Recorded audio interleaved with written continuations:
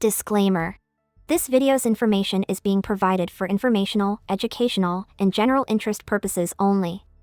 The information in this video is not intended to shock, enrage, or otherwise provoke the viewer. The sole purpose of this video was to raise awareness of true crime-related events. Copyright disclaimer: under Section 107 of the Copyright Act 1976, allowance is made for fair use for purposes such as criticism, comment, news reporting, scholarship, and research. Fair use is a use permitted by copyright statute that might otherwise be infringing. Non-profit, educational, or personal use tips the balance in favor of fair use.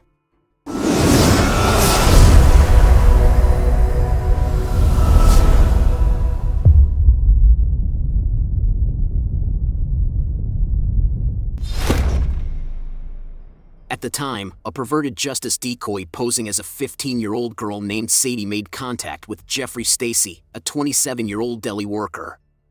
Stacey falsely asserted that she was 21 years old, despite being well aware of the decoy's age. Stacey started talking about things she shouldn't have, like why the decoy preferred older men, and how she wanted to see him naked. By asking whether it would be possible to have oral or vaginal sex if he were to completely undress, he went beyond the line of propriety. Stacey brought up the decoy's virginity as well, and when she mentioned that she needed to go to bed, he startlingly questioned whether she would sleep naked. He brought up the idea of swallowing semen before calling it a night. Later on that day, Stacey picked up their conversation again and asked the dummy directly if she would be open to having oral sex with him. When she admitted she didn't have a car, he offered to pick her up from her house and suggested having oral sex inside his car. He continued by inquiring about her vagina's tightness and whether she enjoyed being eaten. The decoy then asked Stacey if she would answer the door while she was still naked after extending an invitation for her to come over. Stacey insisted after the decoy said no, asking if she could wait for him in her room while she was naked with her legs spread so he could engage in oral sex with her. He also asked if she had pubic hair on her genitalia and said he wanted to ejaculate inside of her. Stacey ordered the dummy to strip off and remain naked, mentioning the possibility of meeting in a hotel room while disregarding all manners. He sent explicit photos with the heads cropped off and misidentified them as his own in an additional effort to deceive. Stacey made it clear that he expected the decoy to be ready for sex when he arrived, several times. He decided to go ahead and drove to the scene of the sting even though he was unsure of the identity of the decoy as a potential law enforcement officer. Del Harvey greeted Stacey when he arrived at the agreed-upon location, giving him the impression that he was meeting a child. Del Harvey told Stacey that she was getting ready and told him to wait at the bar. Chris Hansen appeared as Stacey took off his jacket and told him to take a seat. Stacey was charged with attempted unlawful sexual conduct with a minor, a fourth-degree felony, after his arrest. Stacey went through the legal process, chose a jury trial, and was ultimately found guilty. He consequently received a 6-month prison term as well as probation. He was sentenced to incarceration as well as 10 years of registration as a sexually oriented offender and participation in sex offender counseling. He also had to give up his personal vehicle and pay for the overtime expenses incurred by the police during the investigation. Stacey was taken off the sex offender registry in 2017 after serving her probation until 2010. Through an online platform, he connected with a woman by the name of Leanne Cundiff Shaw in 2015. They started dating, and as their romance developed, Stacey proposed in December 2017, which led to their engagement. After exchanging vows, they got married in June 2018. Fans of To Catch a Predator were made aware of Stacey's connection to a karate school around this time in the same year. It's not clear if Stacey's employment was impacted by responses to the photos or if his presence was gradually reduced because of his past. However, it was clear that Stacey took part in dojo activities and even won a competition. On February 22, 2021, a Walmart employee found a distressing discovery when they discovered Stacey, 41, unconscious in his car in the parking lot of the store. As soon as he arrived on the scene, an officer found Stacey's body to be cold to the touch and without a pulse. According to the officer's observations, Stacey's skin showed symptoms of hyperemic hypoxia, which is characterized by pale and gray coloring. Stacey's car had been parked in the same place for the previous 2 days, the store employee told the police. The store employee claimed they had previously made an effort to get in touch with Stacey on February 21, 2021, when they saw him appear to be dozing off and breathing heavily in his car. the car's door was unlocked when a store employee returned the following day. They immediately called the police to report their findings after realizing Stacey was still in the same position and not moving. The officer who had examined Stacey's body was told by the Walmart manager later that day that Stacey had entered the store on February 20th, 2021. Officers found Stacey's wife at their apartment and informed her of his passing. His demise was initially thought to be the result of natural causes. However, the coroners decided on the cause of death after an autopsy was performed on his body. They came to the conclusion that Stacey had died as a result of morphine, diazepam, and alprazolam intoxication, with obesity and arteriosclerosis cardiovascular disease as contributing factors. Officers found an email from the man detailing an abusive marriage and his wife's alleged threats to accuse him of rape, addressed to Stacey's mother and sister. Please kill me.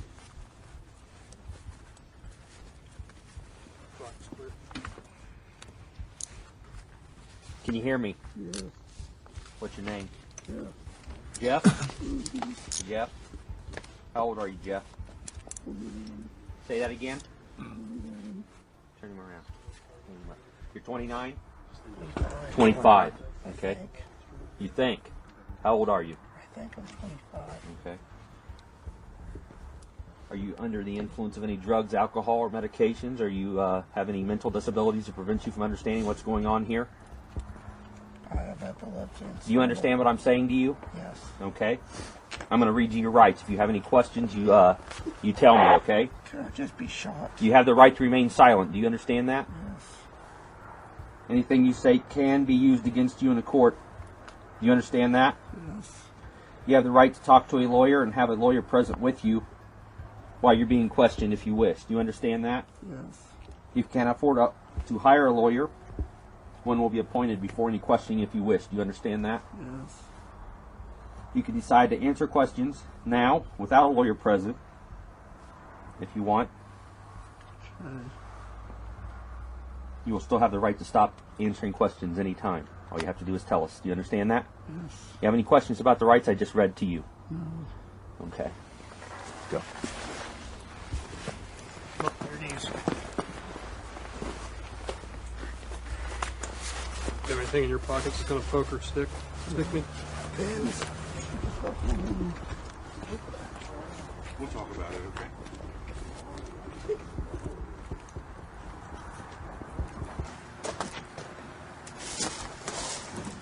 You know, Luke?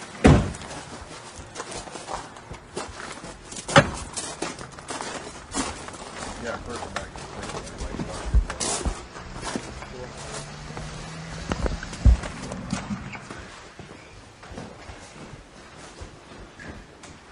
Take these cuffs off for you and you sit in the chair, okay?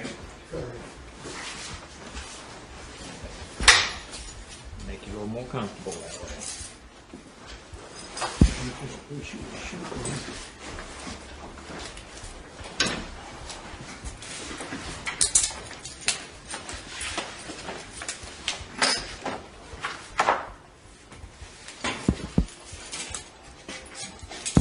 Take a seat in the chair.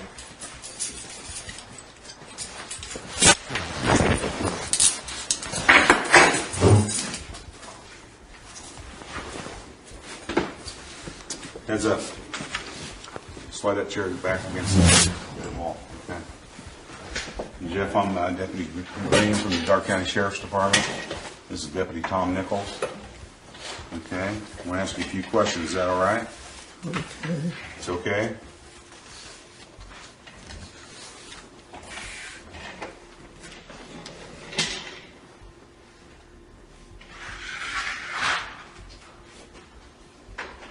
State your full name, please. Jeffrey Douglas Stacey. Last name again? Stacey. Stacey. S-T-A-C-Y. Yes. What's your social security number?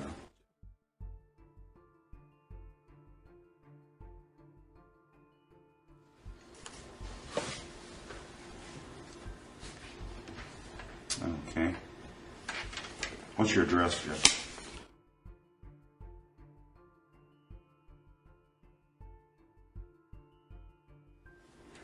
Lebanon, Ohio. What's your date of birth? 3/8/79. Are you under the influence of any drugs or alcohol tonight? No. No. What's the highest grade of school that you finished? College. College? How far in college did you go? 2-year technical school.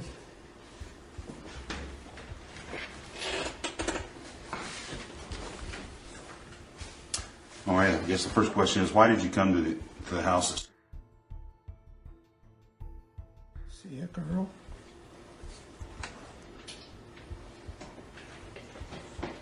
What's your screen name? Single Texas guy. Is that all? I think that is. Is it single text guy for fun? Yeah, that might be it.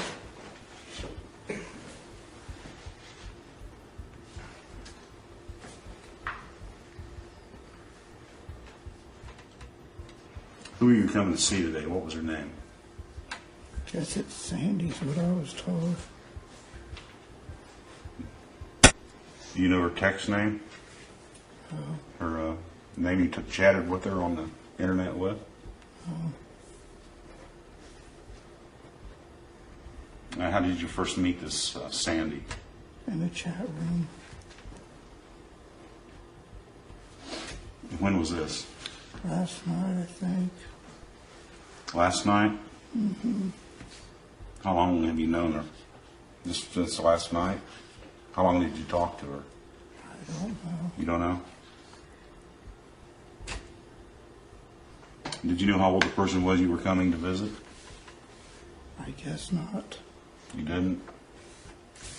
I didn't pay attention. You didn't pay attention.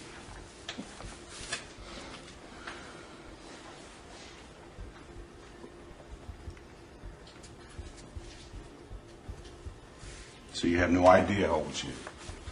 I thought she was 18. You thought she was 18? Mm-hmm.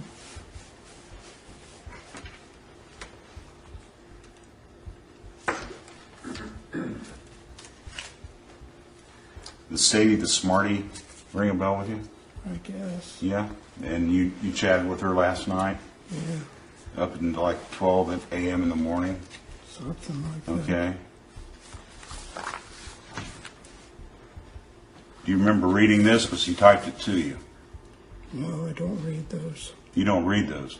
That's your chat. Yeah, but I don't read. You don't read? No, I don't read that part. It doesn't matter. It's just talking. It's just talking. So when she told you she was 15, you just ignored it. It's just talking. It's just talking. You understand what kind of trouble you're in here tonight? Yes. Tell me what kind of trouble you're in. Probably jail. No, what did you do wrong? I showed up to solicit a minor. For what? I guess sex. Sex. What was your plans tonight when you arrived with this 15-year-old girl? Just to talk. Well, that's not what your log reflects. I know, but it's an internet. I just say whatever comes to mind on the internet.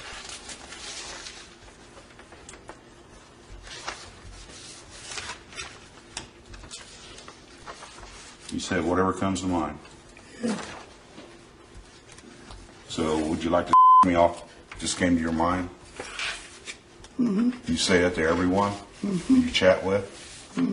Men and women? Adults?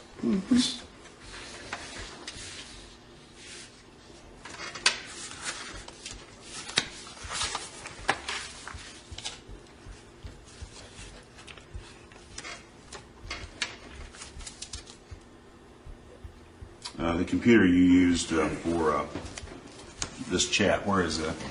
The parents' house. Okay. Did you call her on the phone tonight? No. Did she call you? No. How did you know how to get there? She gave it to me over the internet. Over the internet? You never called her on the phone? No. Do you have a cell phone? No.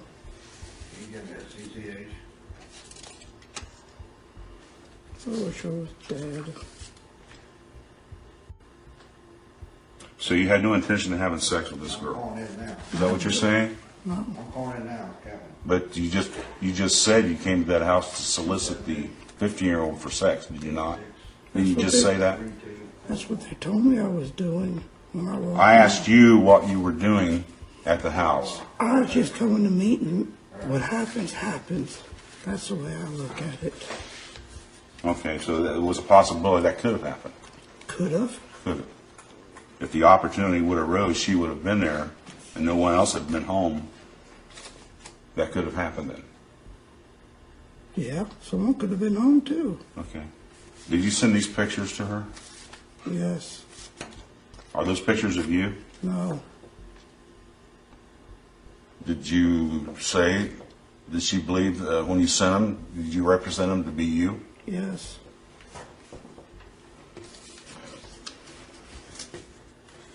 And why did you send a picture of someone else like that? Because it's just fun and games. It's fun and games. I guess I did something wrong. What is it you did wrong? I guess I showed up to talk to a minor. Okay. Your transcript of your chat log indicates you asked a lot of sexual questions and stuff like that. Okay. You agree with that? Yes. Okay. Also, in the transcript, she shows or tells you she's 15, and you say, "Do you like older guys?" So you had to read that she was 15 to type to her, "Oh, do you like older guys?" Is that true? Would you say that was true? I guess so.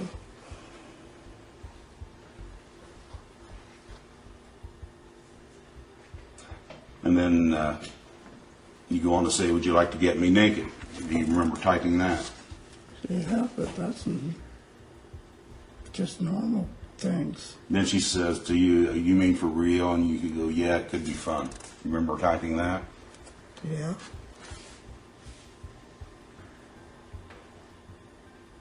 Then you say to her, "Would you ride?" Or do you remember typing that? Yeah.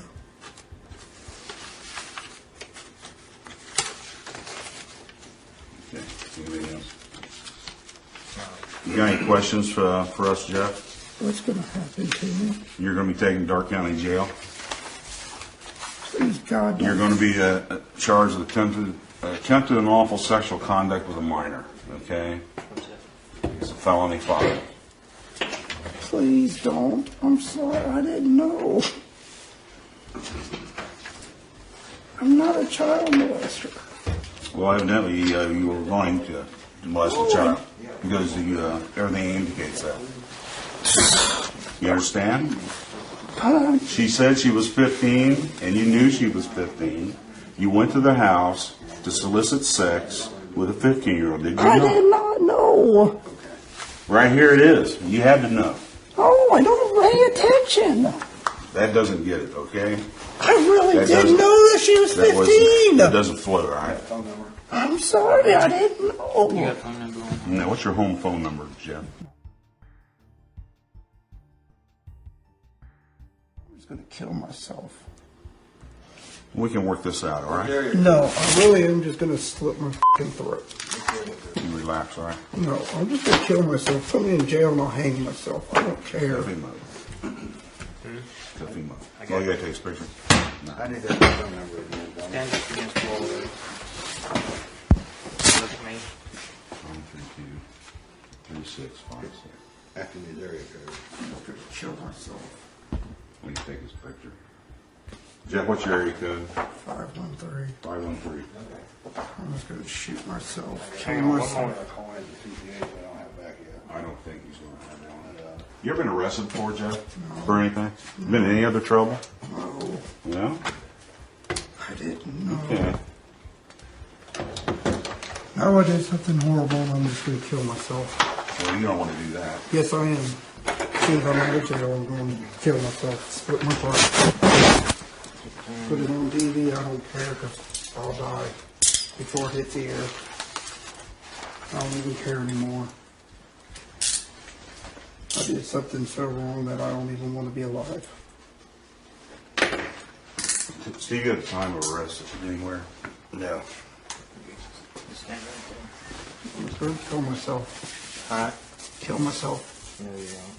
Yes, I am. No, you won't. Yes, I will. You still live with your parents? Doesn't matter. I want to kill myself. I want to kill myself and watch myself die. Because you know what? It's not worth it. I want to kill myself. Death. That's all I have. That's all I need. That's all I want. Let me kill myself. Put a bullet right in my head. Thanks. Put a bullet right in my head.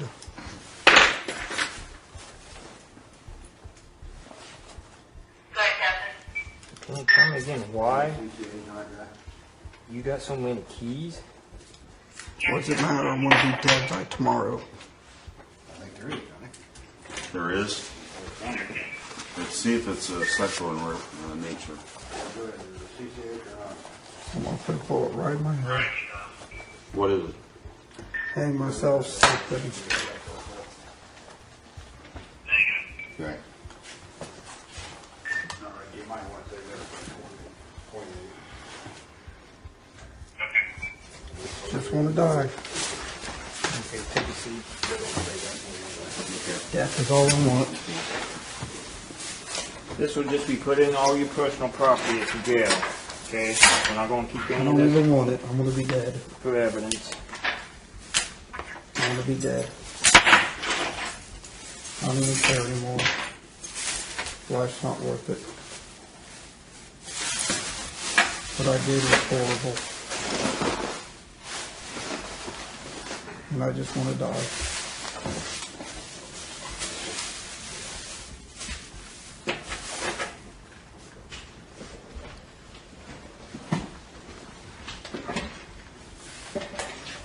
Just want to die. What is the day of working in? 3879. Make sure you tell Put a them. bullet right in my head. We will. We will. Put a bullet right in my head.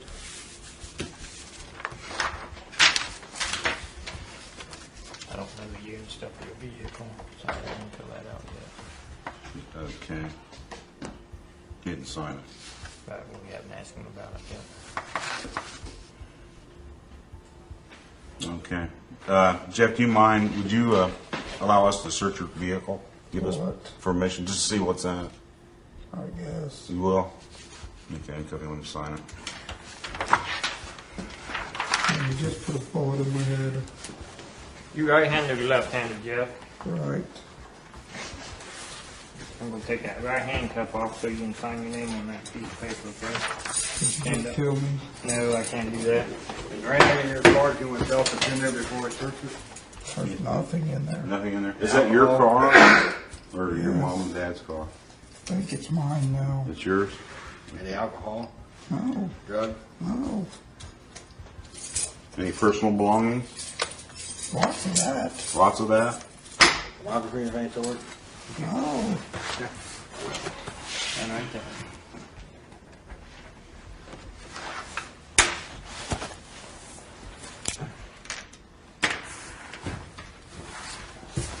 Hand behind your back. You better behave, all right? Just kill me.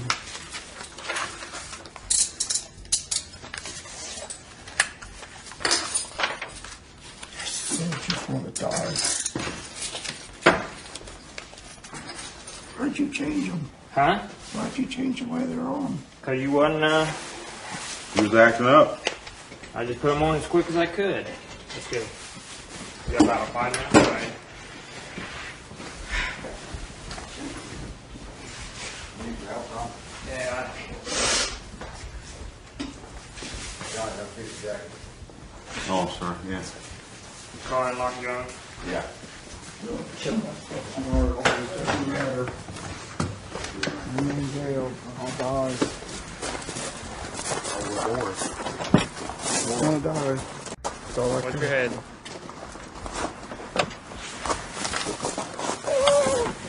Step up.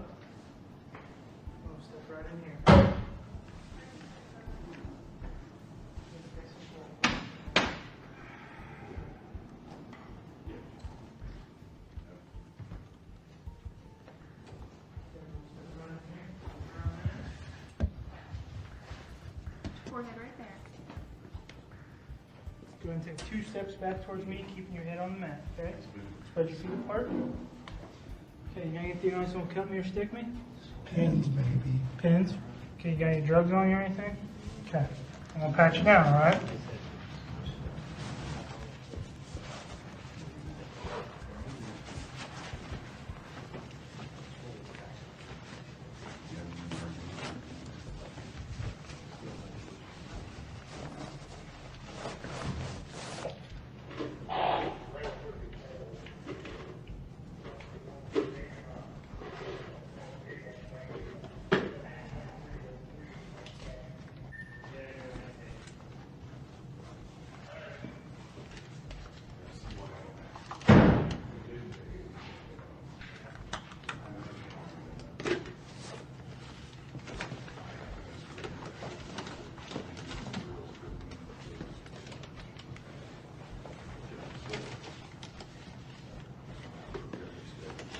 Okay, I'm going to take these cuffs off of you, okay? And when I do, I need you to put your hands up on the wall, right? Okay?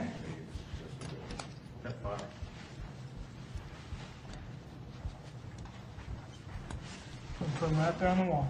Leave it right there for me, alright?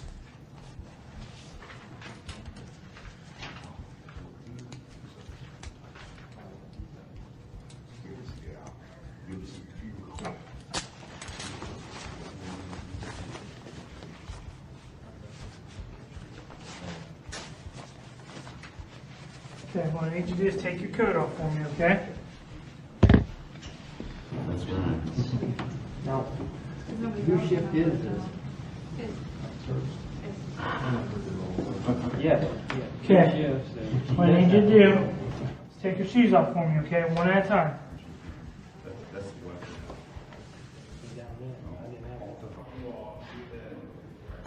Got it? Go ahead and take your watch off for me. Just lay it in that bucket, okay?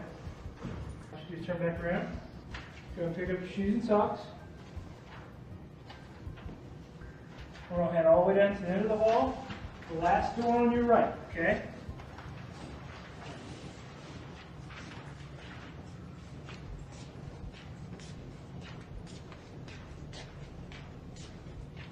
Can I get a drink? We'll get you a drink in here, okay? Go ahead and set your shoes and socks down right against this wall. We're going to stand against that great board there somewhere, okay?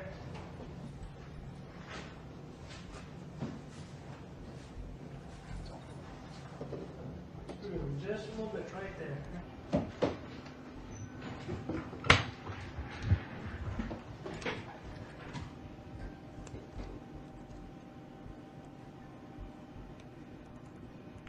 I need you to take your glasses off for me, okay?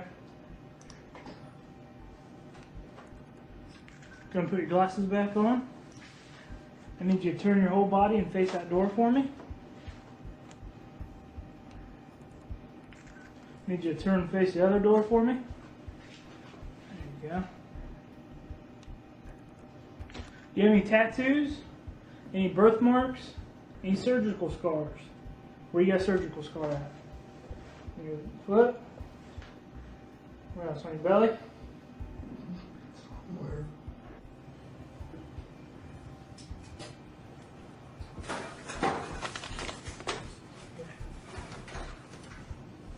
Alright, Jeffrey, I got $1 out of your personal property. I'm going to drop it in a safe for you, okay? Whatever, I'll be dead.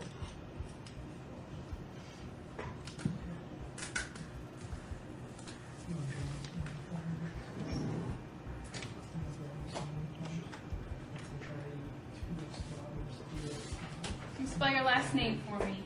S-T-A-C-Y, What's your middle name, Jeffrey? Douglas,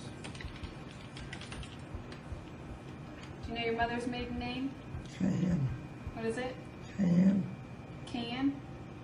How do you spell that? C-A-N-N, And what's her first name? What's your social security number?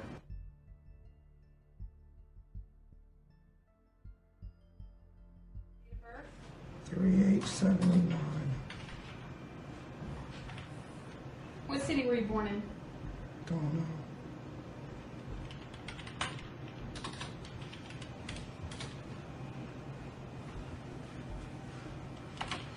Here's some water, Jeff, okay? Couldn't drink that. I wish I was dead. Well, we'll deal with this later, alright? No, I'll die. Everybody makes mistakes, Jeff. What's your current street address, Jeffrey? Hill Road? Mill? Where's that at? Lebanon. I'm gonna put a bullet right in my head. What's your zip code?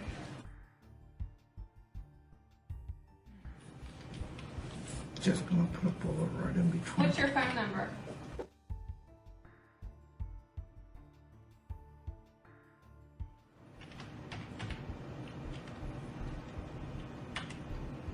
You married, single, divorced?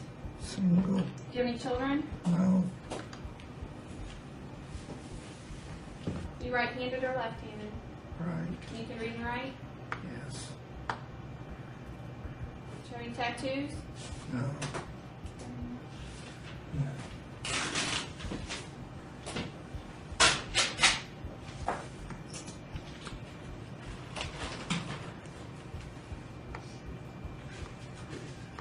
Just shoot me. What kind of car were you driving? Ran to him. What color and year? Red 95.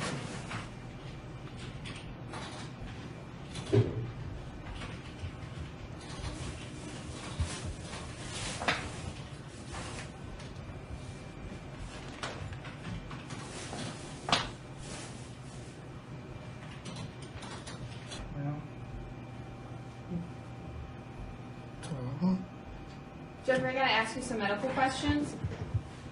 What I need to know is if you've been treated for any of the following, okay? Do you have any allergies to food or drugs? Codeine. Codeine? Arthritis? No. Asthma? No. Dental problems? No. Withdrawals? No. Diabetes? No. Epilepsy? Yes. Fainting spells? No. Doctor prescribed diet? No. Urinary tract problems? No. Ulcers? No. Venereal diseases? No. You ever tested positive for AIDS, TB, or hepatitis? No. Heart or high blood pressure problems? No. Are you being treated for mental health problems? Yes. What are you being treated for? Don't know. You don't know? Nope. Depression? Might be.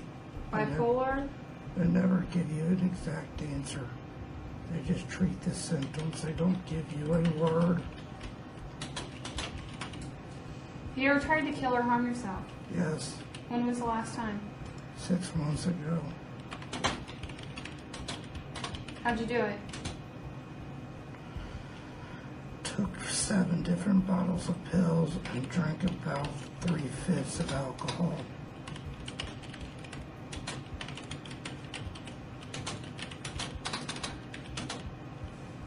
Oh, and tried to slit my wrist.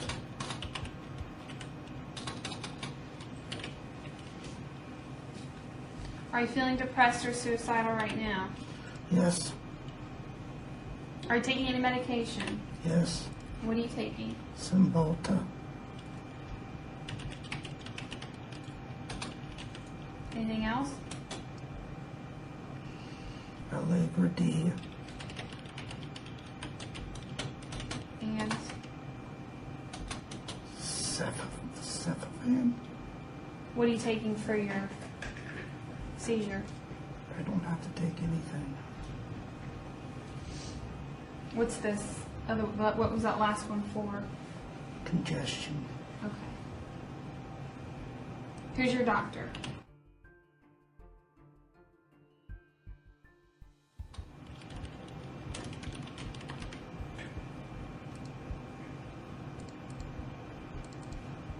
Any additional information that we should know about while you're here? Epilepsy and cerebral palsy.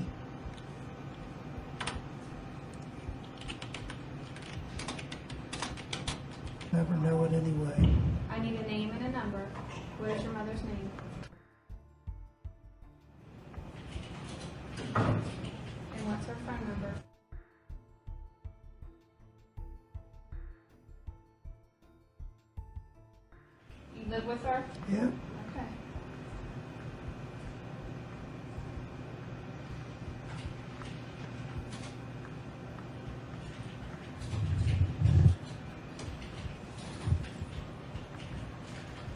MapQuest directions to the place where you were arrested. Also, we found some MapQuest directions to a place in Lee Street in Albany, Ohio. Also, I found a computer tower in your trunk, and we took that too. These items can be released only on a court order to get them released or something of that nature. Or once your case is finalized, if the judge has no objections, we can give that stuff back to you. But right now, it has to stay as evidence. Okay, do you understand that so far? Yeah. Okay. Do you have any questions about your car or about the evidence? No. Okay. I'm going to put this in your property, so this will be your receipt for the stuff I took out of your car. All right? Huh? Okay. Okay. Good luck.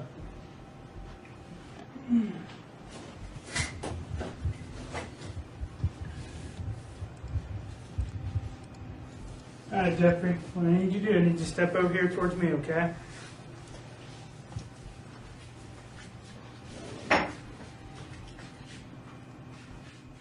I'm going to take your fingerprints now, all right? I need you to just relax. Kind of step over here just a little bit. There you go. Just relax your hand. There you go.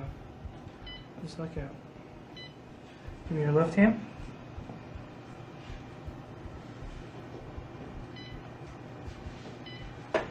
Okay, give me your right hand with your 4 fingers together. There you go. Okay, your left hand.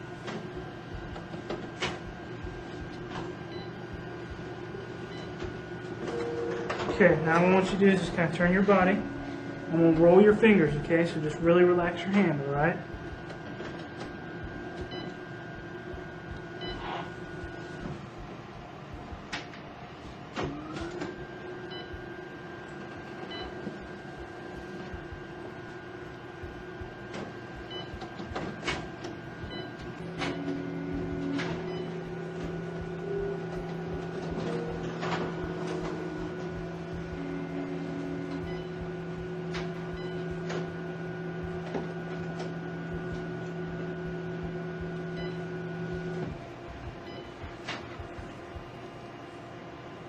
Body again.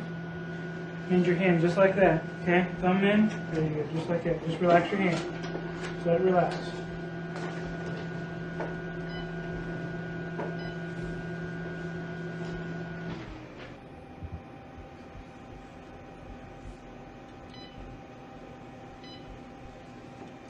Okay? And you stand with this hand. Just relax your hand. Let your thumb just kind of sit out there. There you go. Just like that.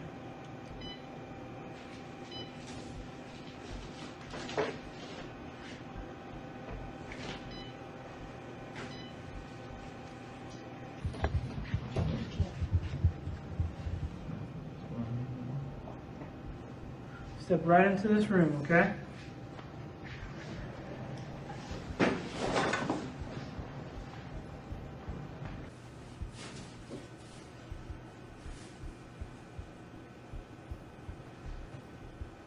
It won't work. Might as well just sign the paper.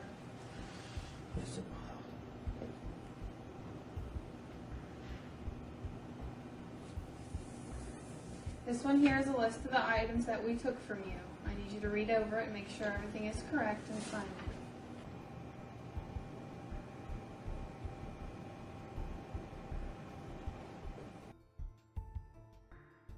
Richard Watwood communicated with a person he believed to be a 13-year-old girl via Yahoo Instant Messenger, but who was actually a member of Perverted Justice and to take part in a Kentucky Bureau of Investigation undercover sting operation that exposed online sexual offenders. Between September 17th and October 18th, 2007, Watwood spoke with the dummy numerous times. Webcam images of Watwood's genitalia were provided during the sexually explicit discussions. Watwood also recommended that they get together and that their first sexual encounter might be with him. Watwood travels from Tennessee to the Sting House by car through multiple states. Casey Morrow met him at the door when he arrived carrying Viagra pills and condoms. He requests to use the restroom before settling into a lazy boy chair. Chris Hansen tries to stop him, but Watwood insists that he needs to use the restroom. Watwood leaves the house after Chris tries to question him, and the Kentucky Bureau of Investigation arrests him. Watwood exercises his right to silence when confronted by investigators. The federal government later accused Watwood of entering another state illegally to engage in sex because he was from Tennessee. Watwood never managed to secure bail for the charges against him, so he remained behind bars. After being found guilty of both federal and state offenses, he was given a sentence of 46 months in federal prison and 7 years in a Kentucky state prison. He tried to sue the FBP in 2010, but he was unsuccessful. 2019 saw his release from custody. Watwood will be placed on 5 years of probation and will always be listed as a lifelong sex offender. Just hang out right here for a second. I'll take any things off. Yeah, we're gonna get them out for you. You don't have any clips on you? No. You don't have any weapons, any drugs on you or anything? No. Got any medical problems that we need to know about or anything? Got heart trouble. Oh, do you? Okay. Yeah.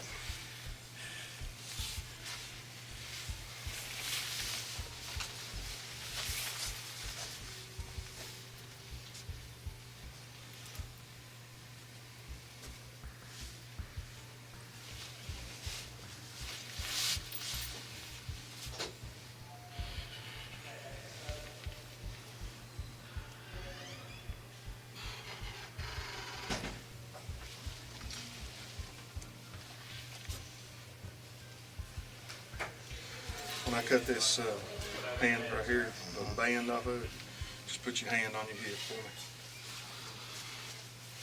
Pass it down.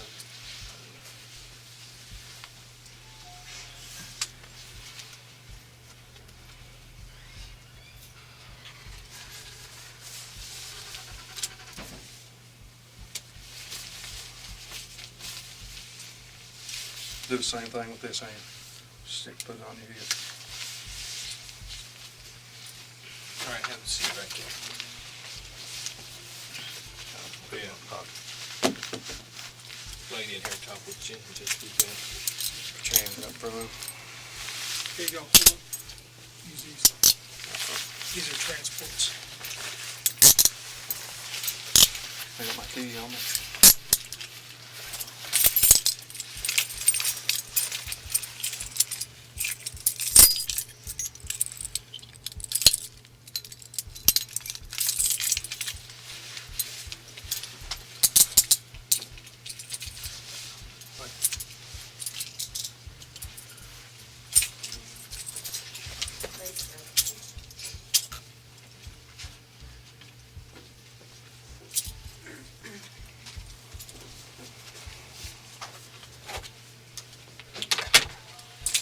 You all right? Yeah, my hands hurt. I bet they do. They zipped you up tight, huh? You didn't resist them, did you? Nope. And I got some paperwork to take care of with you here. First, I gotta know what your name is.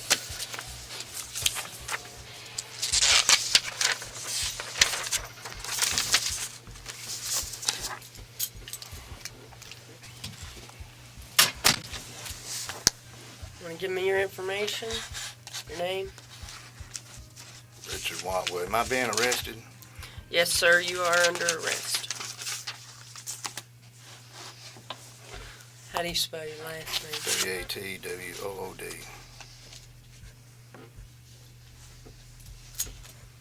Okay. You understand why you're here? Mm-mm. Okay. You were picked up tonight for traveling to see a minor. We'd like to talk to you about what's happened here, but that's completely up to you. You know, every story has two sides, and I'd like to hear yours. But we'll have to go over some paperwork here and let you make that decision.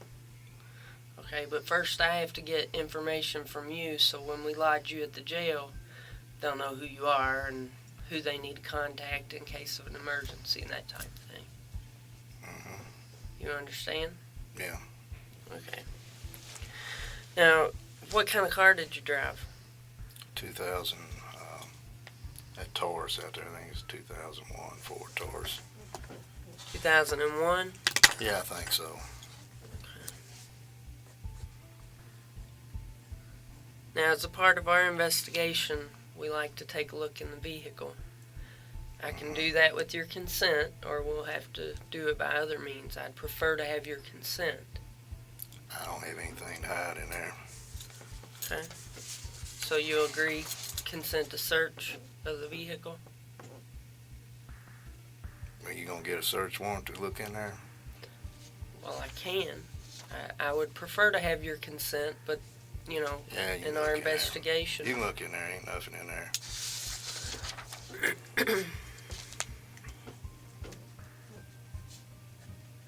What color is it?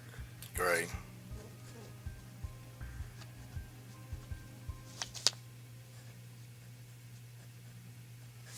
Is it a 4-door? Mm-hmm.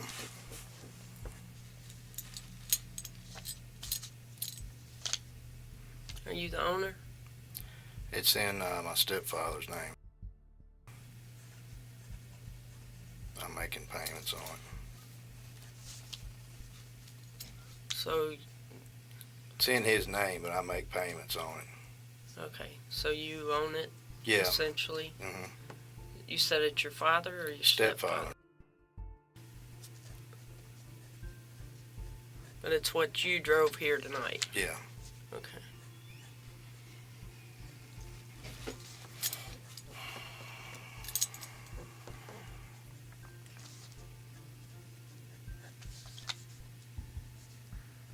You go by Rich or Richard or It don't matter. Bill? Mark. Mark?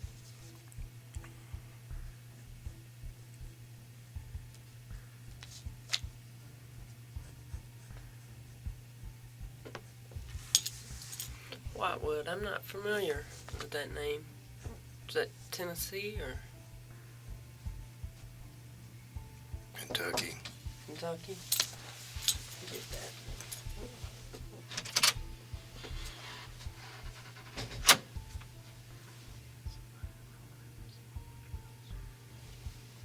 Thank you.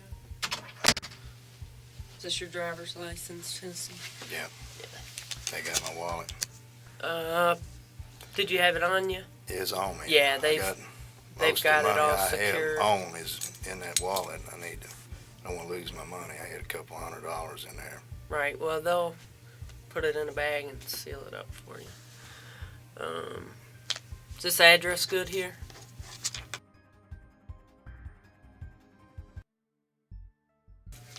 What's your address?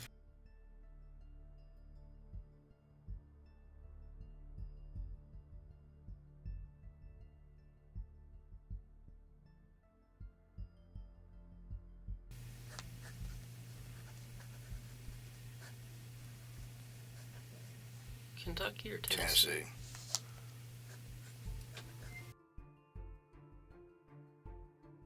What's that zip?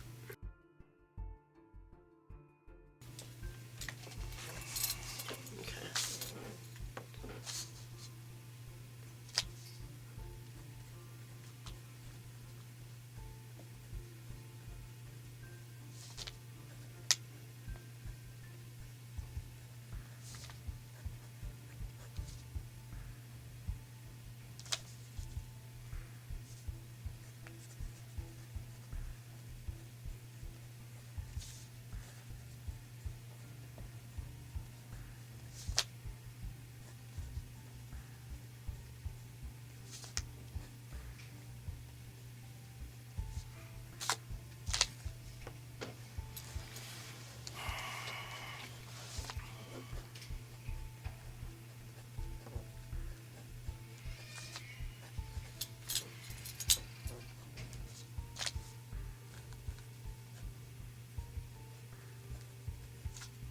That's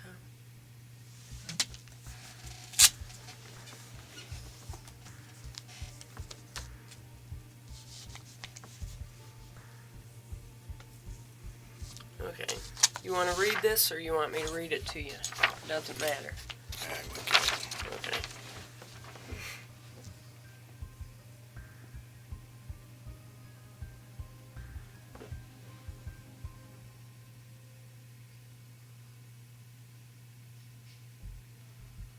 So that's a consent to search my car, right? Your vehicle, and it's described right there, 2001 Ford Taurus gray 4-door. Yeah. The one you drove up here tonight. Okay, if you agree to that, I'll need your signature there, and if you can print your name and address below it.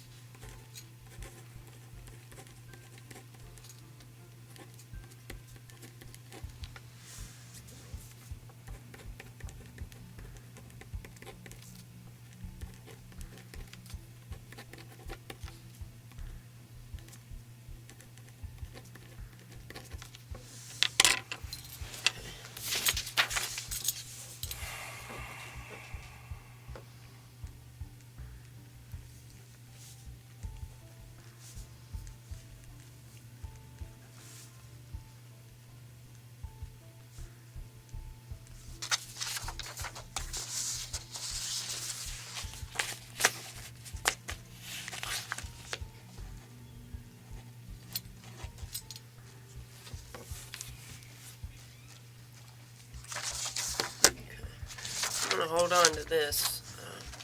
You'll be present whenever we search the vehicle. But we'll wait and finish up here before we do any of that, okay? Now, you need to use the restroom or anything before we get started? Well, yeah, I need to. Yeah. Okay. We'll take care of the restroom.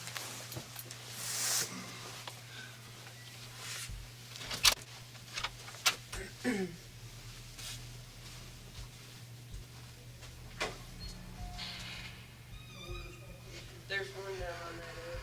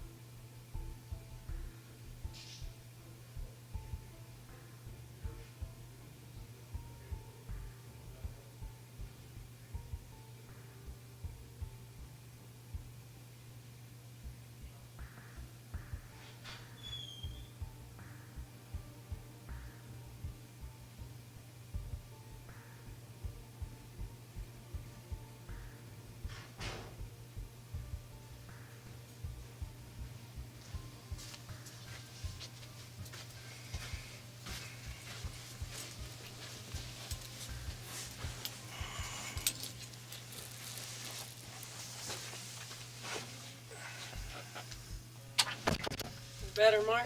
Yes. Very, You relieved? very much.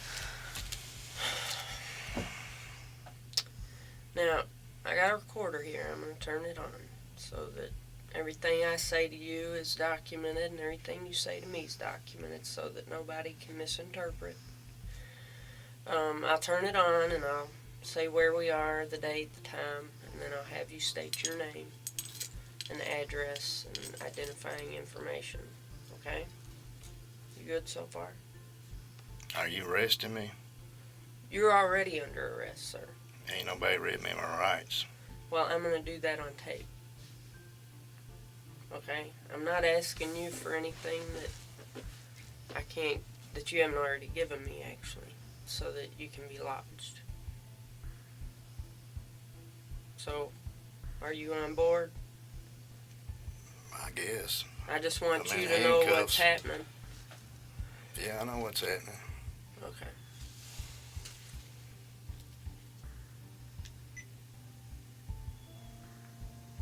This is Agent Catherine Reed with the Kentucky Bureau of Investigation. The date's October 19th, 2007. The time is approximately 8:04 p.m. Central Time.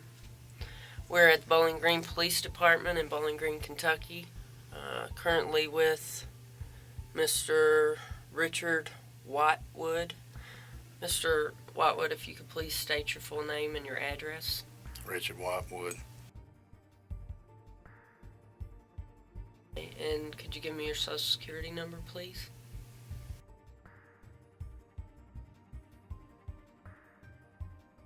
Your date of birth.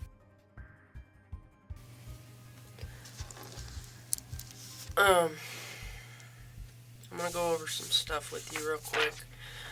Like I said earlier, I'm Agent Catherine Reed. This is John Dudinsky. He's with the Kentucky Bureau of Investigation as well.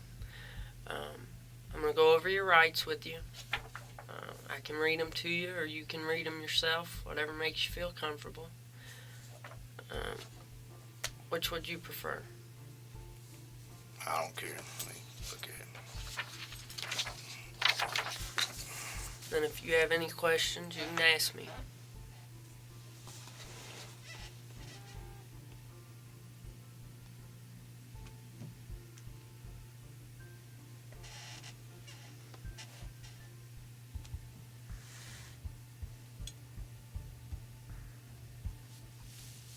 Okay, do I need to sign that?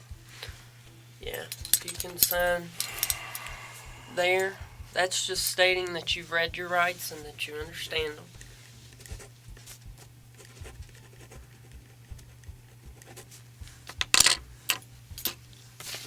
And we'll put the time on there.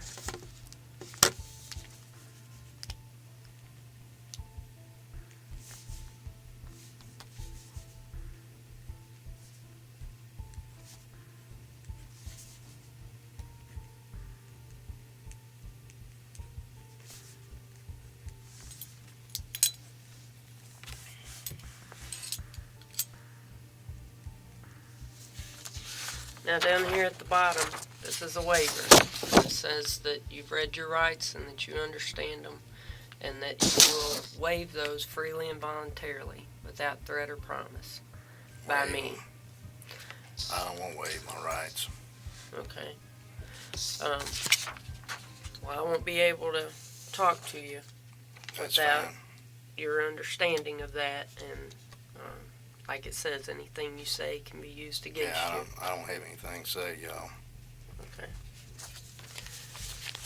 Well, I'll get your citation written up, and we'll get you ready to get you lodged. Probably go ahead and do the search of your vehicle, since you provided consent for that.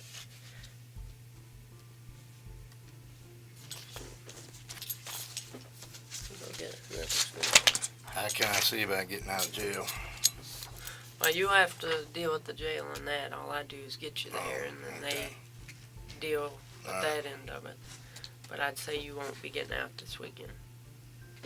All right. You'll most likely be arraigned on Monday. What about my car out there? Your car will be impounded. Yeah. You got anything else for me? No.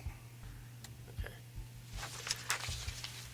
Well, you hang tight for a few minutes and we'll be right back, okay?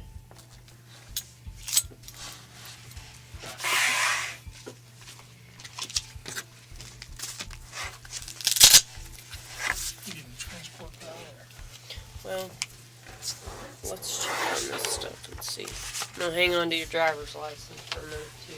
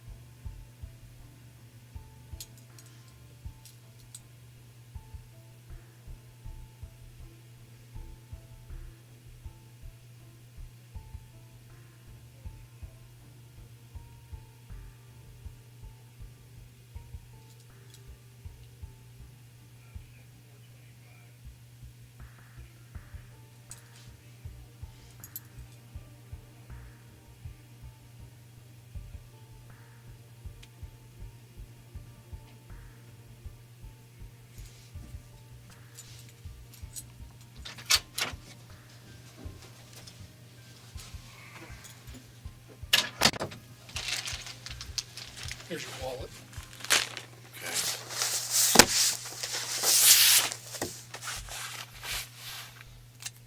She took off. Get your transport arranged. I'm gonna fill out your citation. How close to Nashville you live? It's Hermitage, outside of Nashville, in Davidson County. Davidson County. Yeah. So same county, ain't it? Yeah, same. Nashville more than one county? No, it's just suburb. It's metro though, right? Suburb, yeah. Ain't the whole city the county? Like Louisville is? The whole. Basically, Nashville's the entire county, right? You live in Davidson County, you live in Nashville, or no? Well, it's Hermitage. So you got little bedroom Suburb. community like Yeah, things. suburb. How long of a drive is that? I don't know, about an hour. But you said your family's from Kentucky. Yeah. So did you grow up here? No. Nobody's ever from here that I meet, man. I'm from up north. Oh, yeah. And I never meet anybody who says, yeah, I grew up in Kentucky. It's odd, man. Everybody lives here. Yeah. Well, she took your driver's license with you, so I'm going to have to ask you this stuff. Spell me that last name again. W-A-T-W-O-O-D.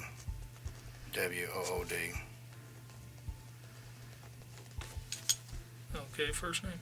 Richard.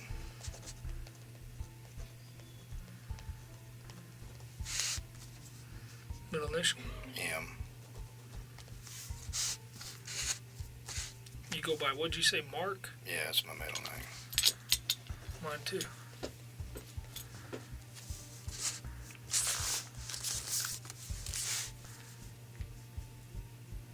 Hermitage?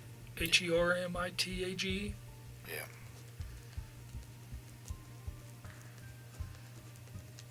Where about your family from in Kentucky? Franklin. Franklin County or Franklin the city? Kentucky. Oh, okay. Because I'm from Franklin County, that's why I asked. Frankfort? Oh, Frankfurt, no. Yeah. I used to be a Frankfurt policeman.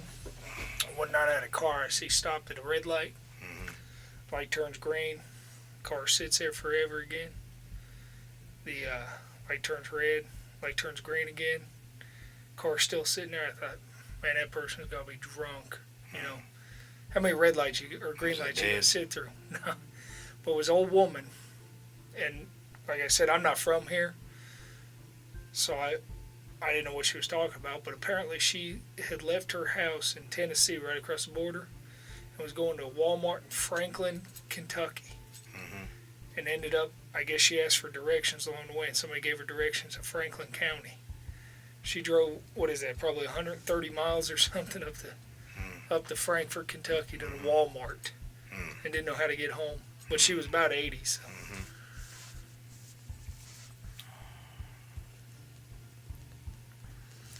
Give me that social again.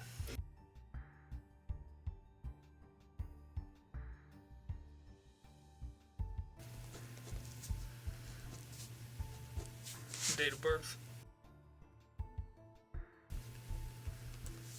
Where you work at? Whirlpool Corporation.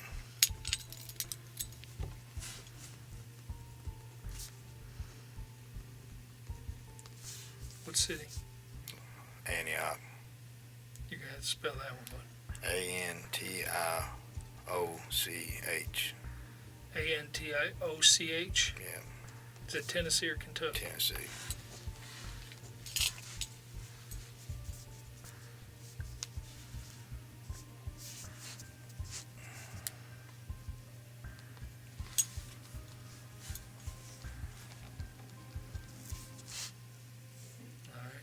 I'm gonna see if I can find her, have her fill out the rest of this, alright?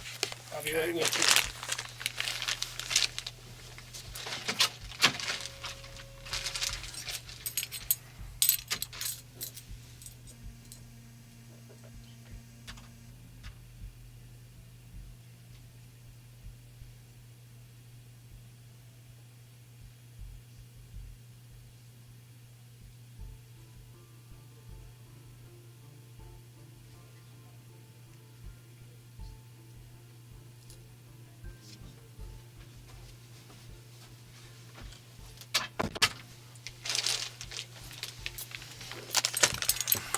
She's doing some paperwork, getting your transport ready, and filling out the rest of that citation on the narrative because she's the case officer on this, right? So I'm gonna be in jail all weekend? Well, I don't know. I don't know what your bond's going to be or what, you know what I mean? I don't know if they're no bonding everybody or if they're going to set a bond. I just can't tell you. I don't work for the jail, so. And I'm a guest in this county. I don't normally work this county, so. Just Warren County? Yeah. But,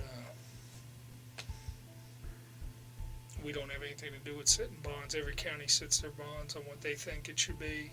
What's up with all these cameras and all this stuff? What's up with the cameras? Yeah.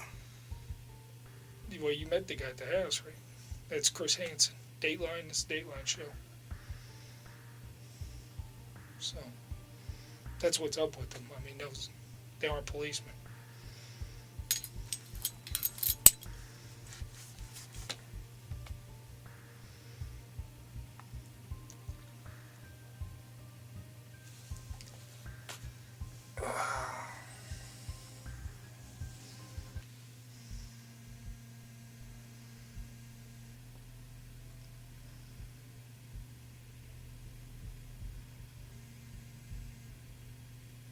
Is that camera over there? Well, it is, but it's not a video camera. It's actually a mugshot camera. So. Oh, that is up there. I think those two are. Mm-hmm. And like I said, I'm a guest here. Yeah. This isn't my police department, so if both of them work or one of them works, I'm not sure, or either one of them work. But I do know that's a mugshot camera because we got one just like that. What's that? That's a mic. Oh. I only know that because we have one like that too, but it isn't like they're trying to hide it from you. No. But. No, it ain't been hid. Where are you from? Frankfurt? Frankfurt. Our main office is in Frankfurt. We work out of the Attorney General's office. And then, Kentucky Bureau of Investigation? Yeah, we work for the Attorney General. And then I've lived in Frankfurt my whole life, so once I moved here anyways, from up north.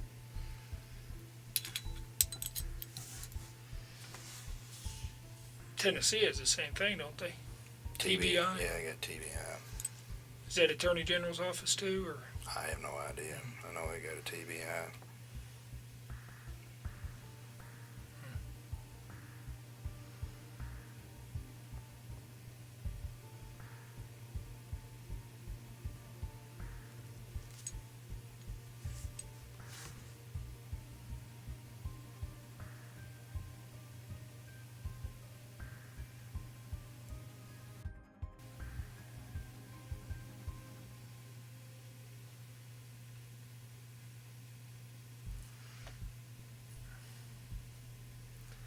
One good thing is you don't have far to transport anyway, so.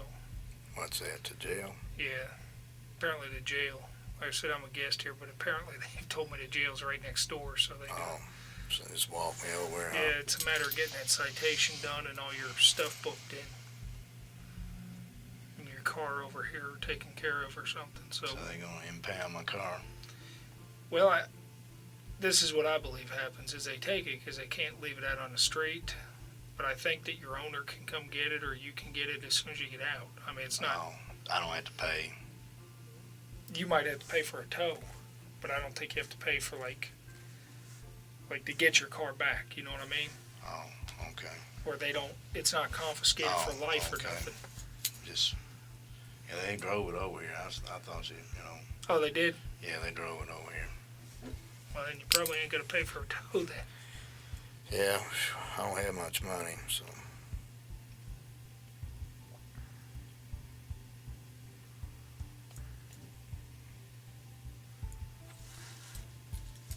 I didn't think you were ever going to stop pissing in there. Well, I had drank a big old cup of water. I know the feeling, man. I drink, when I was on night shift, I used to drink a gallon of tea every night. Yeah, I give up the caffeine. I drink water and stuff now. Shoot, I need it, man. Can't even wake up most mornings anymore. Getting old. Well, I hear you. You get used to not drinking it. You don't miss it. You don't need it. I think I'm hooked on it though. I Yeah, get headaches if I don't drink it. Me too, but I got off of it. I don't miss it none now. You don't get the headaches no more, do you? Mm-mm. No, I feel fine.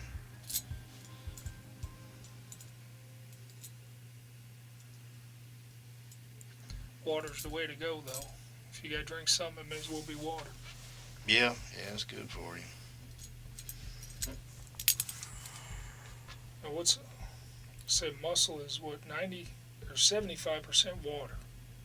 75% water, 25 amino acids and proteins. So you figure if you're lifting, it looks like you might do some lifting. Water's the thing to have. Yeah, it's good for you.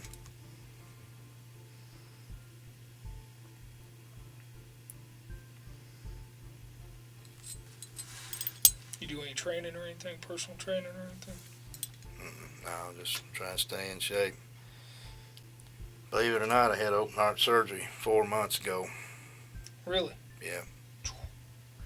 What was the problem? Blockages. I had a quadruple bypass. I'm back in the gym. Quadruple bypass? Yeah. Yeah, I got a big scar right here. They cut me open down here on my leg. Now, did you have a heart attack that did that, or? No, I just had chest just angina. Angina. But I had a heart attack when I was 28. Oh, God. Yeah. I got a strong family history of it.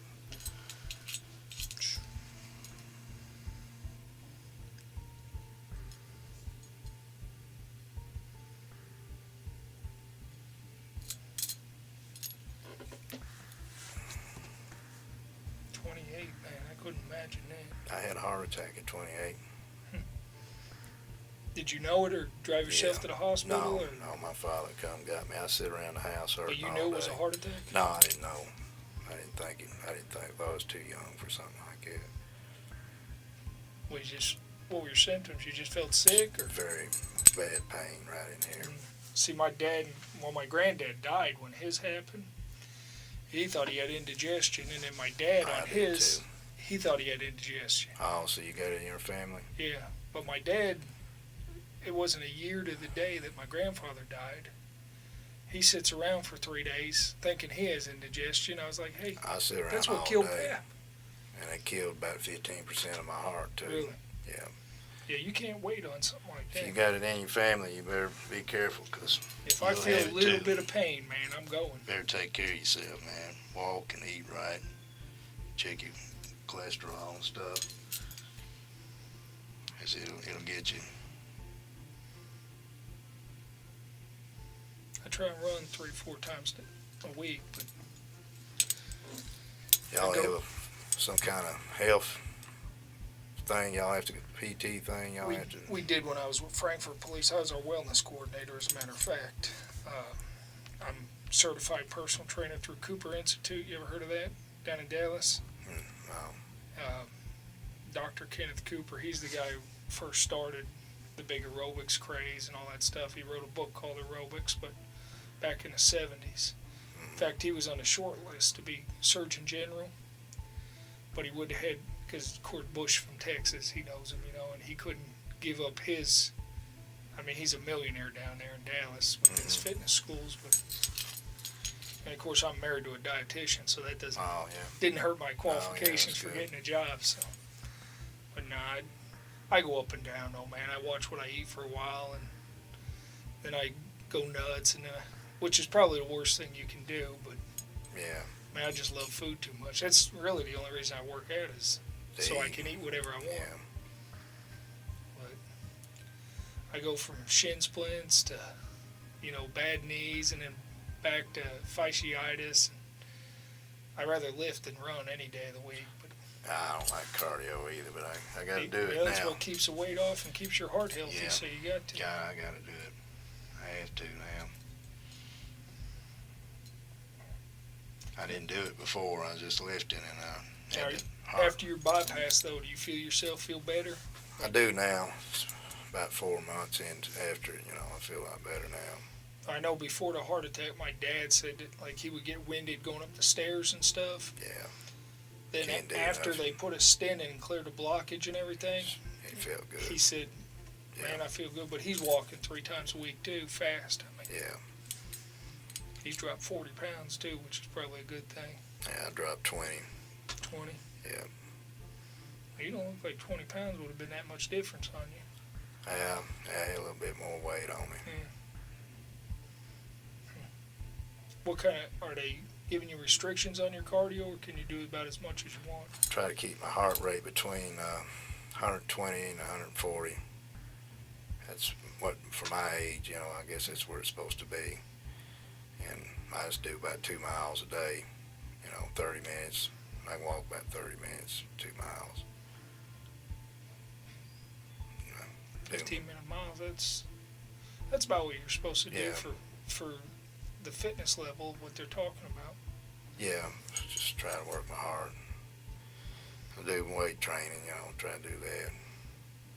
That's a lot more fun than running. Yeah, it is. A lot more fun than cardio. My problem is every time I run or lift, and I mean it's a cycle. I go try to beat the last time out. Every Monday for me is chest day. Every Monday I try and beat the Monday before. Oh, yeah. And eventually you plateau. Mm-hmm. I got to change my whole workout because I can't stay in a plateau and stay in one place, you know what I mean?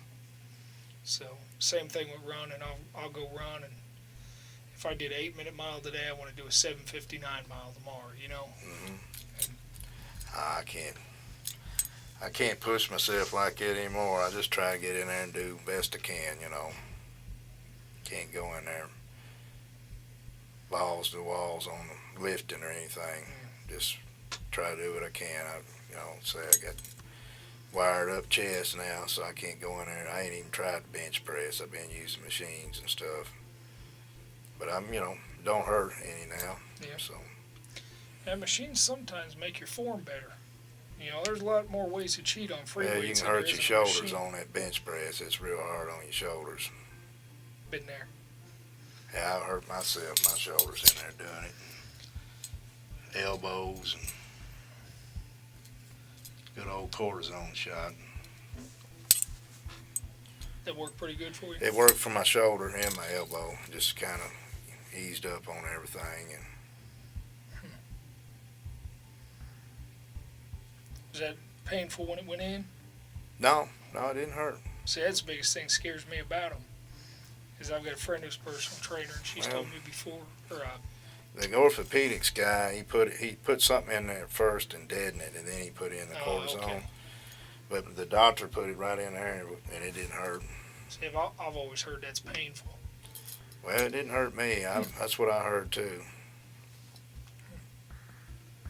I've had people tell me the cortisone shot's worse than the pain you're...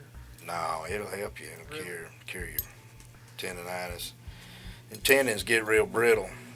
You know, like if they get inflamed and they can break, then you have to go in and sew them back, you know, and then you messed up forever. So them shots kind of soften them up, your tendons. That's all it's doing? I think it, gets them from being inflamed so much. I never knew what it did. I knew everybody talked about it, especially like pro athletes and stuff. They give them cortisone shots, pitchers especially, in the rotator cuff and shoulder and stuff. Yeah.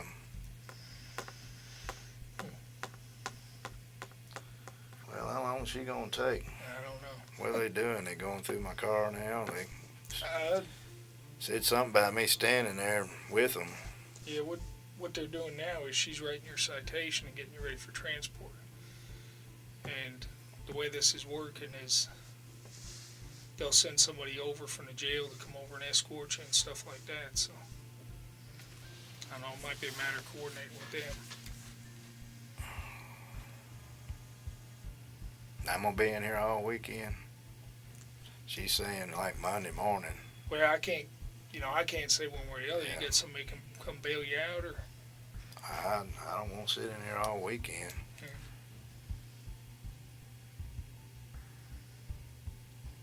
I don't know.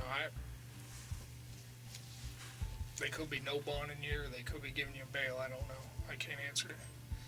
Most times, in my experience, honestly, they'd probably give you a bail. So Probably be 10,000. 10,000. Was somebody signed for it or something? Yeah, they could. Well, most of them are going to be full cash, I'd assume. Full cash? Yeah, So somebody have to come up with that money yeah. and pay them that To secure that you'll come back. Yeah. to say that I'd come back. I couldn't sign for it or something? I thought that people signed for it. Well, not if it's full cash. Usually, what happens is you get arraigned, and you're on full cash till you're arraigned, and then they can set up, like you're talking about, like a property bond or something like that. Then they can do that. But usually that comes after arraignment. I do know that. But do they have bail bonds in Tennessee? Yeah, they got them all over the place over there Yeah, see, downtown. they don't have them here, so That's what, yeah, they use them. They sign for it. That's right. yeah. Yeah, now see, you might get somebody put up the money in Tennessee like that, a bail bondsman, where they sign for it and then send the money here. You know what I mean? Yeah, they don't have them here. No, they're actually illegal now. Well, they got them in Tennessee, Yeah, Nashville. well, they made them illegal here. They started what's called pretrial, which is an officer. They're called officers. They're just regular people of the court, and they come in and determine your bond now. I don't know, because we have them in Pennsylvania, bail bondsmen. I couldn't believe they don't have them here, but for some reason they didn't want them no more.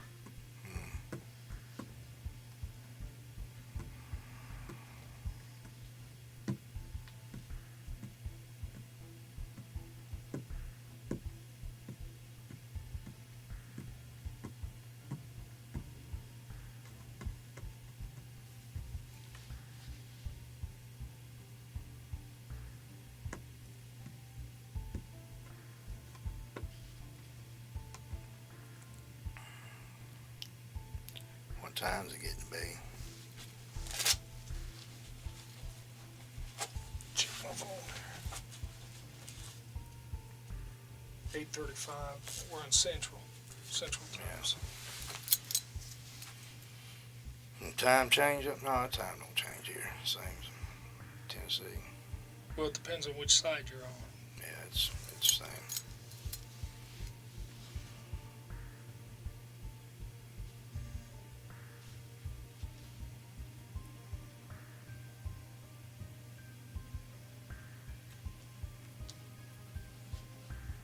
Nashville Central time.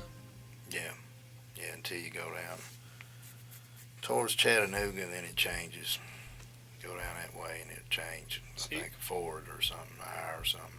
It's messed me up a couple times. I got some hunting land down here, and I've gotten here like planning on getting here at 6 in the morning, and ended up here at 5 in the morning and stuff. Where's just that? because I forget about the time.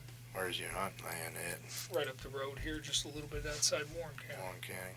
Where you're from? It's a different time zone. Yeah, Frankfurt's on Eastern time, and this is on Central. Oh, okay. It's messed me up a couple times, man. Yeah. I got down and sitting here. I can't believe I got to bed that early. Are you a deer hunter? You can say a deer hunt. I got 4 that you can consider pretty good deer, but 4? which ain't bad for hunting my whole life. Yeah, it's hard to. Well, I don't know. I did some when I was a kid, but it's kind of hard to get them unless you really got some good places. Well, my biggest one actually came from state game lands in Pennsylvania.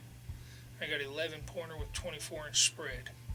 Well, that's about as good as you can get there. Yeah. And what's weird is those are mountain deer. Those aren't farm deer. So he got that way, just eating acorns and stuff like that.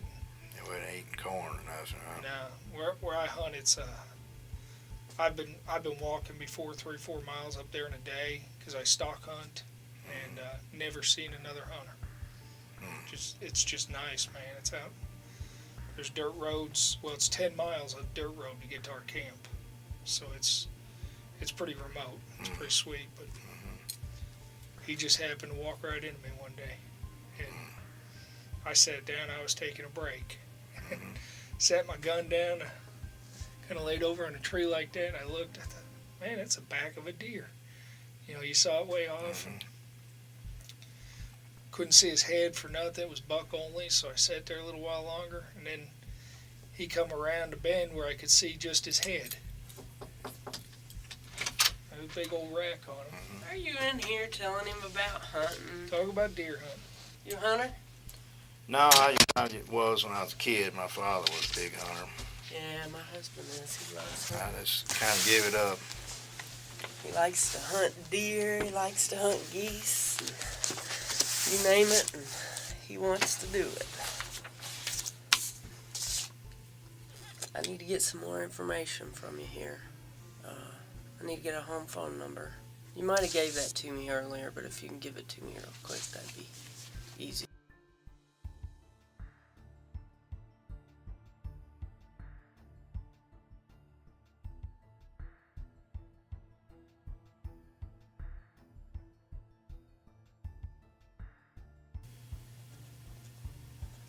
Okay, what about an emergency phone number? I don't want to give nobody's number out. Well, I mean, if something happens to you and they need to notify somebody that you're... That's all right. Okay. Are you married? No, I'm divorced. Big D, huh? Yep. Happens to the best of us. Relationships are hard.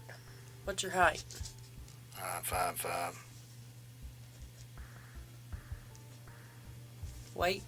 170. Hair color? Blonde? I don't know. It's getting gray now. Brown, red, whatever. Brown, red, and gray? Yeah. Okay. We'll put brown. It looks mostly brown anyway. And your eye color? You got blue eyes? Yeah. My son's got blue eyes.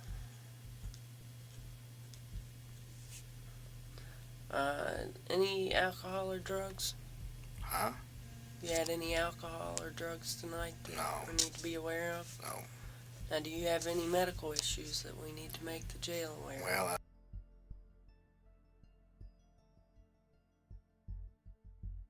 So do you have any regular medication that you take?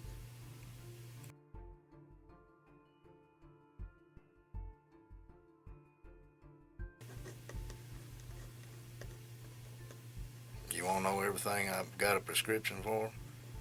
Well, they might want to know that at the jail just so, you know, they can take care of you the best way they know how. If they don't know, then...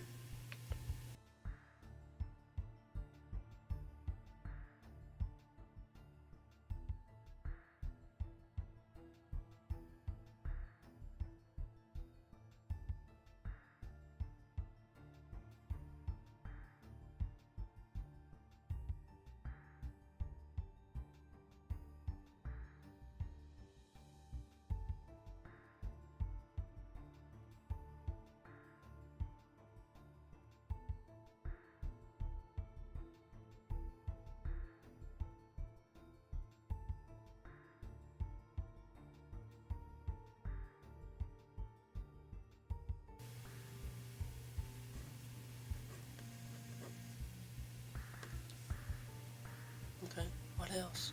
That's it. That's what I take. Okay, any other conditions besides the open heart surgery 4 months ago? No. Okay. Man, you're awful young. Had some open heart surgery, aren't you? Yeah.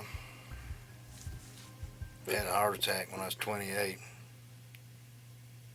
Man, So and then I had this when I was 41. you've been through it. Yeah.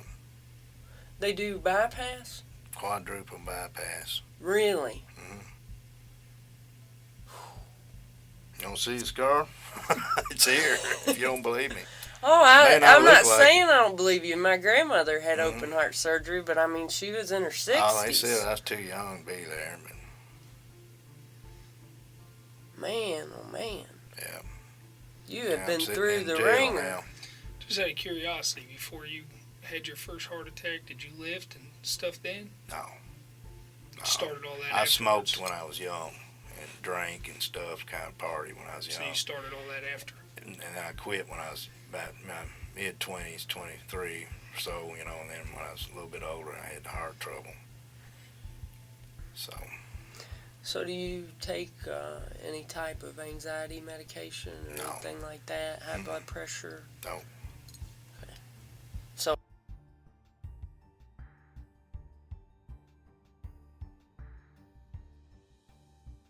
yeah.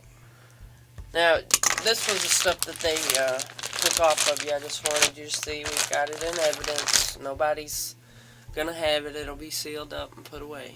Okay? Okay. I'm gonna go see if I can't round up the transport guys. You need anything before I head out to find them? Or need some water? If I could. Need some water? Yeah. Okay. See if I can't find you some water. You gonna stay anywhere then, John? Yeah, I'll wait. Keeping something. Anything else you need? Need to go home. Well, now, buddy, I can't do that for you. You know that. Gotta transport you over to the jail, and then you'll be able to take care of your business. Yep. After that.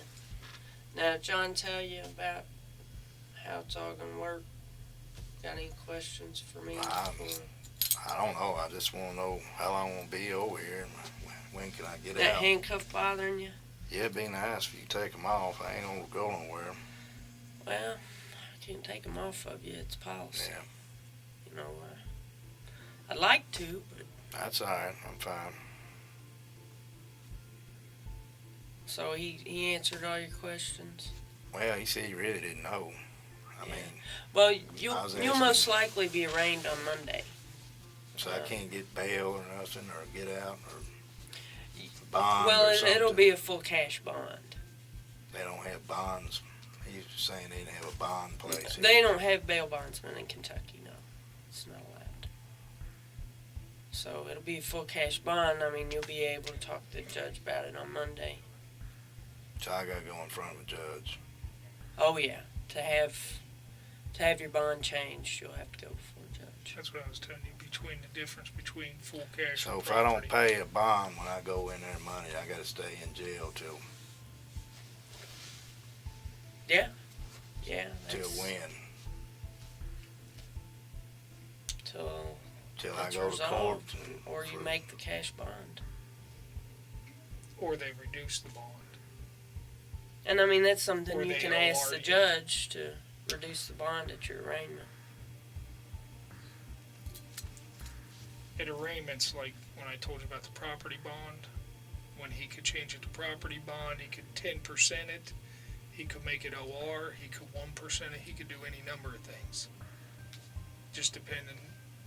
The pretrial, like I was telling you, they get a chart that shows like what makes you a flight risk, what doesn't make you a flight risk, and then they give it to the judge and he decides then. We in Bowling Green now. We're in Bowling Green. Bowling Green. Am I gonna get a telephone call? Well, they'll take care of that over at the jail. Once they get you booked in and everything, you'll have an opportunity to use a phone there. It'd be best to do it then too, so you know what your bond is when you're going to tell somebody what your bond is. Yeah. Okay. So you good?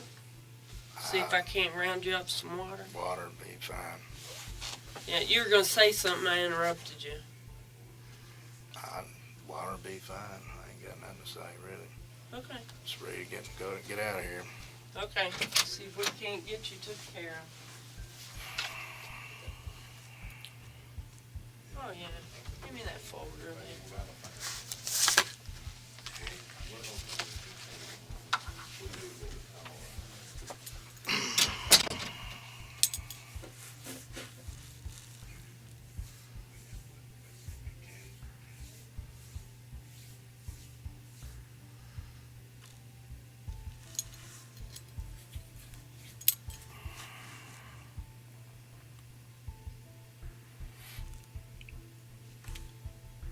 Excuse me.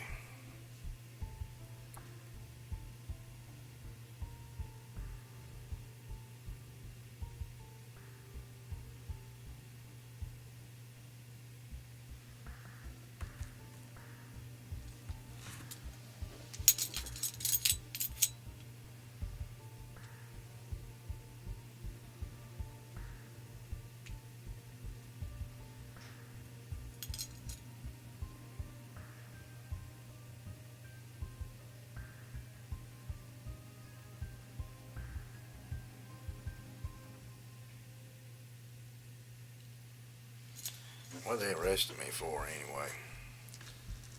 I didn't see exactly what she's charging you with, but if I was a betting man, I'd say it's unlawful transaction with a minor. What does that mean? Going to meet an underage person. What does that, all of that entail? It's a felony. So, I mean, it's a pretty serious offense. And I can't say for sure that, because I didn't see what she wrote on the citation, but that's what we have been charging with, unless she knows something else she did or something. But if I was a betting man, I'd say that's the charge. Okay.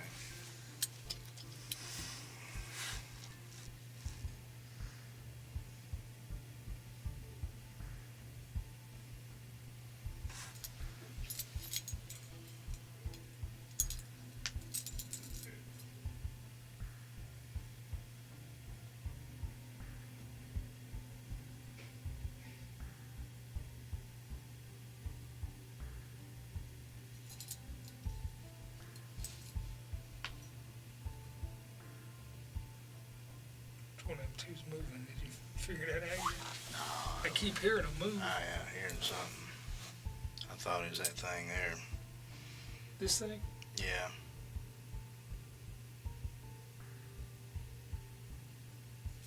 I thought it was that one up there myself. I don't know.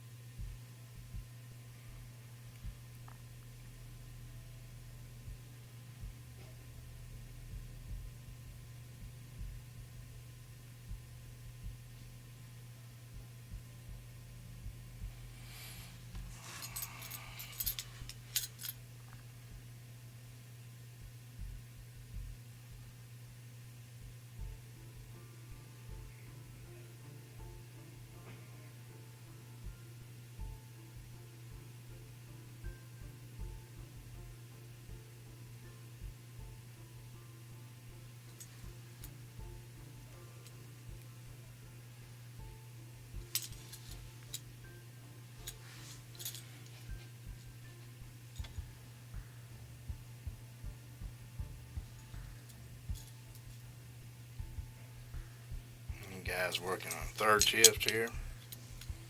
I am working all week, I guess. This isn't really my area. I work fraud normally, so I was just pulled in to help her.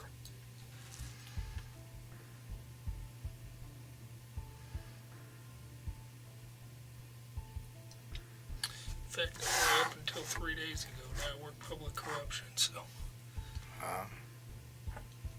Do what? I said up until 3 days ago I worked fraud. Now I work public corruption, so. This isn't necessarily my area.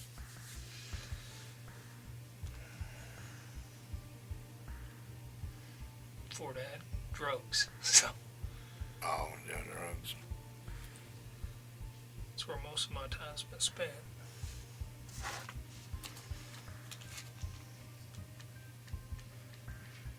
So when I can't answer a bunch of questions for you on that, it's just because that ain't my area. Yeah, that's all right.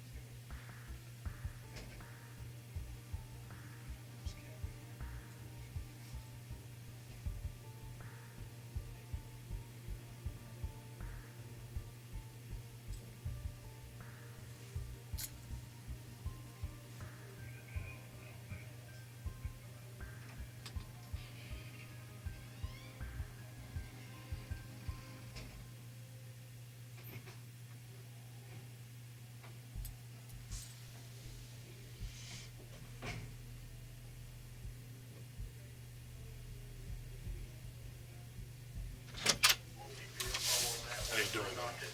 When you're trying to get you a picture taken real quick.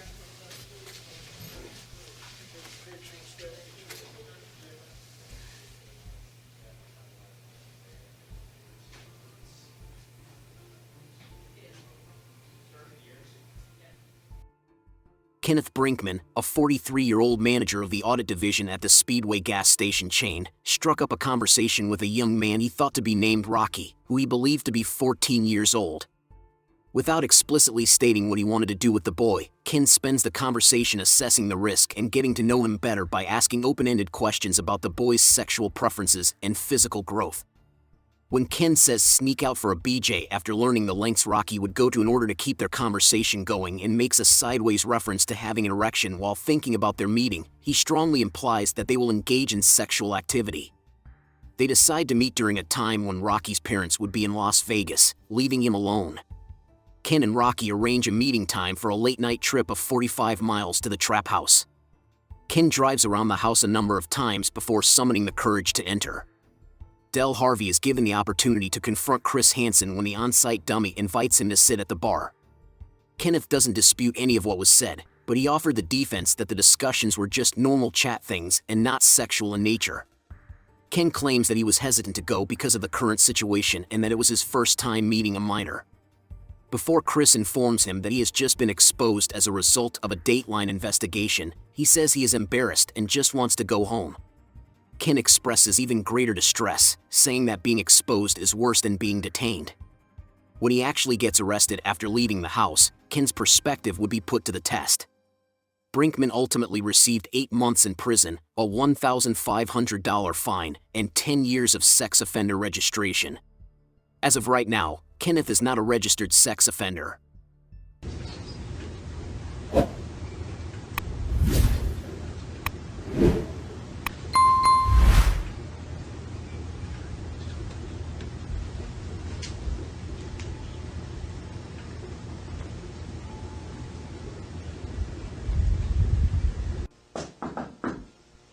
Come on in, man. I just whacked my toe on the banister. Oh my gosh, I just whacked the crap out of myself. You what? I hit my toe on the banister. Oh, I gotta go get a Band-Aid. Now I'm bleeding, and I'm gonna get shot if I bleed on the rug. Oh, no. Hold on, hang out at the bar for a second. I'll be right back down, all right? Okay. Cool.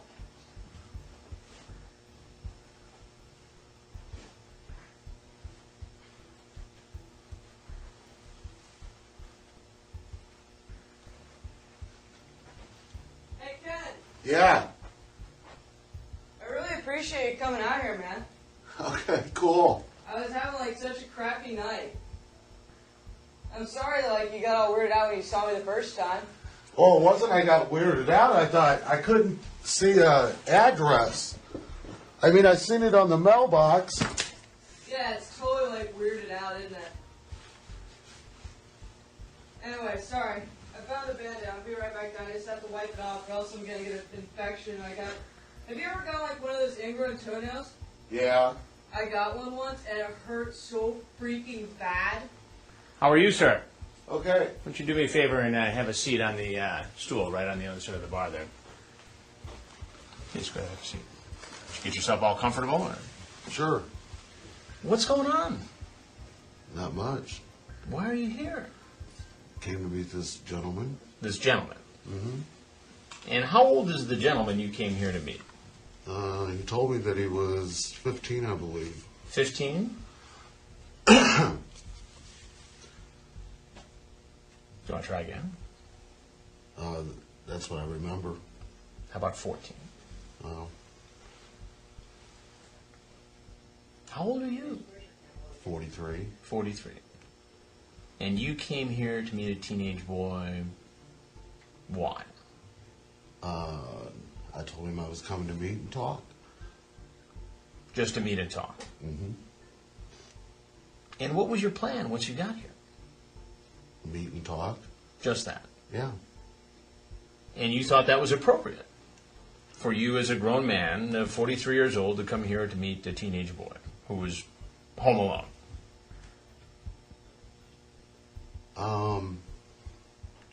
I had my reservations. Your reservations? But he asked me to. So that made it okay? I didn't see any harm in just chatting with him, no. Just chatting. Mm-hmm. Now, do you have nieces and nephews? Oh, yeah. All the way up to 22 or 23. Actually, I think Dustin may be 24. Yeah. Now, would you be comfortable if a grown man came into a home where one of your nephews was alone? Would that be okay with you? Well, I guess it would depend on what their intentions were. See, now you're telling me your intentions were one thing. But based upon the internet conversation you had with the boy, your intentions seem like something very different. I think the last conversation that I had with Rocky was that I was coming to meet and chat. He led some other, or I don't want to say he led, but he kind of gave that it may be more, and I said no. You know, I says, well, I'm coming to talk and chat, to meet you and chat. Do you do this often? As far as with younger kids? Yeah. I would say that, I thought he was 15, but I would say that... Well, 15, 14, I mean, what's the difference? Well, really? I agree. He says right here, hello, hi, 14 male, 14 years old, yeah. Oh my, what are you doing in here? How are you? I like talking to other gay people. Doing well, thanks. So he says it's 14 right there. That may have been later in the week or something like that, I don't know. The 19th of March, 11:35 p.m. I mean, that's the chat log, so 14. Well, he knew I was very concerned about chatting with him and even meeting up with him. But despite your concern, you showed up anyway. Well, I think because of the way that he was telling me that his parents were gone to Vegas and he was alone and stuff like that. So you were just coming over here to babysit him? To keep an eye on him? No, I didn't think that he needed a babysitter. You know? What did you think he did need? I didn't think that he needed anything, really. I mean, he even asked me to buy him beer, and I says, no way. You say, I just love playing and blanking a man's blank. Well, those were the conversations that he was having with me also. These are your words? Yeah, we had some of that chat. But if you go back and look at our last conversation today, or tonight, there was some conversation about beer, and I says, no, I won't do that. Here you say, I have to ask this. Are you a cop? Why did you ask if he was a cop? Because of the age. I mean, I haven't done a thing with him, and I mean, look at what I'm doing. I'm sitting here talking with you over it, you know? So, I mean, that was my largest fear. I mean, to be honest with you, I don't hook up online. I meet people, but I don't hook up online. It sounds like you were trying to hook up tonight. No. Have you ever asked somebody to blank you off? You talk about... Oh, I won't deny that there was... You talk about penis size here. Yours and his. I don't recall him ever telling me his, but... I can read it to you. Well, I don't, you know, I mean, you chat with a lot of people in those chat rooms. You ask about his homosexuality. You say, well, you're a good-looking guy, but then you say, please delete that picture of me. Why did you want him to delete the picture of you that you had sent him? I deleted his. I mean, I don't keep pictures on my internet.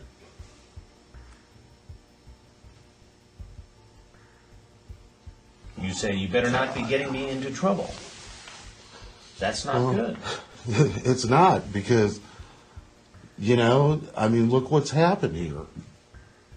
Even though I haven't done anything with the guy, look, I mean, look what's happened. So you have that dark hair. Do you have any body hair? Yeah. I mean, those are normal chat things on... It's normal chat things with a 14-year-old boy?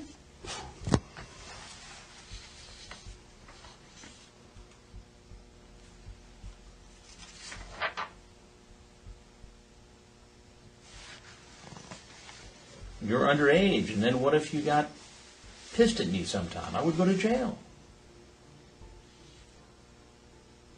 You say you're very cool and very safe. Did you bring condoms with you tonight? No. I didn't even bring my wallet. I walked out and left my wallet on the dresser. How was the ride over today? How was my ride over? Over here. Oh, it's fine. How far did you travel tonight? I live in Kettering. Kettering. And how far is that from where we're at here? I want to say 30 miles, 33 miles, something like that. I really don't know. I think it was, according to what the directions he gave me was 45 minutes. I'm sorry, 45 mile. 45 miles? Yeah. So you drove 45 miles just to, what, chat with this kid? Absolutely. The guy, you know, he told me that his parents were in Vegas, you know, and I mean, I even said in the email, hey, I'm coming to meet and to chat with you. You also say in your chat, so you have a nice blank, slang word for penis. What's that now? So you have a nice cock, is what you say to him.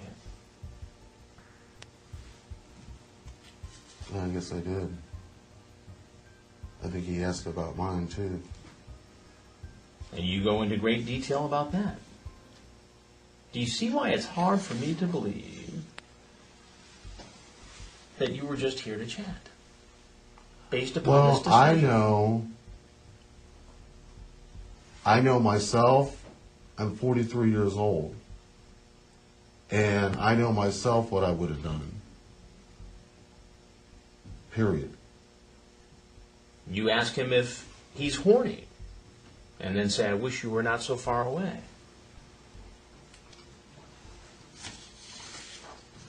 What conclusion can I draw from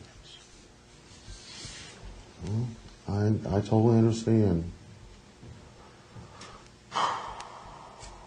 What do you do for a living? I manage an audit department for a major oil company for 25 years. It's a big job. Absolutely. I'm fucking scared to death.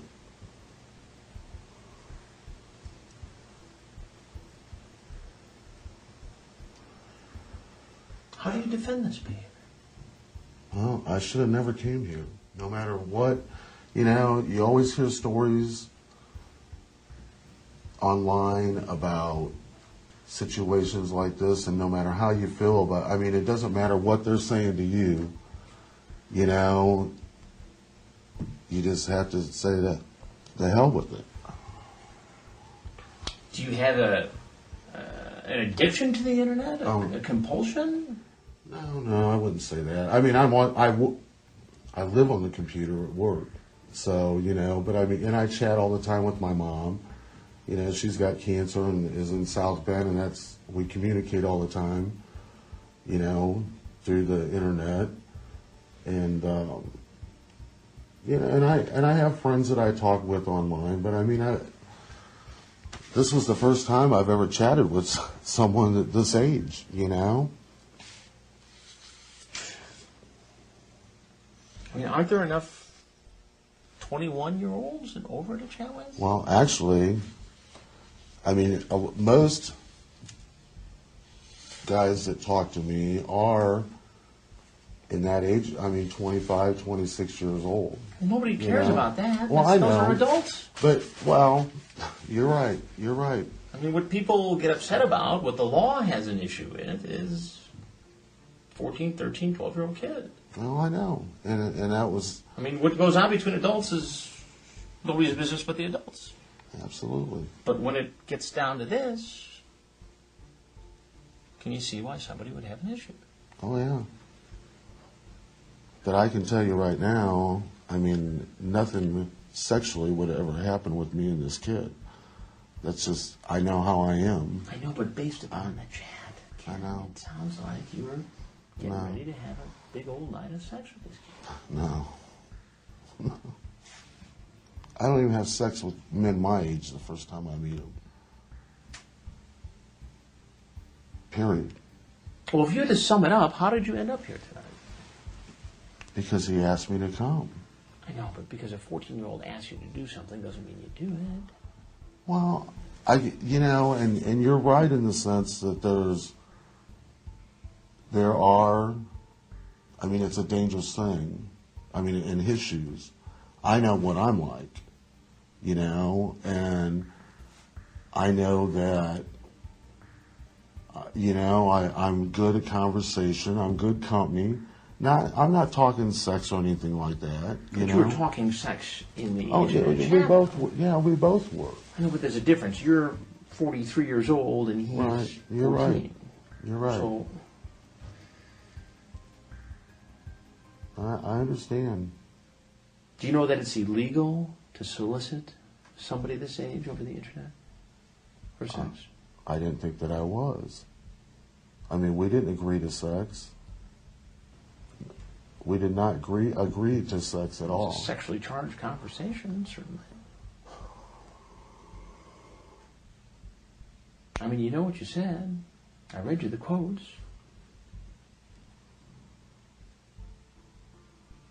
What do you think should happen to you tonight?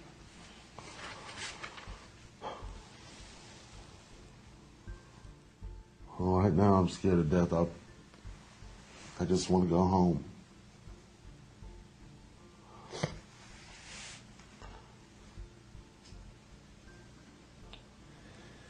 Well, there's a couple things that you have to know. One is that I'm Chris Hansen with Dateline NBC. We're doing a story about adults hooking up with teenagers on the internet. If you have anything else you'd like to say, we'd like to hear it. If not, you're obviously free to go. So this is going to be on TV? We don't know.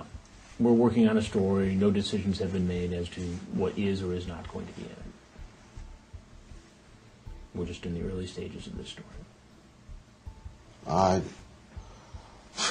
That's just as bad as getting arrested, I mean, I'm just being straight up with you. I don't know, and there's no way I can say at this point. I want to go. Absolutely. Free to go. And I've been taught a lesson.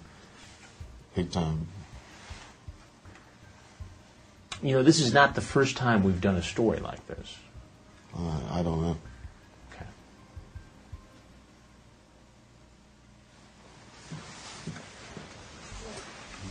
Don't forget your jacket.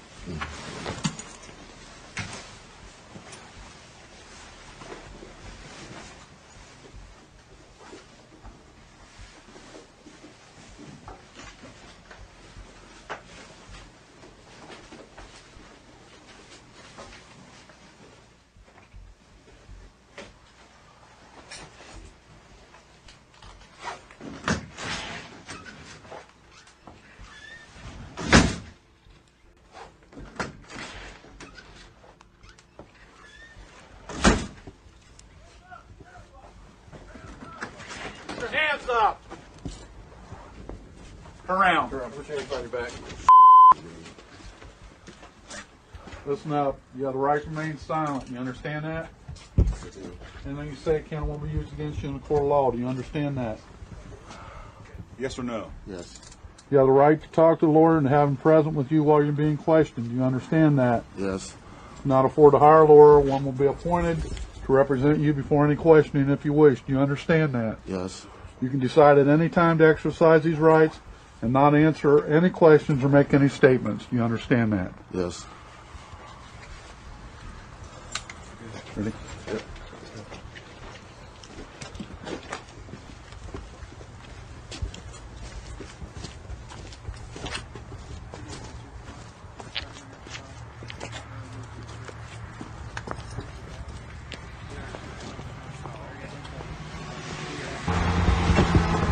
Take a seat, watch your head getting in.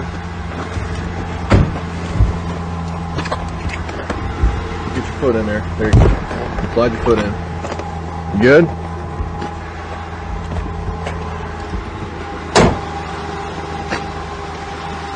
Ken, out there where you were arrested on 5K Avenue, I read your constitutional rights, your Miranda rights. Did you understand them at that time? Yes. Okay.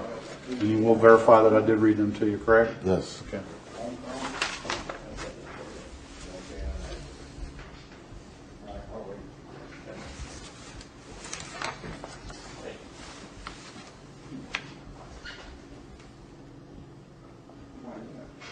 Did you see a picture of this girl? How old do you think she looked by the picture that you saw? Oh, okay. I was not too sure.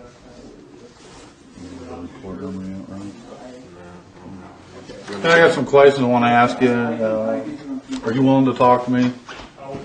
Yes. Okay. I want you to be truthful with me. Okay. About Can you everything. push my glasses up? Okay. I want you to be truthful with me about everything I ask you about. Okay. Absolutely. Okay. Why did you come to the house out there on 5K Avenue today, or tonight, this morning? Actually, it's supposed to be like 11:30. Okay.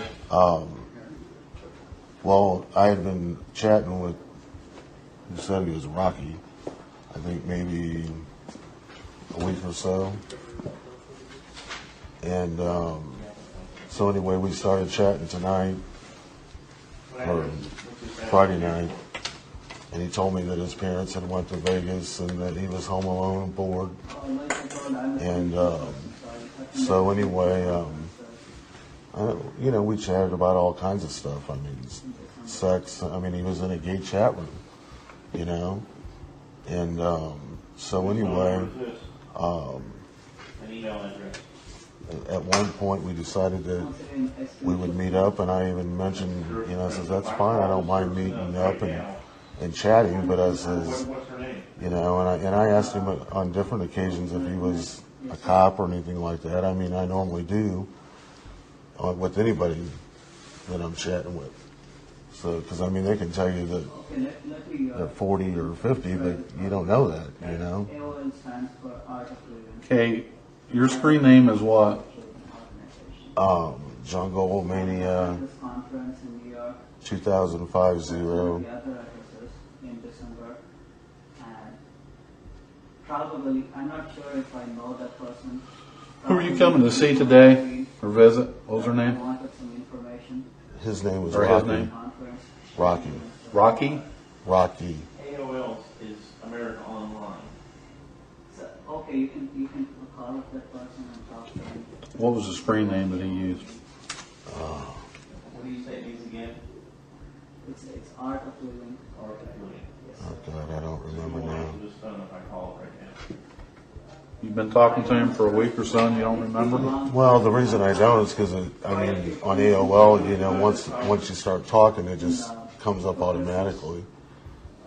What do you think it was? Yes, sir. Sure. Sir, but Talk to so many people. you can just. Can't even tell you my mom's screen name right now. Once I look at it, I'm being very honest. You can definitely talk to him. You can ask him over AOL. Maybe he knows me. I thought it was a she. I think it started. I don't even know. I wanted to say For you. email ID, I cannot. I have quite a few friends in Art of Living. I'm sorry, I don't remember. Okay. How'd you first meet Rocky? In the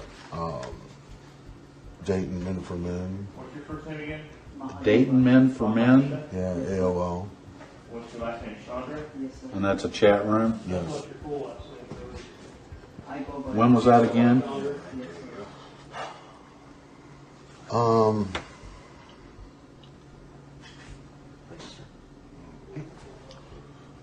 It may have been last Friday, but I won't swear to that. It may have been earlier that week.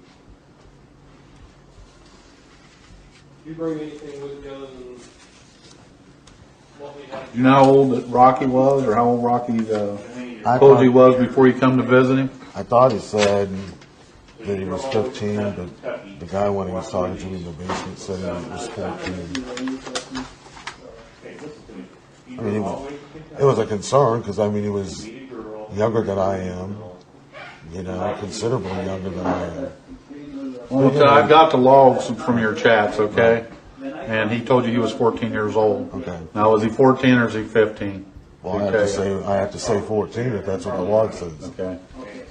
So you drive all the way from Greenville to watch movies with this 14-year-old girl with condoms in your pocket. I mean, you see how it looks. What made you think that he was 14 years old? I'm sorry? What made you think that he was 14 years old? He told me he was. Okay, did you exchange any pictures or photographs with him? Well, I know I sent him one. Did he send you one? Yeah, I think so. Because at the time when I sent him mine, I said, you know, which I do, anybody I send my picture to, I ask him to delete it. But, I mean, I have a professional job, so I just always ask them to delete it. I mean, you never know if they do or not, so. Did you have any phone conversations with Rocky when you were coming to see him? Just tonight. How many? One right before he called me. I want to say maybe 10:30. How long of calls were they? I was just at one, except for when I couldn't find the house. How long of a call? Maybe 5 minutes. 5 minutes? Maybe. I would not find any other signs of you chatting with any of the girls online.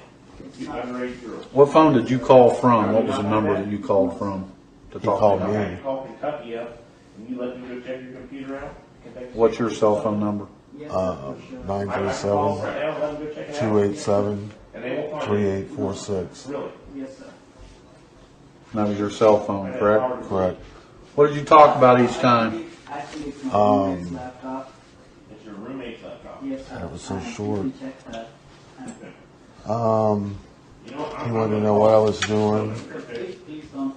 Wanted to know if I was going to come and see him. And I said yes. And that was really it. It was kind of a vague phone call. Did you ever have any sexual conversations with him? Oh, yeah. What did they entail?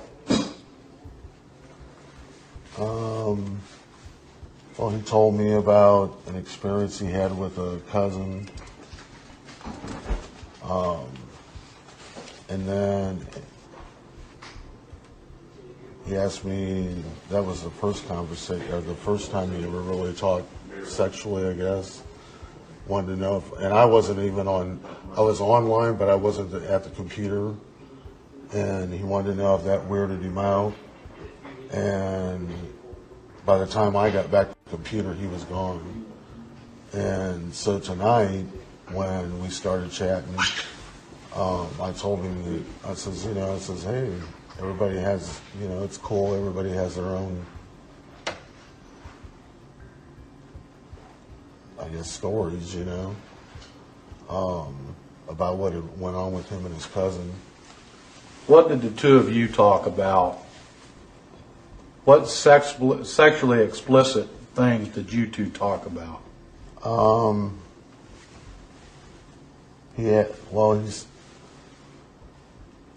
He said something about what happened with his cousin would be cool with us. What did you talk about sexually? Sexually? Yes. Size.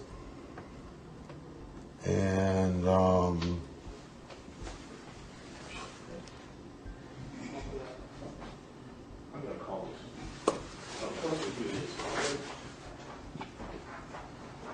that was really about it. Sucking. Did you ask to suck his? No, not that I recall. What did you come up here for tonight? Like I said, the end of the conversation was, or even during the conversation, was that his parents had left to go to Las Vegas. Why did you come up here tonight? I came up here just to meet and chat with the kid. To have sex with him? Nope. Never discussed having sex with him? Nope. Tonight or any other time on these chat logs? I can't say that it was that we definitely talked about having sex. No. I mean, we talked about sex, but to just have sex with each other, no. Jungle Mania, 5:46 p.m. I love to have a guy come in my mouth. Yeah, but that wasn't talking about him. I mean, This kid posed himself to you as being a 14-year-old, and that's the conversation that you're having with him? Well, yeah, but he was having the same type of conversation. And he posed to you as being 14 years old. Well, I didn't see any harm in that, because it wasn't something we were talking about with us. Is that what you're saying? Yes, sir. Okay. Well, I don't believe it. I mean, it's just like the deal with him talking to me about his cousin. I didn't see Jungle Mania. And tell me what really is going on here. What's that? Oh boy, the stuff. Oh boy, the when it goes in your mouth. Jungle Mania. Oh, now I never waste a load. Laugh out loud, okay. Jungle Mania, would you like that? Yeah, no, that happened. Yeah, because it's right here on the chat log. Now, you're not being truthful with me. Oh, yes, I am. Totally truthful with me. I feel that I am because I know. I mean, you're reading parts of that. The whole conversation. I mean, it never really. I never said that that's what I wanted to do with him. It was the conversation that we were having.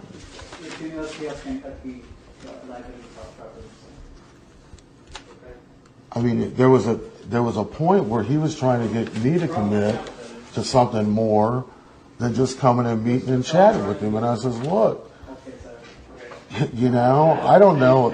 First of all, I don't know what his age was.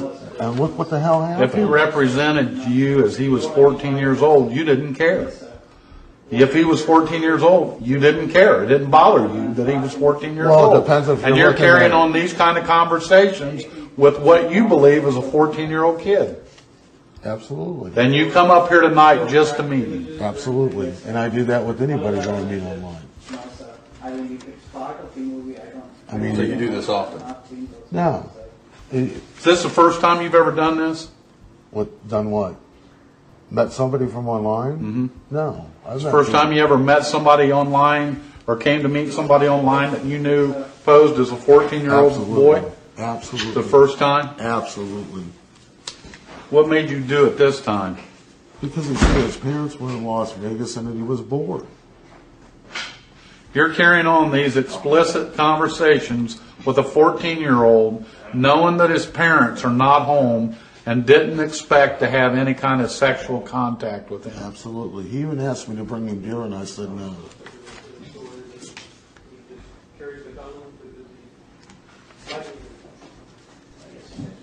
I came with no condoms, no intentions of.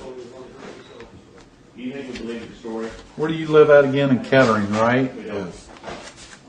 We haven't been doing this, we're not. Where's the computer at that located at to use to communicate with Rocky? Where is it? Yeah. It's in my apartment. And you're not being straight up with us. I am. No, you're not. Do we look stupid? You know? Chatting with you tell the girl you're 27. She tells you. So tell me again what you came up here to do with him tonight. I came here strictly to meet and chat with Rocky. Did you graduate high school? Yes, sir. Okay. When I couldn't find the house, I even left. For 5+ years? And How many times did you drive around that house tonight?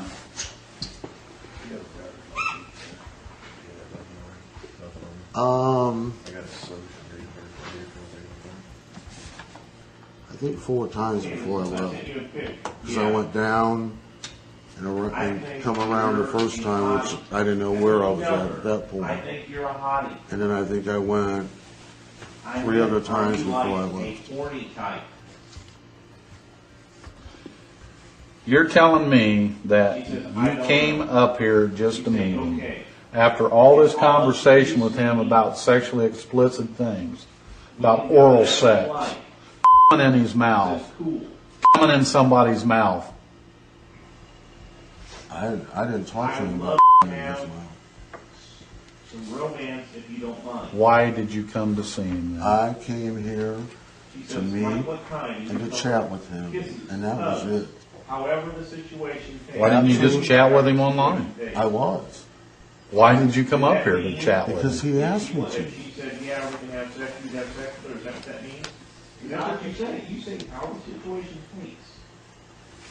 In fact, there was even a conversation where he said something about coming up or something. I says, well, I don't even remember you asking me to come, Rocky. And he says, oh, yeah, I did. And I says, well, I don't remember that. And you bring condoms. And you have talk like this in condoms. What do you think a jury's going to think? Do you think a jury's going to believe your story? I mean, if there was any talk about something sexual tonight between him and I, it came from him, and I says, hey, I'm coming to meet and chat. And I asked him several times if he was a cop, and he said no. Why was you worried if he was a cop? Well, because of the age. I mean, in the situation I'm in right now, I mean, I did nothing with the kid. Here's the way it works. I think he had plans on coming up here and doing something with the kid. Okay? I'm do sure you understand did. why I feel that way? Oh, yeah, I'm sure you do.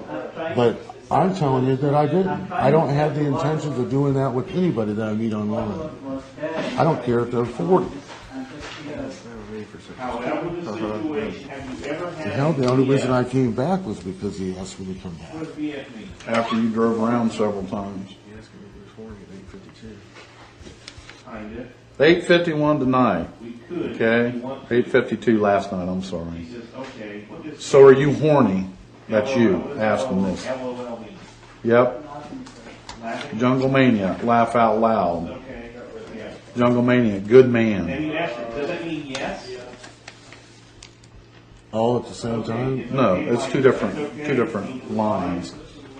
My point is, you're talking about sex online to this person that's 14. I'm not denying I know you're not. And why you're denying that you came up here and your intentions weren't to have some kind of sex with the 14-year-old, I don't believe. Well, and you have that right to do that. I mean, you don't know me any more than I know you. I just know how I am. I know how I personally am. And if I was coming up here to have sex with him, I'd have had condoms or something with me. There's no condoms or anything in your car? No. None in your billfold? No. None anywhere? No. And you'll give us a consent to search your vehicle? Sure. Okay. Because that's what we're going to do. Yeah, that's fine. Do you have any explicit images of any children in your car or at work or at home? No. Do you have a home telephone number? No. No, sir. What's your, is that your cell phone there? Is that the only phone you have? Yeah. What is that number? There's, on my computer, there's probably a few pictures of the people that sent me, but I mean, I don't know. I can't tell you that they're what the ages are. You know what I'm saying? I mean, you have to judge that. Do you care what the ages are? Well, of course I care. I mean, we have never exchanged explicit pictures. Lots of laughs, is that what LO means? I mean, that's Rocky and I never ever exchanged any type of nude pictures or nothing. I'll read you some more chat. You guess. Okay. I don't know, that's why I asked. Oh boy. So what you doing? Jungle Mania. Just cleaning the living room, and what are you doing? Oh boy. Nothing at all really. Jungle Mania. Cool. Oh boy. Yeah, about as cool as cleaning. Jungle Mania. So do you have a nice Yeah, but what were we talking about prior to that? cleaning? No, I mean... It doesn't matter what you're talking about prior to it. You're asking him something sexually explicit. Can I tell you? Correct? Friday. Okay. He says, when? This Friday. Like your parents are going. But he was in that chat. Yeah. Does that make it okay if you know it's a 14-year-old kid and you're asking him how big his is or how nice his is? I did not realize that it was Do I need to go back to this first page on this chat when you ask how old he is? No, he's in the chat room, you know, and so that makes it okay. Talk is talk. I mean, hell, they do it in high school. You know, Does that make it okay? No, it's you're not. how old, Ken? You're right. It's not. Okay, it's not. And when I was his age, I wouldn't even be talking about it. Exactly. Does it have street after it, or is it just that's it? Do you have any children? No. How, if you did have a child, how would you feel if they got online and was talking to somebody like this as a parent? Well, as a parent, my kids wouldn't be online. On UK campus. Period. I work in the library. And I mean, I've got nieces and nephews that are, you know, teenagers, and you know, I'm constantly telling their moms, "Hey." Why do you tell them that? Well, because I'm in the chat rooms. I know what goes on in those chat rooms. But it doesn't matter that you're chatting with somebody that's 14 years old. Well, I think the intentions were different. I mean, I know what my intentions are. So do I. Well, okay. It's pretty obvious, Ken. No, it's not. Yes, not it to is. me. I know what I am. And what is that? I'm a man with a good heart. The kid was lonely, bored, and that's all it was. So that's why you asked him how big his penis was. That had nothing to do with. That's all part of this chat. Well, we had been chatting for how long? It doesn't matter. Okay.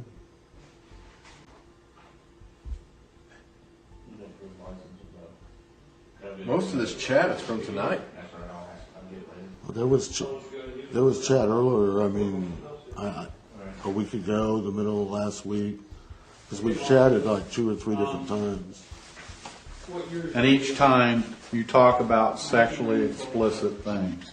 Not the whole time, but yeah. I didn't say the whole time. I said each time. Do you know what your license plate number is? Okay. And, you know, is it right? How long have you lived in Kentucky? I guess the way that he carried himself, you would assume that on my end that. Bearing in mind he's 14 years old. Right, but I'm saying the way that he came in and was chatting, whether it's right or wrong, I mean, you know. Bearing in mind that he's 14 years old, it made it all right for you to ask him those questions. You want to sign this, giving me permission to search any officer that... No, but some of them I was answering these questions. I guess I could have been rude and just say it's none of your business. But when you ask him his penis size...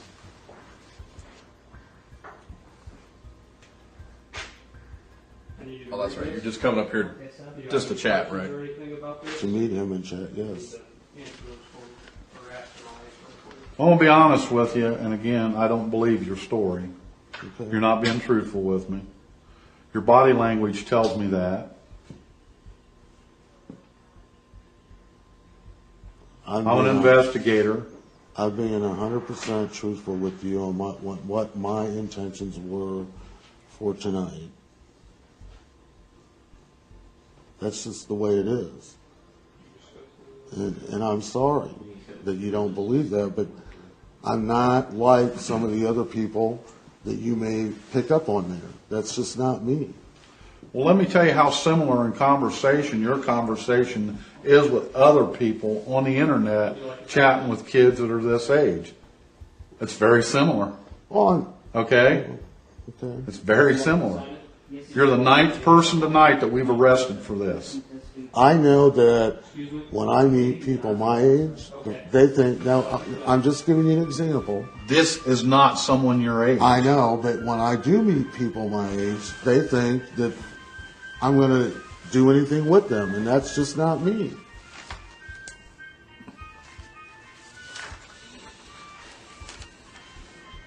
So you ask somebody repeatedly, are you horny? And then you just show up at their house and just say, I just want to talk? That was just in conversation. That was not even when we had decided. If I ask you if you're horny, what does that mean to you? He's in a. If I ask you if you're horny, what does that mean to you? To me, it's an everyday thing for me. You ask him in here if he was horny, And you say, I wish you lived closer. Correct. Why? Only because he was an hour away. Tell me what the phone number on there? You know, during the whole conversation, I mean, you're looking at those 2 lines. No, I'm looking at more than 2 lines. Well, I'm just saying though. All we're doing is picking out certain excerpts from this Right. And trying about to- your conversation that shows that you had sexually explicit conversation with him. I did, and I won't deny that. But that doesn't mean that I came here to have sex with him. That's my point, is that it doesn't mean... If the opportunity would arose, you wouldn't have taken it. Absolutely not. Nope.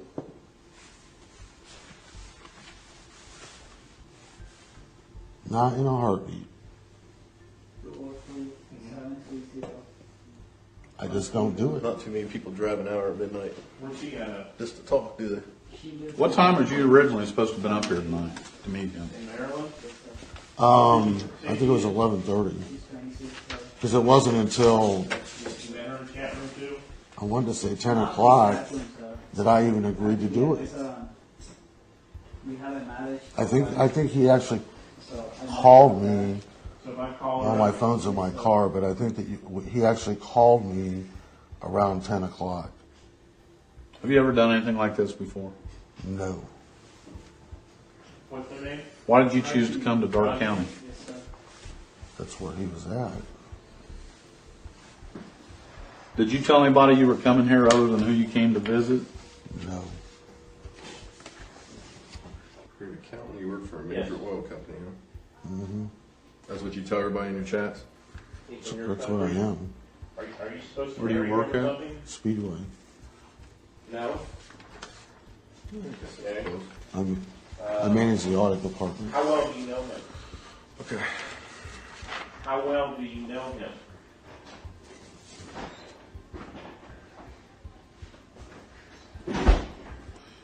I'm just going to read you a couple more lines of this because I want you to get the drift where I'm coming from, okay? Jungle Mania. So do you a lot? Oh boy, yes, sometimes like a river. Oh boy, do you? Jungle Mania, cool. Jungle Mania, oh yes. Oh boy, cool. Hey, would it be okay if I called you quick while I can? That was Jungle Mania on the phone. Oh boy, yeah, if that's okay with you. Oh boy, it's not. If that's not okay. Oh boy, I was just wondering. Jungle Mania. Well, better wait on that, Rocky. Oh boy, okay. Jungle Mania. Sorry. Oh boy, that's cool. I was just wondering since I do not. Since they're asleep. Oh boy, no, it's okay. Jungle Mania, laugh out loud. Oh boy, you're still cool. Jungle Mania, they may hear you, man. Oh boy, no, they're clear at the other side of the house. Oh boy, it's a big house, laugh out loud. Jungle Mania, okay. Oh boy, plus I use a calling card to call you, so if, and I mean if, they do come, which they won't, I'll hang up and they can go no way to know it was you. Oh boy, I can hear him coming down the stairs, so I'd hang up anyway. Oh boy, but it's up to you. Jungle Mania, sneak out for a That was a conversation not tonight. It doesn't matter. What are you asking him to sneak out to do? Oh, I know. I understand. What? Okay. I understand where you're coming from, but you know, that was like the first chat we ever had. It doesn't matter. Okay? Come on, Ken. Honestly. You're asking me why I'm here tonight. Why I came up here tonight. Why are you chatting with him? Well, why are you talking about sexually explicit things? Why are you talking about with him?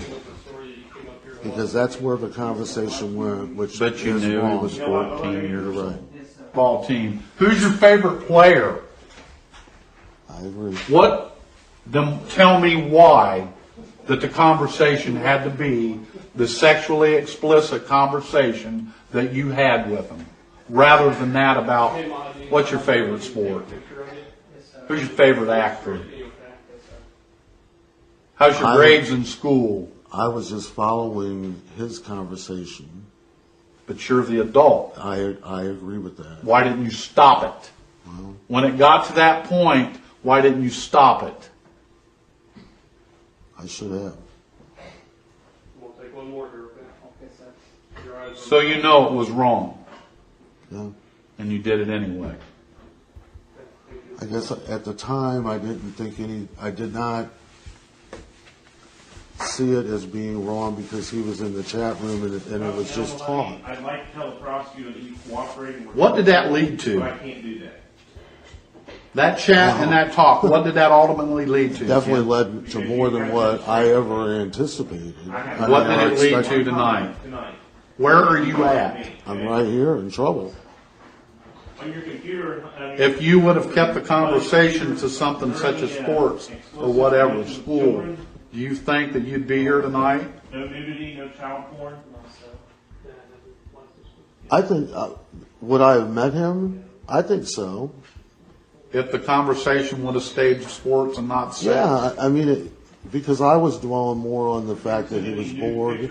He said his parents were gone for 4 days.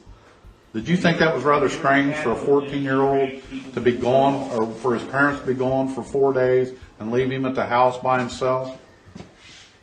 You told about you were coming here today? I didn't really find it to be strange, just simply because early on, like a week ago when we were chatting, the fact that, he led me to believe that his parents kind of let him do what he wanted to do, as far as, hell, he was online at midnight, and I was like, don't you have school? Well, yeah. And then he said something, one time he said something about his mom coming in and telling him to go to bed. It's like, well, you probably ought to, you got school. Do you think his mom would have known about the sexually explicit conversations and would have cared? Oh, yeah, we talked about that. He said that his parents were computer stupid. Did that stop you from talking about those things with her? No, I answered his questions. Wherever he led it, I went, And you didn't lead any of it? As far as, what do you mean by lead it? The conversations about sex. You never brought up anything about sex. You only answered what he asked you about sex. Well, one thing may lead to it, would have let, Ken, it's okay, a simple fine. answer. All right, fine. Yeah, I'm sure that at some point I brought up something that he didn't. So by what you're saying, if his parents were home, you'd have come up here anyways, right? Because you were just going to talk to him, right? Oh, yeah. Oh, you mean if his parents were home? Yeah, you'd have just come up anyways because you were just going to talk, right? You weren't doing anything wrong. I'm Rocky's friend Ken. I've been chatting with him online. I just wanted to meet him tonight. Yeah.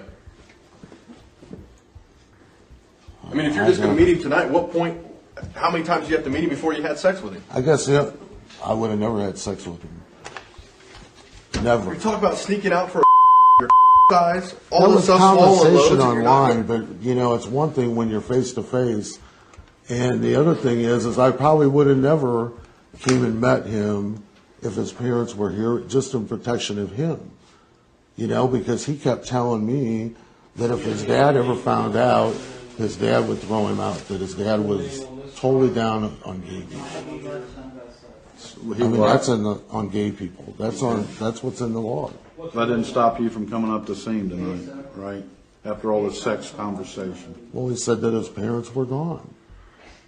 And he's telling me what he wants, that he had this cousin relationship.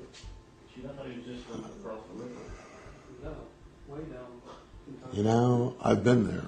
So that excited you? I wasn't excited at all. You wasn't? Not in the way that you think I was. How was you excited then?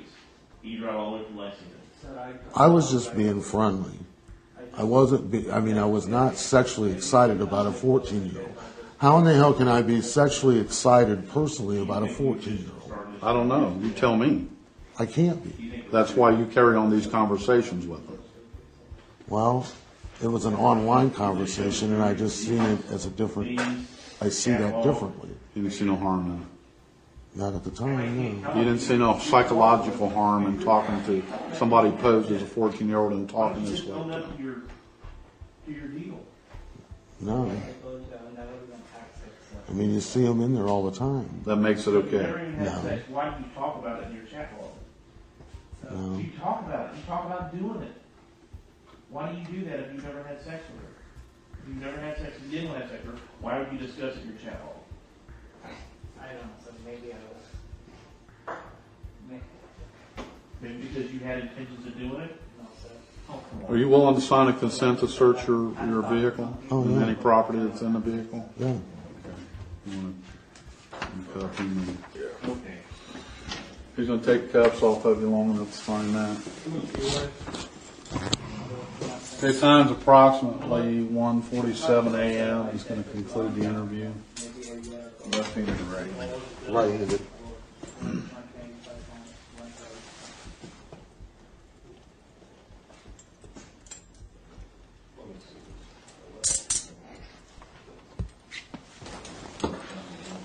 That's right, yeah.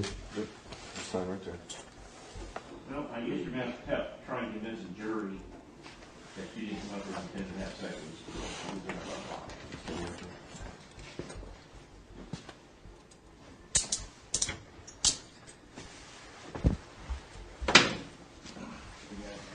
Evidence you're going to leave here with me.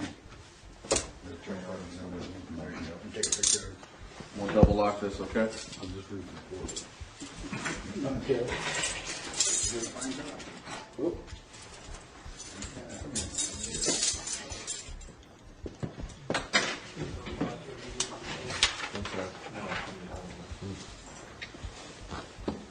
They okay? No. Are they? Are your cuffs okay? No, they don't seem right. Well, let's check them. Stand back up. Which one's bothering you? Have a seat there, Ken. I'll get your picture, okay?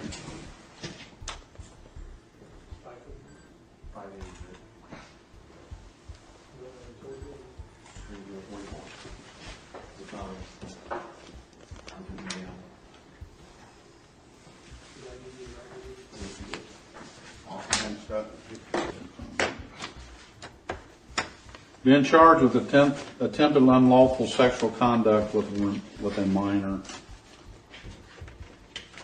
It's a felony. We'll take you to jail. Once you get there, you'll be booked in. You'll be allowed to make a phone call. You'll probably be arraigned before a judge and bond set sometime Monday. I don't know whether it'll be Monday morning, Monday afternoon, or whatever. Okay?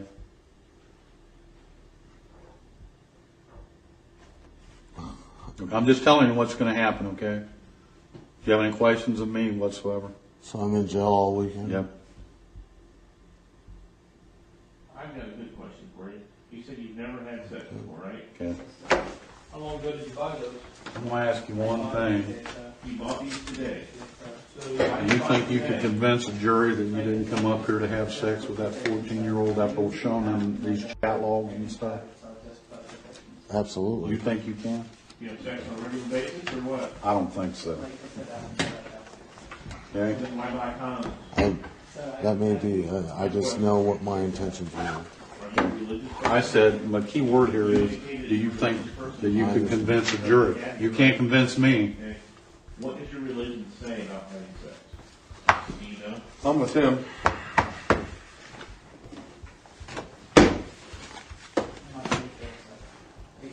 May I ask what religion you are? Are you? Okay. Go.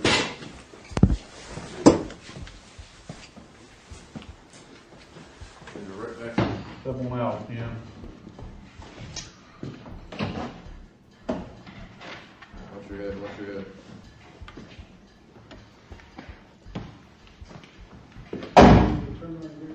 Need you to place your head right on that mat. You got anything in your pockets? You got a pepperoni stick in there that causing anybody any harm? No. You got any money on you? No. Got any drugs? No.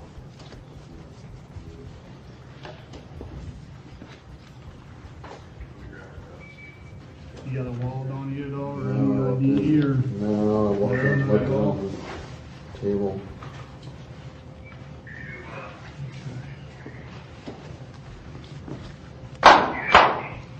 You gonna be there for a little while? Control. Subject Okay, secure is Alex with the 21. I need to have you step back, bring your feet back towards me, please. Now spread them a little bit. Okay. You want me to just hang on the keys there? Okay, buddy, good job.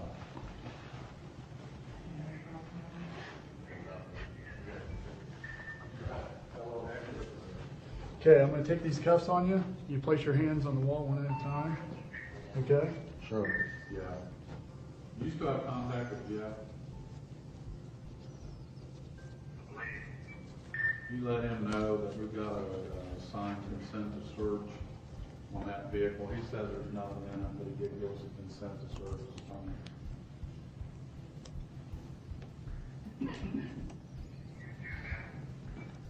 Affirmative.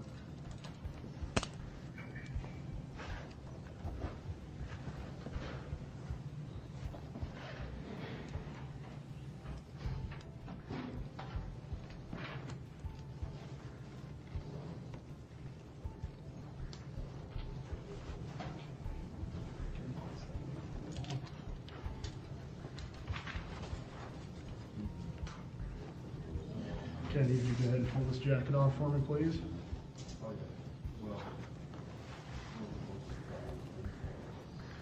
Okay, all jewelry. Go ahead and pull that off for me.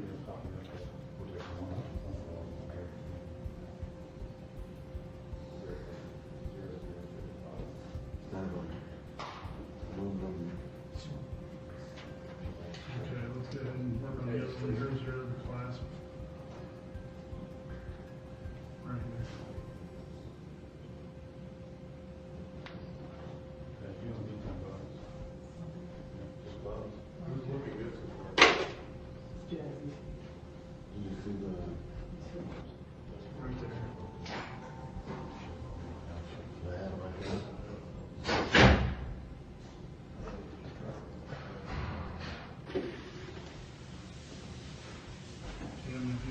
Search.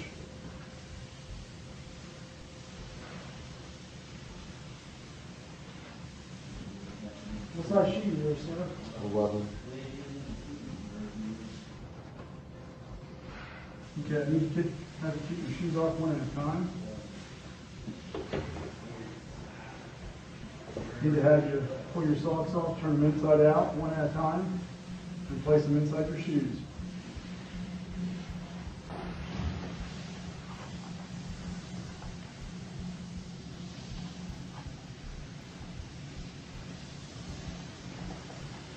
Now you need to have you turn and face me. You need to have you take your left fingers in your mouth. Or your right. Okay. Is that all ready to go? Set your shoes down right in front of the camera right there. I need you to stand right there in front of that great thing.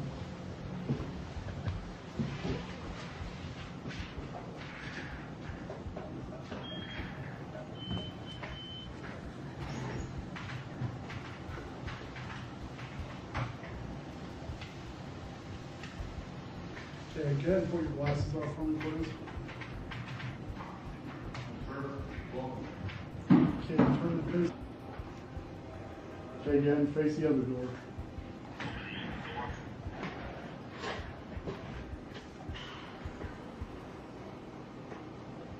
Okay, go ahead and see right there in the chair. Push the chair in the corner there. I'm sorry. Push that chair towards the corner and have a seat. What's with his necklace? What's your middle name? James. James? Are you a junior or anything? No. No. What's your mother's maiden name? Best. Bess? Your soch? 306. 78. 4389. Date of birth? 2863. Okay, is that all the mark? Where are you just going to have a seat there? Where? It's in Indiana, right? Correct. What's your address right now? 1264 Central Park Avenue, Kettering, Ohio, 45409.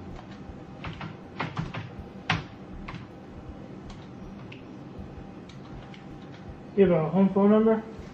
937 Uh-huh.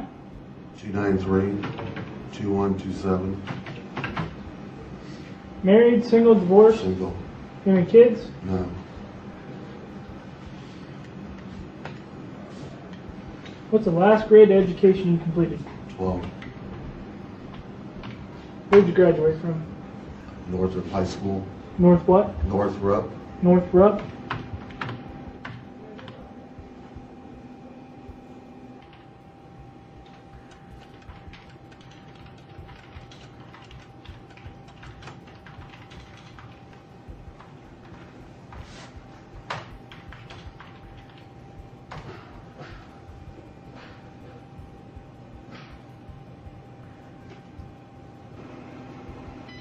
Okay, we'll do your other hand.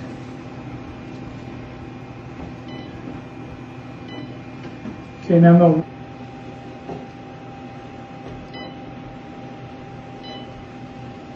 Kind of make a fist with your hand there with your fingers there.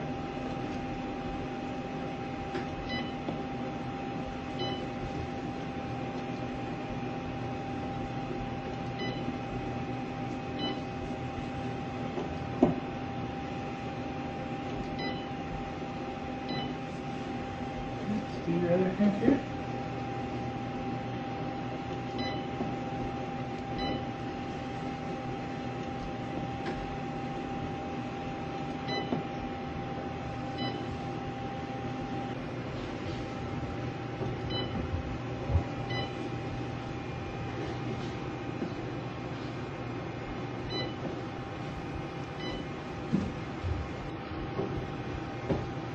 Okay, I need your whole hand.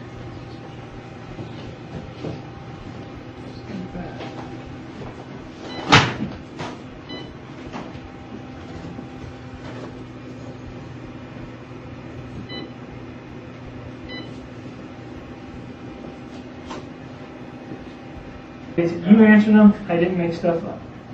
Can you grab me his print card, please? Okay, this one here is everything I'm issuing you, okay? All this says is that I've issued this stuff to you and you're not going to damage any of it. If you do, I can criminally charge you. Medical insurance through Anthem Blue Cross, okay? If anything should happen to you or you require medical treatment, this is giving us the permission to charge your insurance company to take care of you, okay? I just need you to sign right there.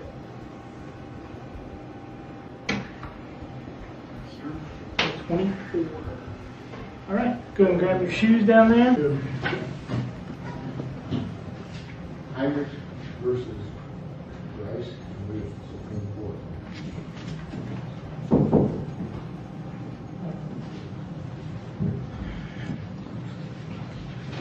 Yeah, name's got 15 or 16 letters, the last name. Yeah, I see that.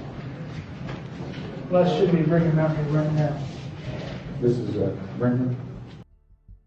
A perverted justice decoy pretending to be a 13-year-old girl named Katie was contacted by Nathan Eli Downhour, a 23-year-old student at an evangelical college in Indiana. During their first conversation, Downhour was open and honest about himself, mentioning his studies in biology and job at the Zoo Busch Gardens. As they discussed their individual plans for spring break and their preferred animals, the conversation began in a playful manner. However, as soon as Downhour praised the decoy's voice, calling it incredibly soft and seductive, he started grooming behavior.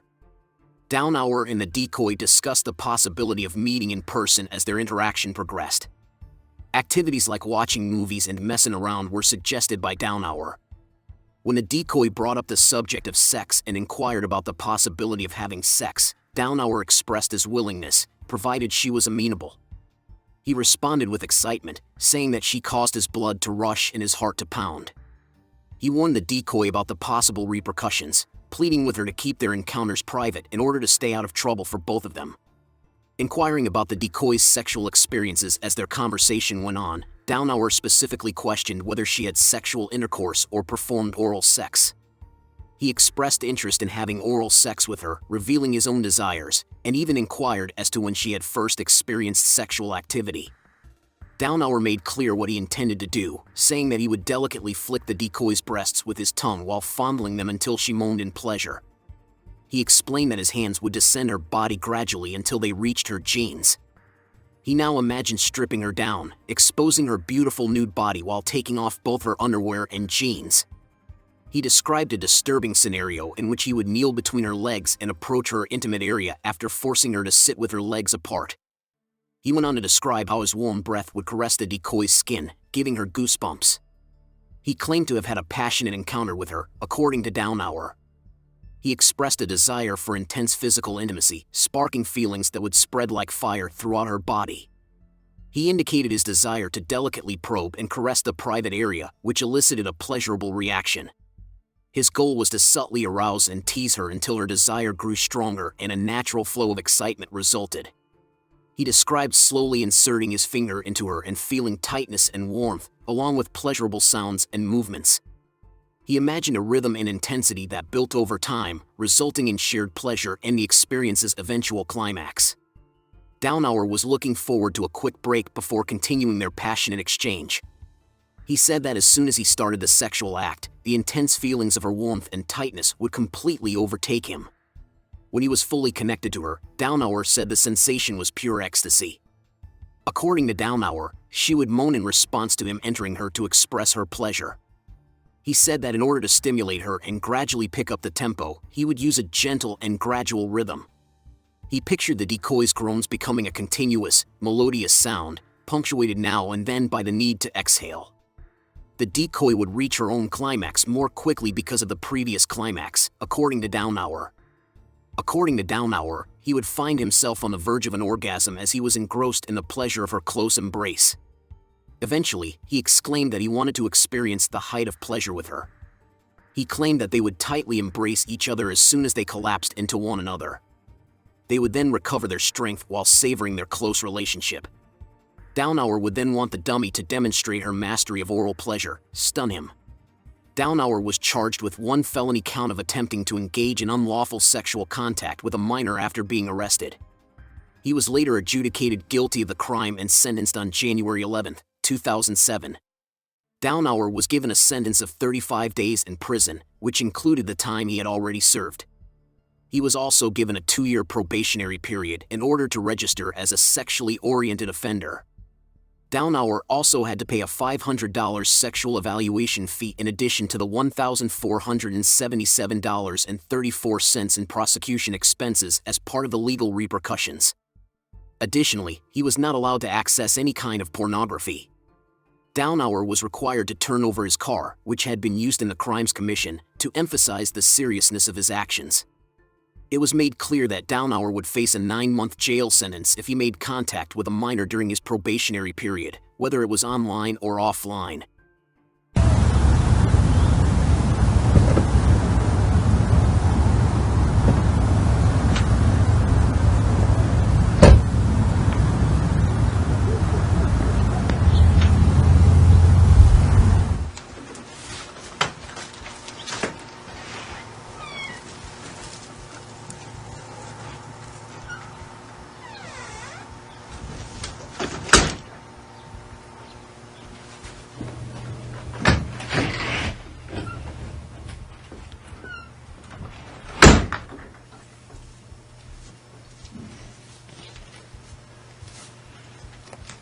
Sheriff's office, get on the ground. On the ground right now. On the ground! On the ground! Get everybody back.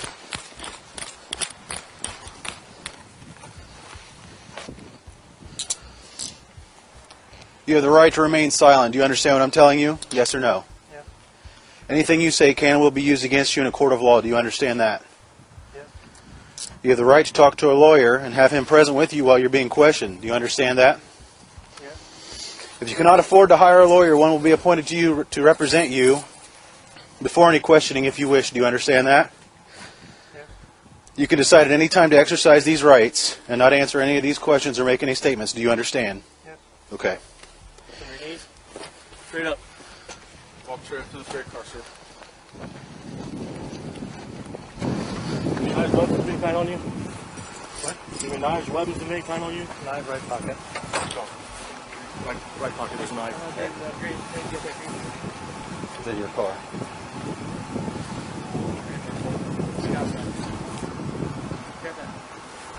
You got change. Take the wallet. All right.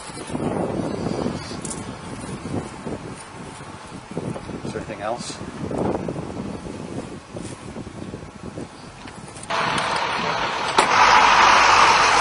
Dude! Where's the bag for the evidence? I got his knife. You got ID? You got his knife? Here's his ID. Here, you got that for evidence? Here we go. All right, let's go.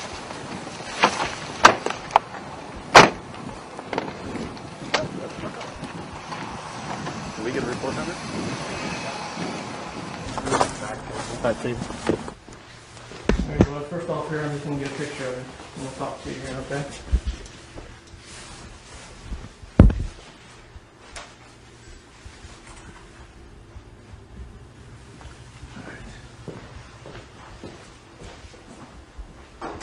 Alright.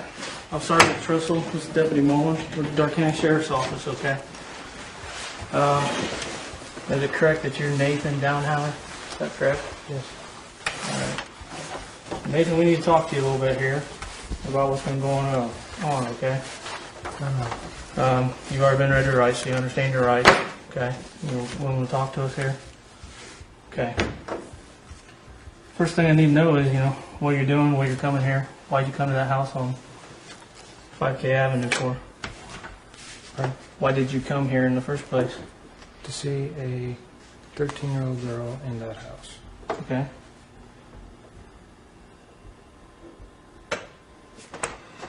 What was the screen name of the girl you come to see? You know? Katie did sings. Katie did sings? Okay. And what's your screen name? Green-eyed 121. Green-eyed 121. Okay. How'd you first meet her? Online. You met her online? How long ago was that? Less than a week.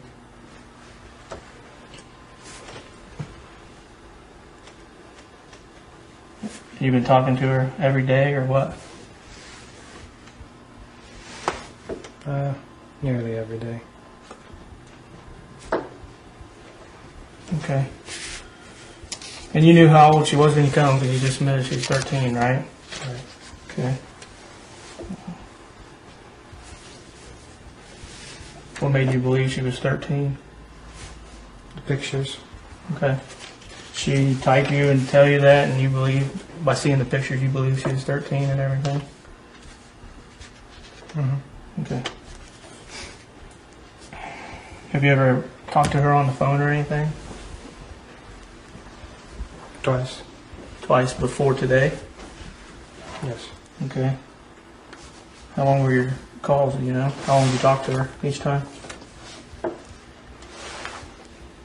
5 minutes.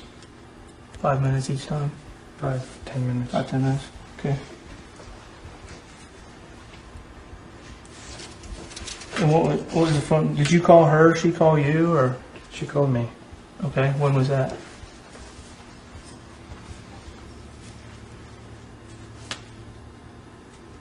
Today's Friday. Right. She called me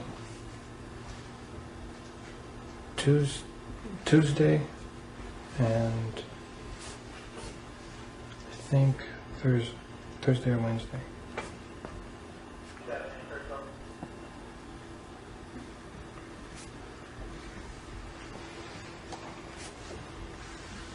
What number did she call you at? What phone number? Where were you at? 998-5702. And what is that? Campus phone. Campus phone? What'd you guys talk about when she called?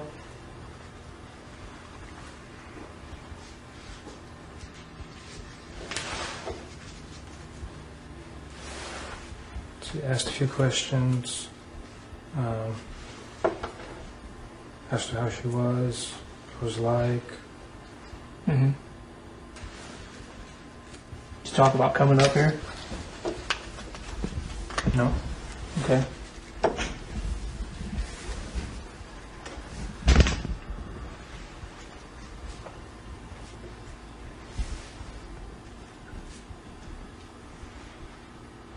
What computer were you using to type back and forth? Laptop. Laptop? Your own personal laptop? Where's that at?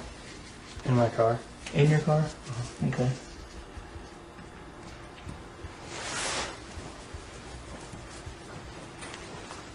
Now, as far as you were on your laptop, but where were you at the time? Are you in college? Is that correct? Where do you go to college at? Taylor. You go to college in Taylor?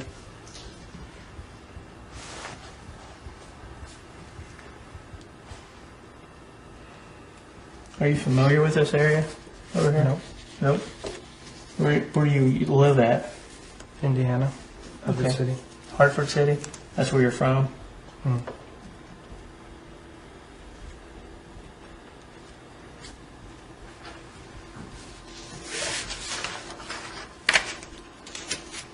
Okay. When you got here, what was your plans for today? When you coming to meet her?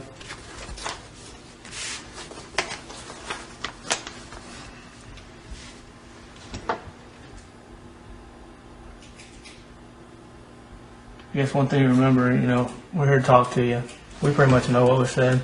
Mhm. We're giving you a chance to cooperate and help yourself, and us understanding why you come here and the reasons behind that. Okay? So, if you want to cooperate, tell us the story, tell us why, explain to us why so we understand why. When I came through the door,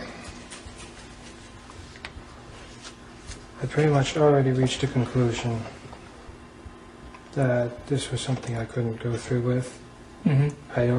I thought about the whole drive over here. And so I figured I'd just tell her face to face that we could spend time together, watch a movie, whatever, but there wouldn't be anything beyond that. Mm-hmm. Or maybe I should have even just left after that. Okay. But as far as you guys' I know. talking back and forth, I know. what were your plans as far as what you guys are communicating? Our plans as far as we were communicating, or as far as I was thinking at the moment, Mm-hmm. was a sexual activity. Okay. But the possible repercussions of actually doing it began to gnaw on my mind. I couldn't stop thinking about it. What would happen if I got caught? I was caught. Mm-hmm. But your whole plan when you come over was to have sex. And then supposedly you've changed that since before you walked in the door you decided that wasn't the right thing. Mm-hmm. Okay. But the whole thing was you emailed her or talked back and forth, chatted with her, advising that you wanted to have sex with her, knowing that she's 13. Correct? Yeah, pretty much. Okay. Did you bring anything with you to give to her? You ever didn't bring any gifts or anything like that? The only thing you had on him was a pocket knife. Is there anything else in the car? There were some books I was going to give her. What kind of books? Fantasy novels.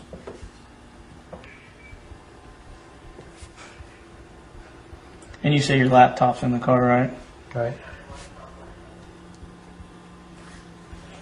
Do you have a problem giving us consent to get in your car?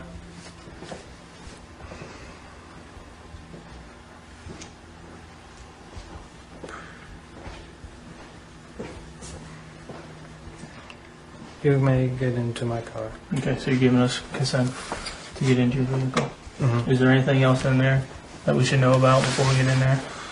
Let's see. Clothes, bags.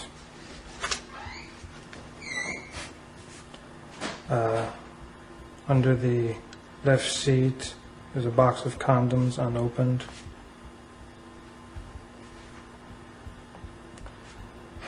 That was supposed to be for something different. I just never used them. Okay, anything else? No drugs, anything like that? Okay.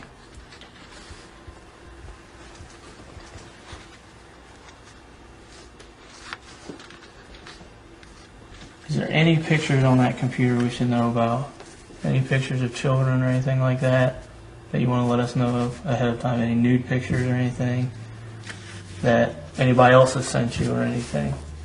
No. Okay. There's no pictures of any underage children or anything like that on there? No. Okay. So you don't have a problem us looking on your computer either? You give us consent to look on the computer? You may look on the computer. Okay. What I'm going to do, I'm going to fill out a form here in a minute, have you sign as far as consent, okay? And have you ever sent any nude images to her? Is this the only picture you've ever sent to her? That's the only one? Okay.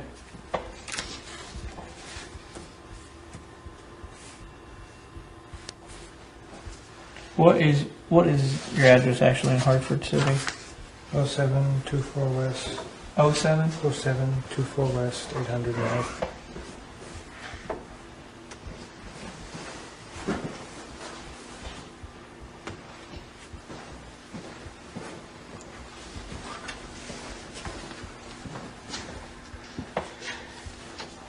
Okay. You never had any criminal history or anything?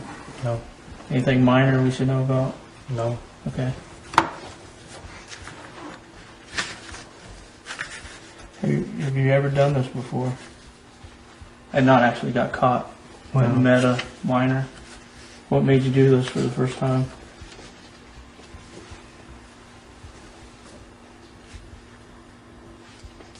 What made you come here to meet her?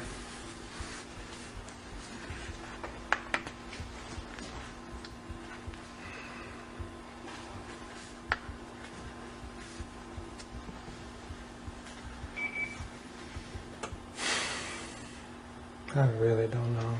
You don't know? Do you have a girlfriend or anything? Nope. Nope. When's the last time you had a girlfriend? Never. Never? Never. So you're kind of desperate? Not mean that in a bad way. You haven't had a girlfriend? Never had a girlfriend. Don't talk to anybody, nothing like that? I talked to some girls, but nothing's ever gone past that. So you get talking to this 13-year-old on the internet and maybe see it as a lucky break for you to have sex. How old are you? 23. 23? Okay.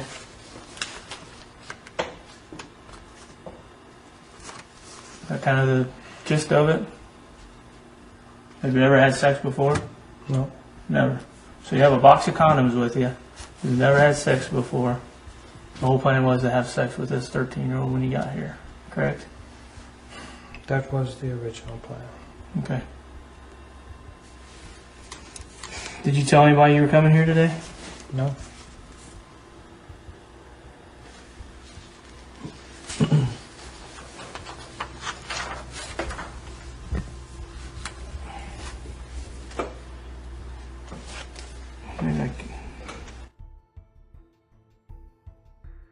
And it says Montpelier, Indiana. Oh, sorry. I keep thinking Hartford City all the time. It is Montpelier. Montpelier's right next to Hartford City. Okay.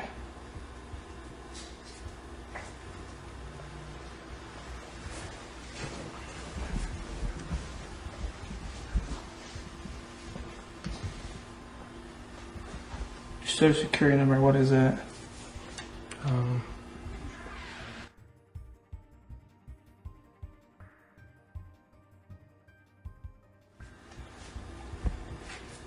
Approximately 6'2", 145. Is that about right? That's what you got on here? Brown hair, hazel eyes? Is that correct? Okay. And your date of birth, 12/16 of 82?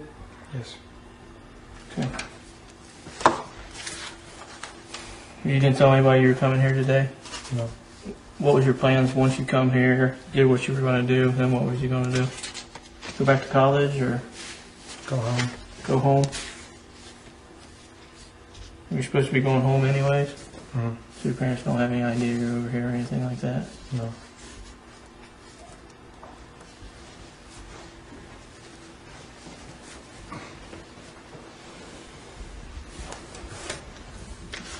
So everything you've typed in here, you're not denying that it was you typing it or anything like that, correct? No. Everything's factual that you typed it. Mm-hmm. How long would you plan on staying here? Original plan was maybe overnight. When I got here, I don't know. I probably would have left early.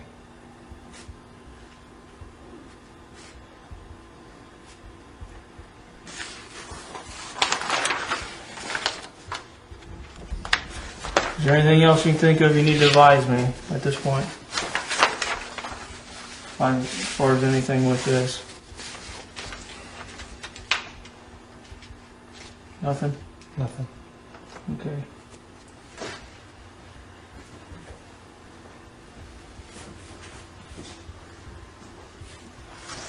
Alright, what I'm going to do, I'm going to sit here a minute, we'll get a consent form.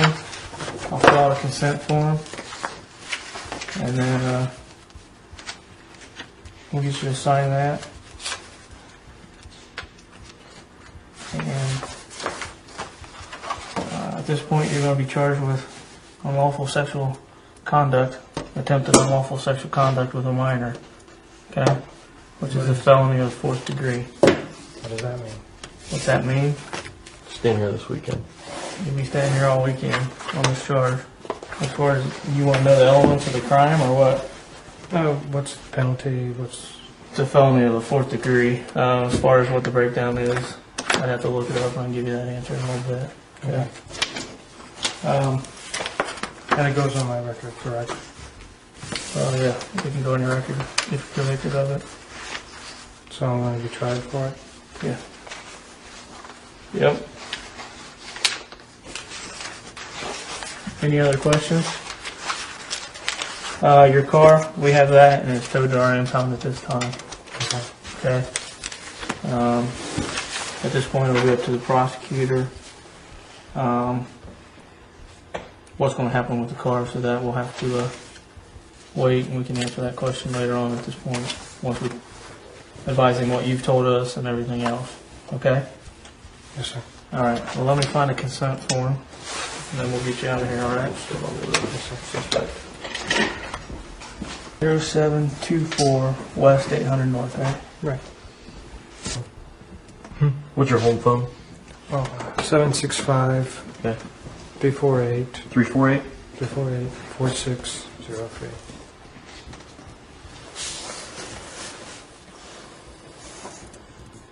You work anywhere else? You work anywhere at all? Or just go to school? Just go to school.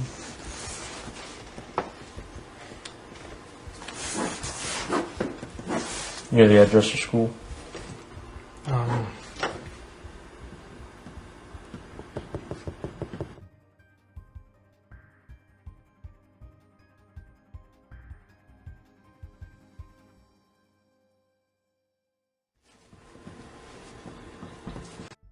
Where's it at? Upland, Indiana. Upland.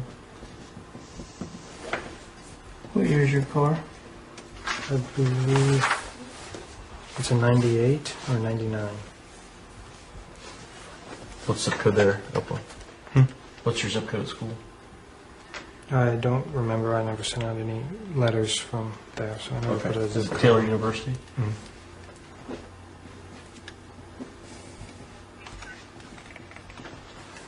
You have a phone there? You right or left-handed? Right. Go ahead and just stand up there. Like you did, right? Sure. All right. I'm going to uncuff your right hand, and then I need you to just leave your left hand behind you, okay? Yes, sir.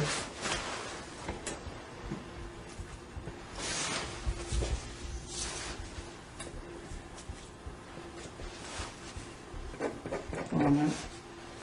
Okay. Is it pen laying there? That's my left hand. Oh, yeah, use your right hand there. Sorry. Stand behind you.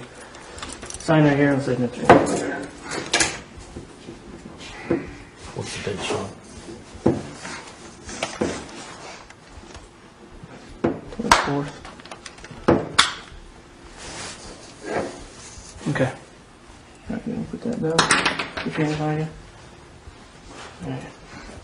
These cuffs alright? Little tight. Huh? Little tight, but they're supposed to be. I get a finger in there, and get a finger in there, okay, bud? We're on a double lock it. Did that tighten up on you? You double lock the other side? What's that? Yeah. Yeah, that's like Go and have a seat.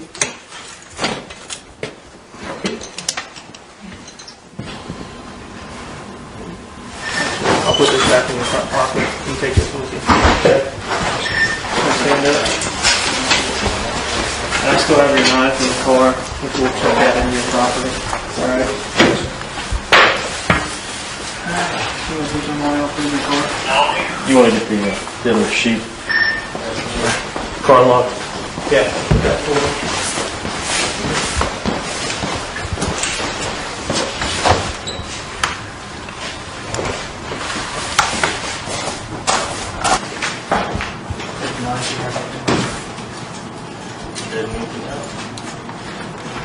Straight on in here. Ever been here before?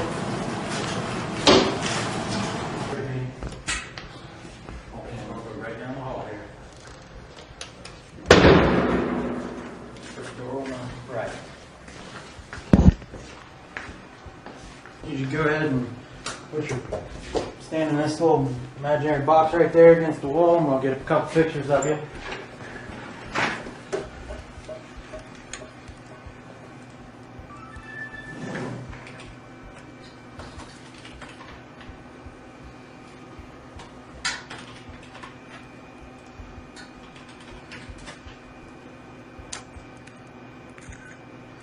So you've never been here before? Yes, ma'am. How do you spell your last name? D-O-W-N-H-O-U-R. I just One more need time. you. D-O-W-N-H-O-U-R. And the first name? Nathan. Spell it for me. N-A-T-H-A-N. And your middle name? Eli. Spell it for me. E-L-I. Are you a junior? Or a senior or anything? Junior? Sophomore. And mother's maiden name? Myers. M-Y-E-R-S. Okay. And I need you to turn and face that wall real quick. You should face the door. Just need to get a side shot.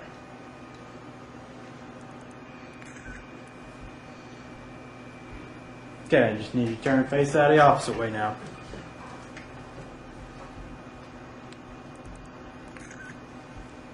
Okay, you got any scars, major scar marks, tattoos? No, sir. Nothing? Okay, go ahead and have a seat there. Keep the chair against the wall for me.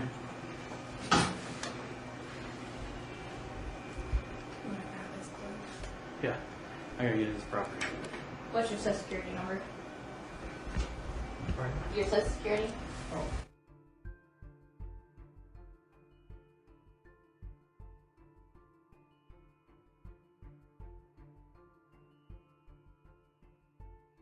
And your date of birth? 12/16/1982. And what city were you born in? Hartford City. What was that? Hartford City.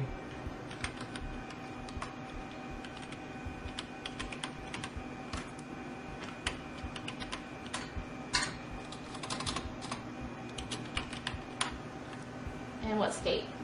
Indiana. And your current address?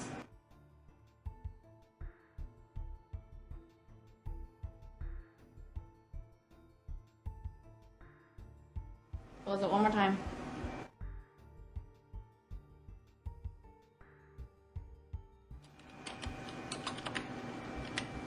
And the city. Montpelier, Indiana.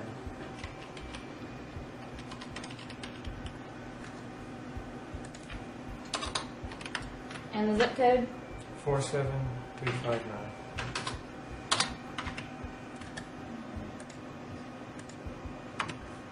And the phone number there?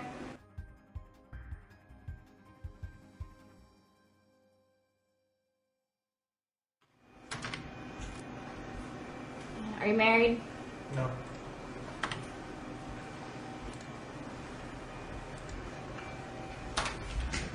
And any children? No.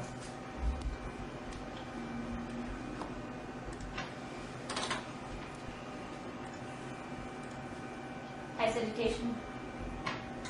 Highest grade of education completed? Some college. Some college. How many years? Almost 2. 2? Oh, 1.5.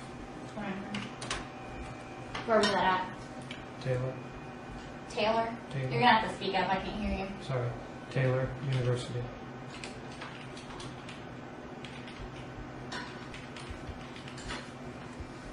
Ever been in the military? No. Any preference in church or religion? Christian.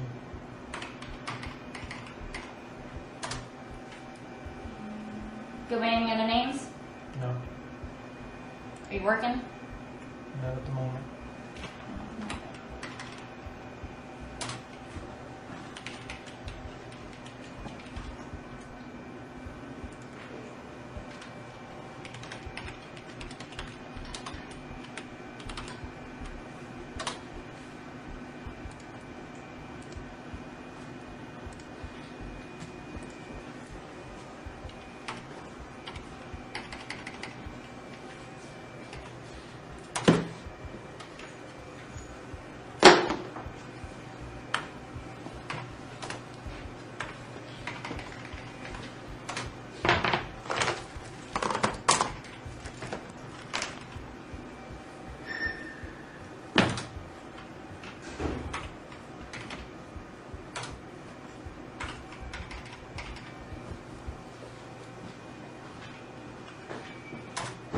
What color are your eyes? Hazel.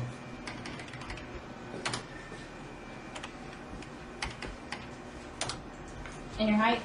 6'3". And your weight? 165, 169.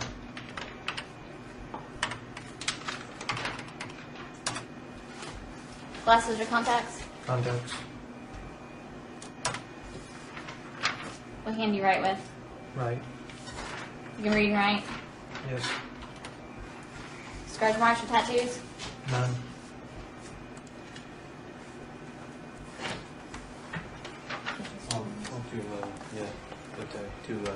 He was looking up something else. Jalen. Nick, poor boy.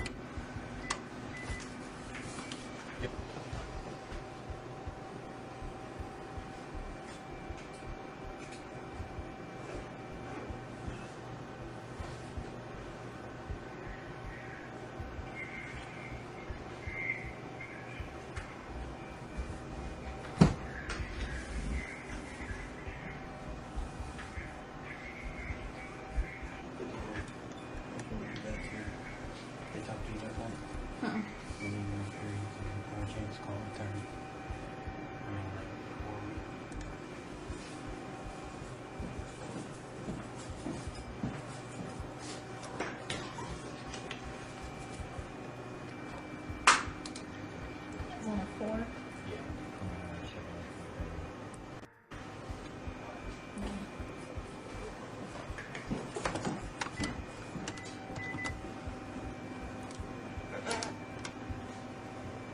Yes. Okay.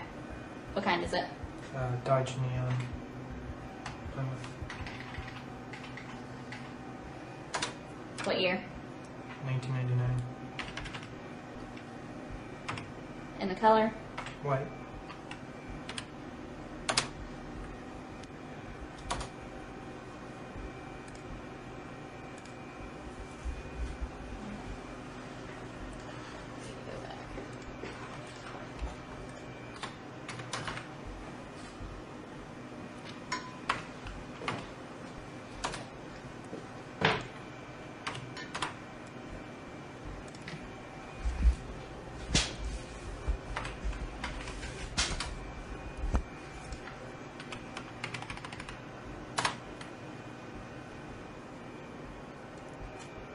You ever been charged with violent crime? No, man.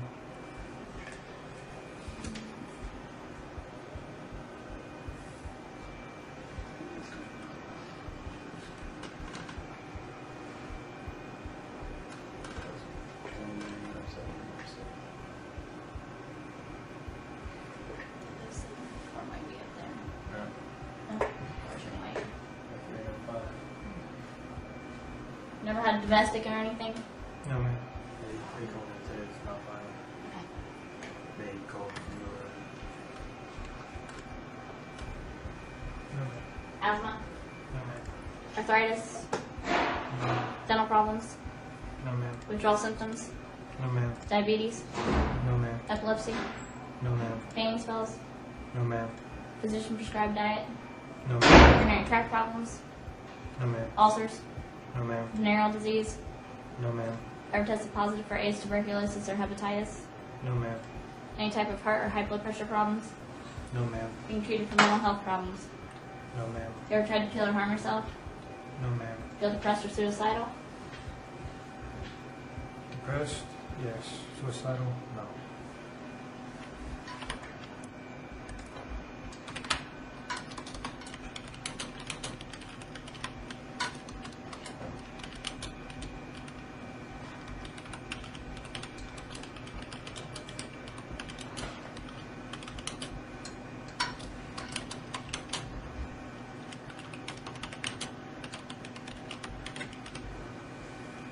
Are you on any medication?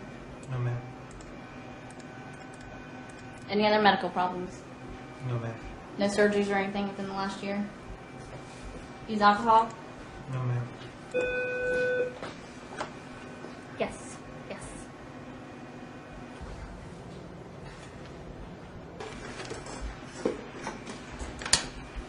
Gray sweater, white shoes, white socks, blue shirt, blue jeans, and your briefs. That sound good? And then I have $39.76.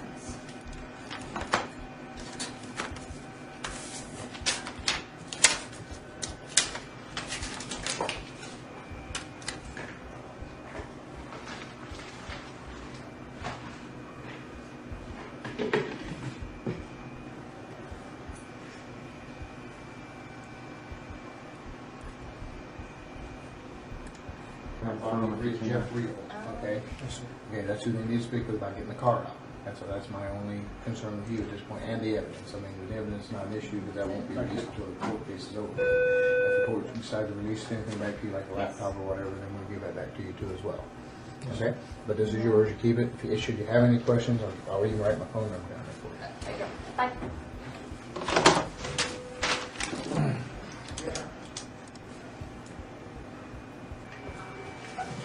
Oh, yeah, I'm ready. Good, good. Okay, Nathan, I need you to come over here. We're going to fingerprint you. Okay, You can just leave that out here. Step right on over here. Pretty easy. Just explains to you what I need. I need your right thumb, and I'm going to put it right out in there. Take that. You just want to step back a minute, relax. Just relax your hand, and I'll do all this, and we can get through this pretty easy. Okay. Go ahead and lift it off. Now I need your left thumb. Same thing. Okay. Now I need your right four fingers. Just like that.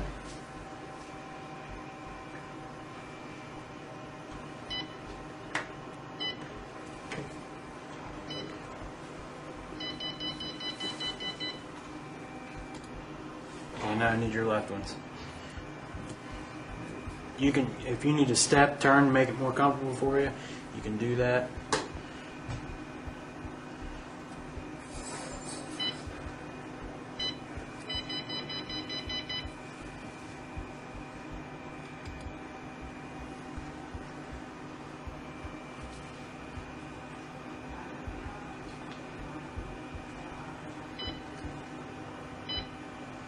Okay, I'm going to take that up there.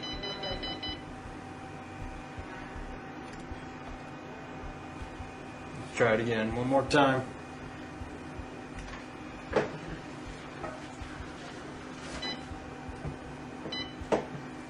see if it does that good. Take that off. Okay, now I need your right thumb. Actually, what I'm going to do here, you just need to relax. I'm going to turn it and I'm going to roll it all the way across the screen. And then pick up. First finger.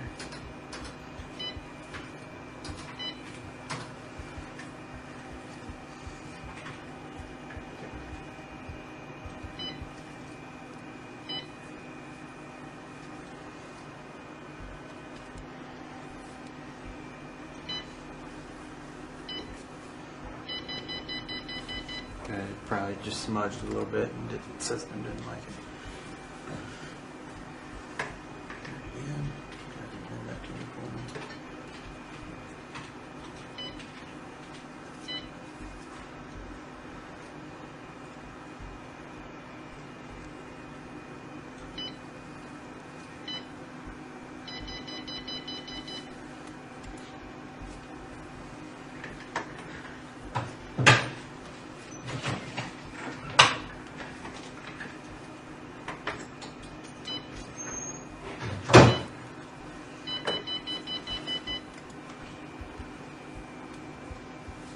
Try it one more time.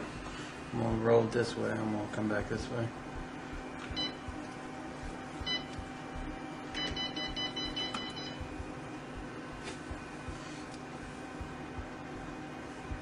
I don't know why it's not taking it.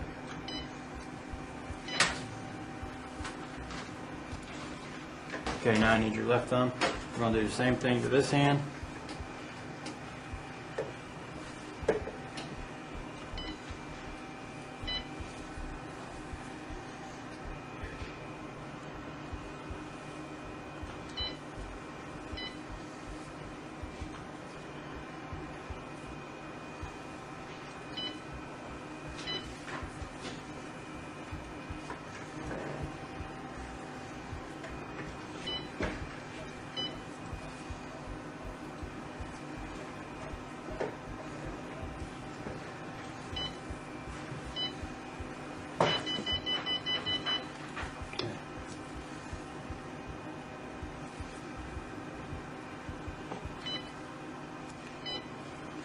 It'll take it that time.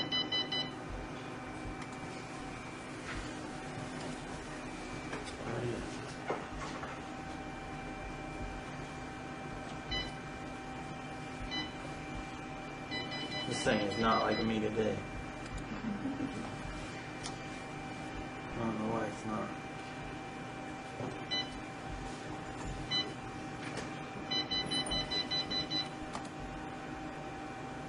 One more time.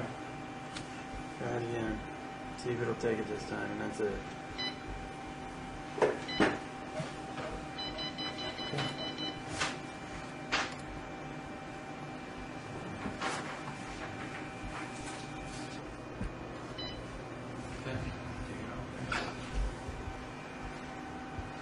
Okay, now I need your right lower palm. Put it right like that.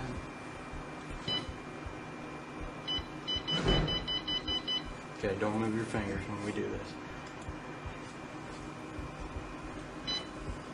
Okay.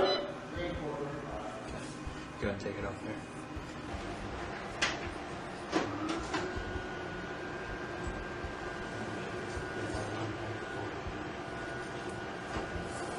This is all the property we're giving you a base your story out of it, or do we charge?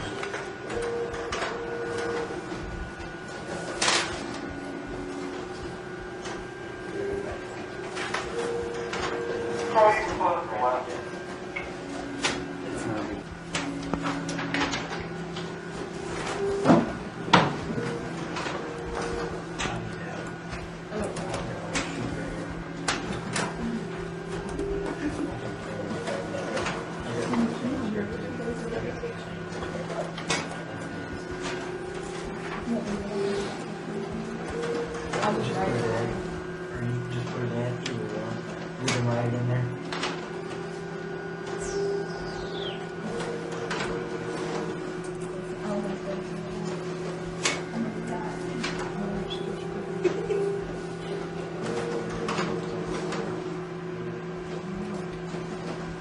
Okay, if you want to make a call to your attorney, call somebody, let them know you're here. Call your, maybe call an attorney. Right there's the phone. Go ahead and do that. And it's a collect call. You want to go ahead and do it? You want to call family? Let them know where you're at? Not yet. Okay. Okay. Go back in there and look at all this. It was offered. Well, probably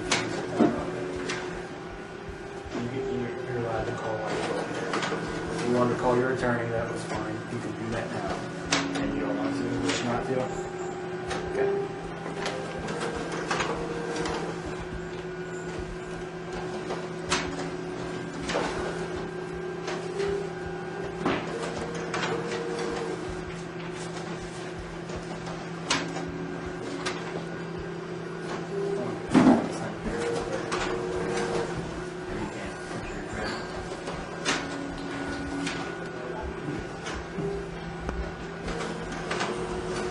Can I spell your last name? And your first name? N-A-T-H-A.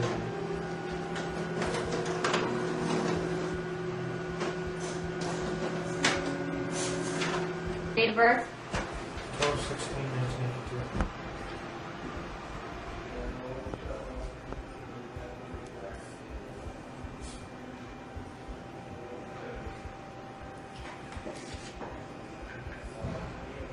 And then sign there stating those are your fingerprints. You can check over everything if you want to.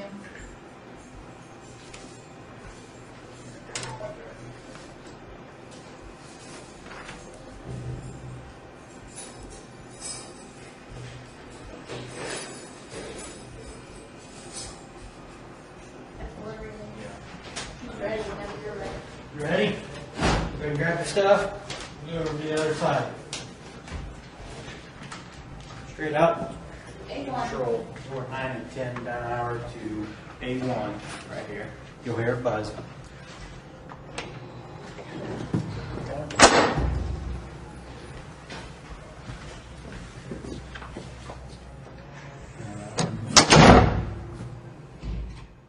Former Jordanian basketball player Yazan Asfor relocated to the United States to pursue a degree in physical education at the University of South Florida in Tampa, Florida. When he started talking to a girl he thought was 13 years old, he was 26 years old. Yazan wanted to start a BDSM relationship with her, with him acting as the submissive, according to the chat. Over the course of a weekend, he expressed a desire to present himself naked in front of the girl, be beaten and humiliated by her, violate himself with a strap on a dildo, and serve as a human toilet for her. To demonstrate his dedication, he also sent a video of himself in a collar, naked. Then he got in a car and drove 4 hours through the night from Tampa to Flagler Beach, arriving at about 3 in the morning. Safraz Khan was already engaged in a conversation with Chris Hansen when Yazan arrived at the Sting House, and Hansen asked him to take a seat next to Khan. He pretended to be aware of her age before changing his mind and stating that he didn't want to have sex. However, Hansen mistakenly insisted that he did while showing him stills from his video. Yazan is shocked when Khan tells Asfor that he thinks they'll both be taken into custody. Khan is the first to depart after learning that they are a subject of a Dateline investigation. As Yazan exits the room and lies down next to Khan, who was already being taken into custody, he tries his best to gather himself. Yazan is an absolute wreck while being questioned. The investigators admit that he didn't come over for sex, but he still engaged in some lewd and lascivious behavior with the dummy and attempted to make him own it. He kept saying he didn't want sex and refusing, seemingly unaware that it is also illegal to have BDSM play with a minor. Additionally, he repeatedly exclaimed, "I swear I am virgin," in an effort to persuade the investigators that he was a virgin. Despite all the evidence pointing to it, his obstinate refusal to acknowledge that he was going to stand in for the girl enrages both investigators to the point that they finally lost patience with him and began shouting at him. He posts bail after being booked into custody. Yazan fled during the interval between his release and the start of his trial, and a warrant is still out for his arrest today. Back in his native Jordan, he took off. Have some of them we've had to kind of slide them up a little bit. Are they hurting real bad, or are they okay? You think that they're okay? All right. Well, if they start hurting real bad, just let me know, okay? Okay. All right. What's your name, sir? Yaz? Yazan? Okay, I'm pronouncing it right, Yazan? Okay. All right, Yazan, my name is Leslie Floyd. I'm an investigator with the State Attorney's Office. I'm here assisting the Flagler Beach Police Department in their investigation, okay? Have you ever been arrested before? No. Okay. Are you from here? No? Where are you from? Jordan. From Jordan? Okay. Are you a citizen here? Are you cold, or are you just nervous? Are you nervous? Is that why you're shaking? Okay. All right, well, just try to relax. I'm just going to talk to you for a few minutes. I've got some questions for you. I got to get some information from you. Since you've never been arrested, do you have a question?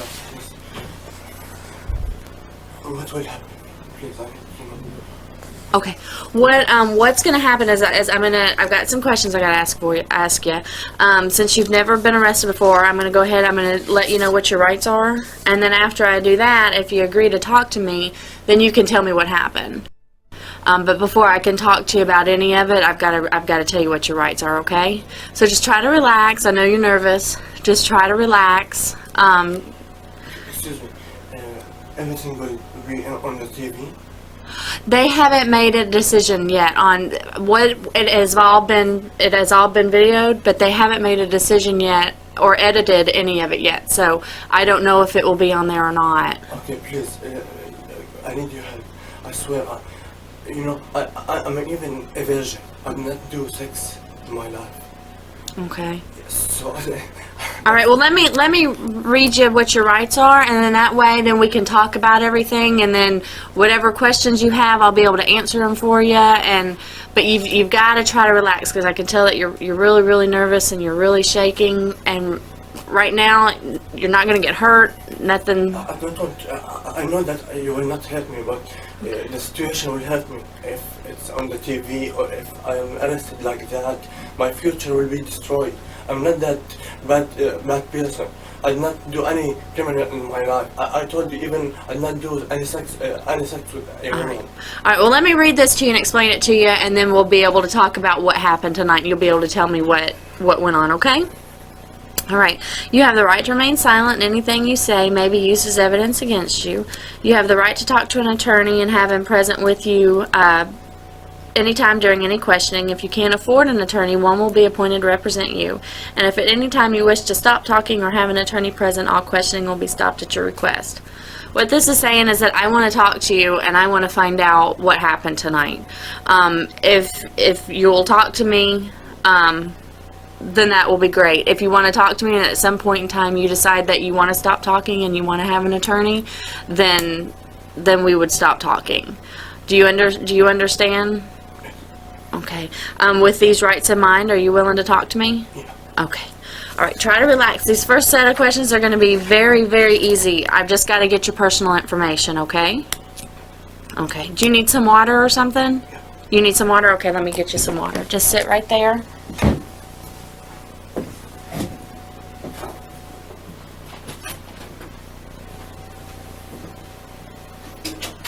Investigator Morgan?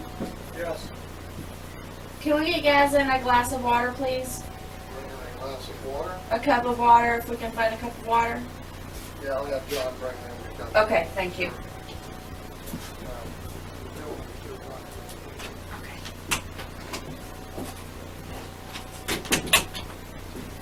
I think Investigator Eckerson's going to bring in some water for you. Okay, Yazan, what is your last name? A-S-F-O-U-R? And your first name is spelled Y? Y-A-Z-A-N. Do you have a middle name? Okay. What's your date of birth, Yazan? 4/8. April 2nd, 1980. 1980? 4/8 of 80? How old are you? 26. And I can't remember if I asked you this or not. Are you a citizen? Are you a resident? No. What, are you here on a work visa? Student visa. You're on a student visa. Okay. You will destroy my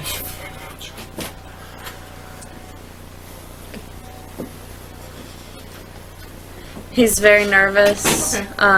So he asked for a... Well, I asked him if he needed some water because he just needs to try to relax and... Your first name is Yaz? Yes. It's not as bad as it seems, okay? I'm not going to lie to you, okay? It is... It's not good, okay? But I need you to calm down. Oh, okay, you know what? I'll explain something. When I came to the United States, I want to achieve. I want to study, to have my degree and to be something here. And with not what happened now, I'm destroyed. Okay, well, I'll be destroyed. That's simple. Also, my family, oh my God. I can't imagine what is happening. I told you. And we're going to talk about what's happening, okay? We're going to talk about what's happening. But I need you to calm down so you can kind of comprehend, okay? And listen to what I'm saying. All right? Take a couple deep breaths. If you want some water, I'll help you drink it, and we'll talk about what's happened. Okay? You want some water? Yeah.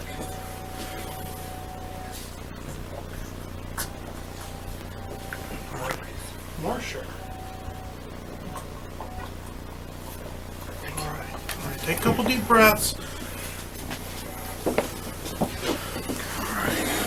Please, I need you to help me. Okay.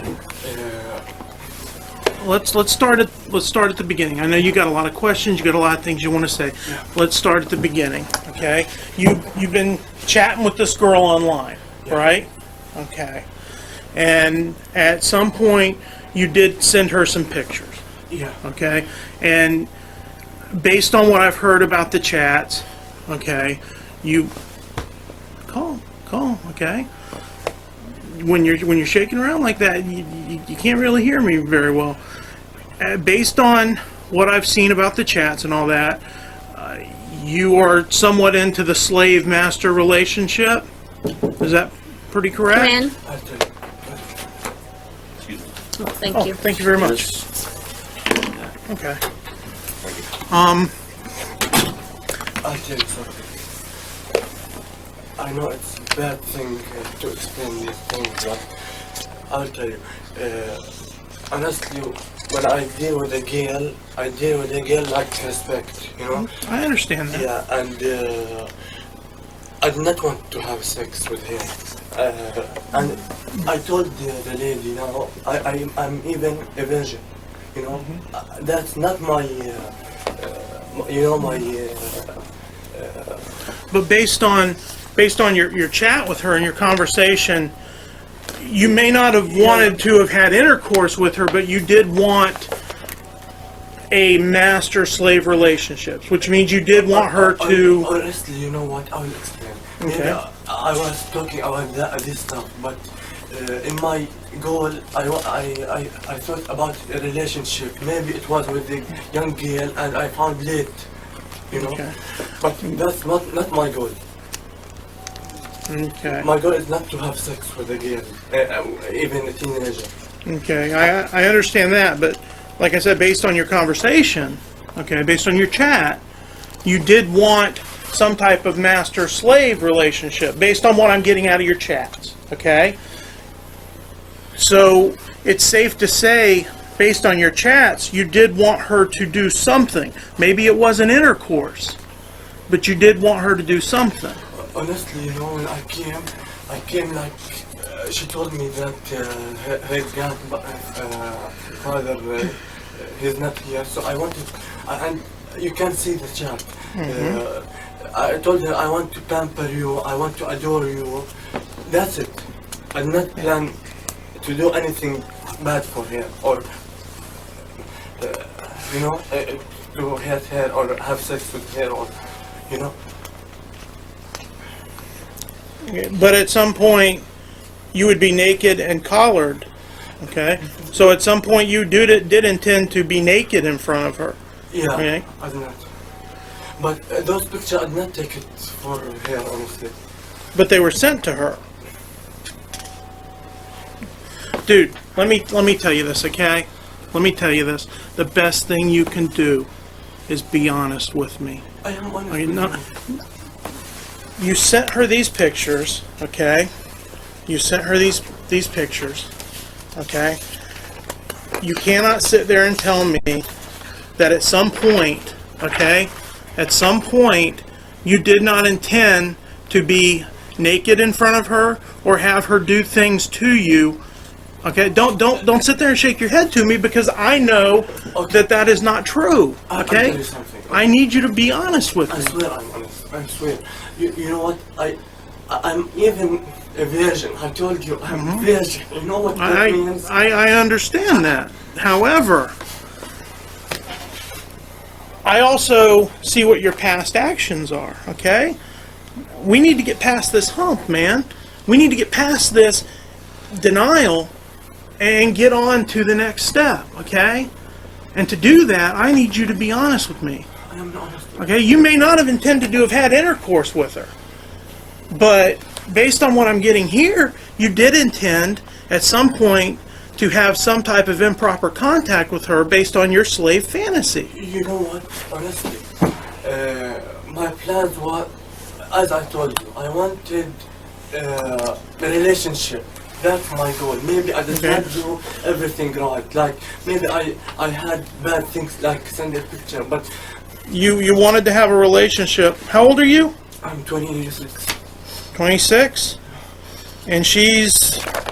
I found late that she is... 13 years old. I found late that she is 13. You found out on... I did not know this November 18th that she is 13. That's true, but you know, when she put the age, I did not realize. I can't see everything. Yes. Let's stop. Okay, let's stop.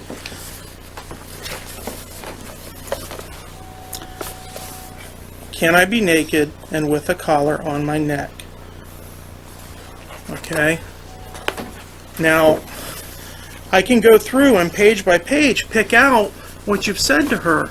And you want to sit across from me and tell me that I didn't intend to have sex with her, I didn't intend to do any of this.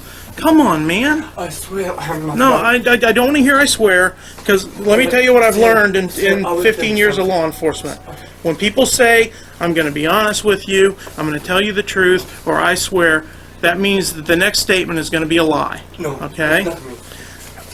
I'll tell you something. Okay? Tell me, you want to tell me something, tell me what you intended to do based on your chat with her. Tell me the truth. That's it. I swear I did not want to have sex. I swear to God. But at some point... I swear on the Quran. I swear to Allah. But at some point you were going to get naked in front of her. Come on, man. You traveled this far to meet a 13-year-old girl. You know why? Because I wanted to have a relation, but I did not. And you wanted to do that at 3 in the morning. Come on. Yeah, I wanted to. I'm pampered here. Yeah, I did not. But I did not want to have sex with her. That's different. So the difference is you would be naked in front of her, and you would have her do... That is not my goal. I did not came just to have naked. I can be naked with any girl in Tampa, near me. That's my goal.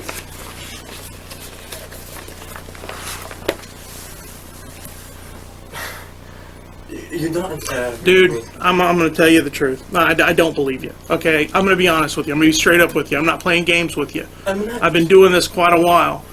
I don't believe you. You're not telling me the truth, okay? You don't travel from Tampa at 3 in the morning to have a relationship with a 13-year-old girl at 26 years of age after you've sent her naked photographs of yourself. You've told her several times over what you would like her to do to you, okay?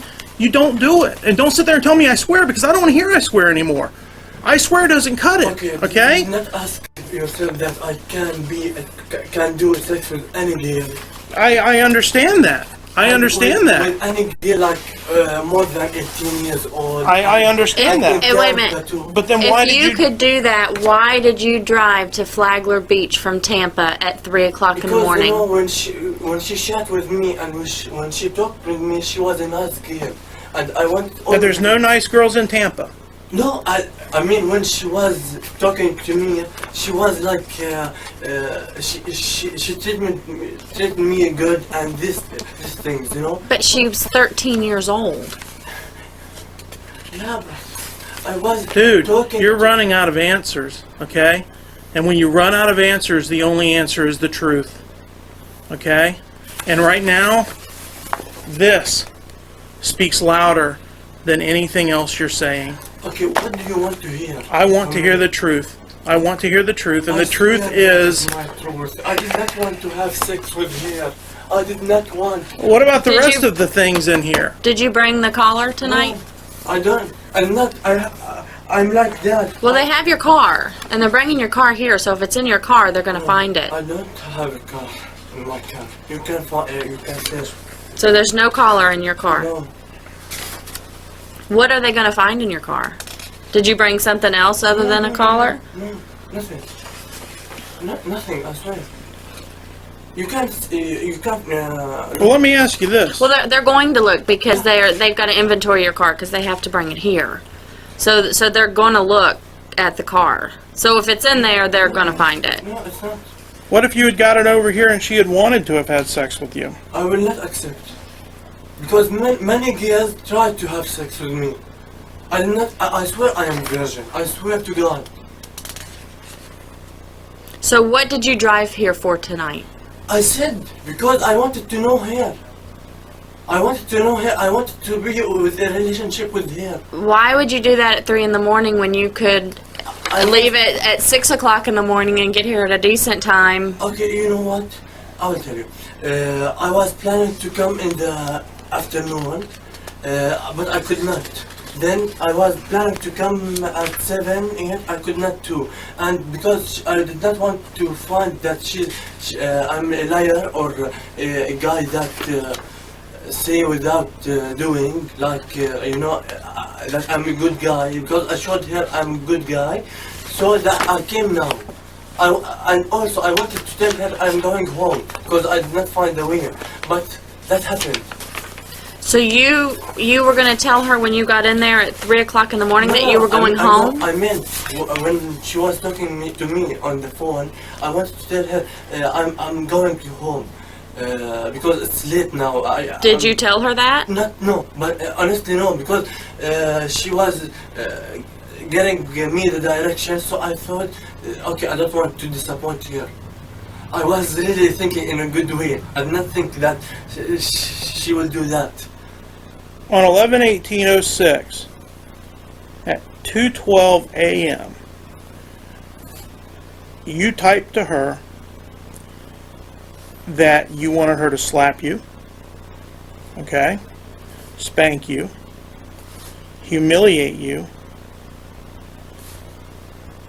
put a strap-on on, and engage in anal intercourse with you, go to the bathroom on your face, okay? And there's some other stuff here.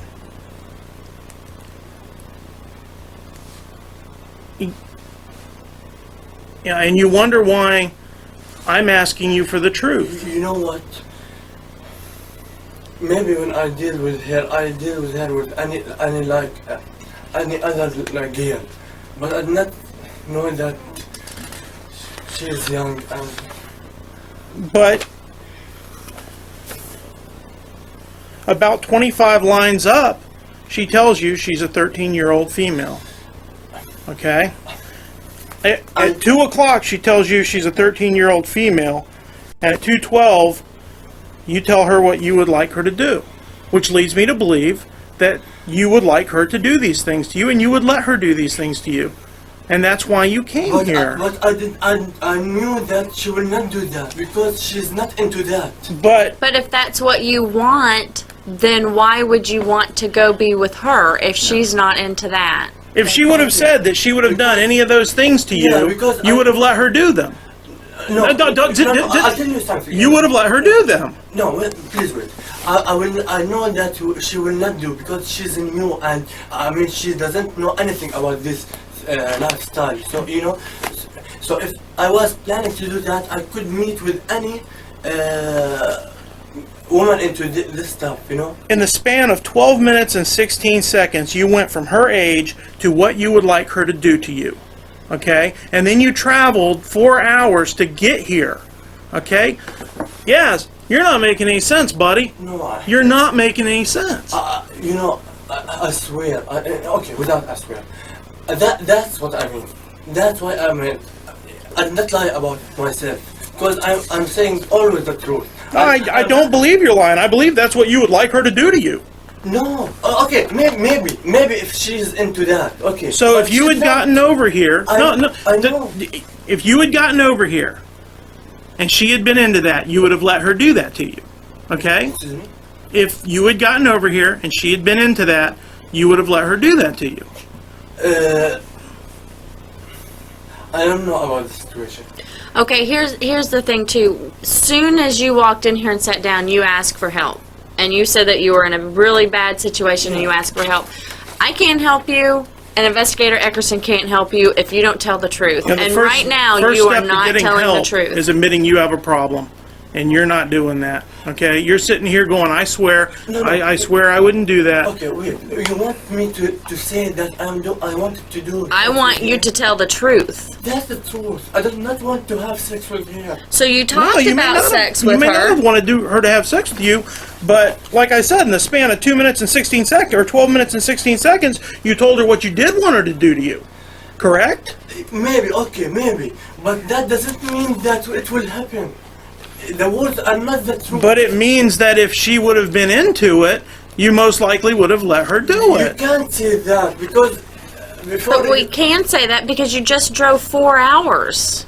But I swear I drove just because she was nice and I wanted to treat her well and she was nice with me and that's what... Yes, do I look like I fell off the turnip truck yesterday? Come on. You're trying to sell me something that's not even sellable, okay? You're trying to tell me something that's not even sellable. You know, the bottom line is, you met her online, she told you how old she was, 12 minutes and 16 seconds later, you're telling her what you would like to do, you sent her these photographs of yourself, and you drove 4 hours to come over here to see if she would do any of these things.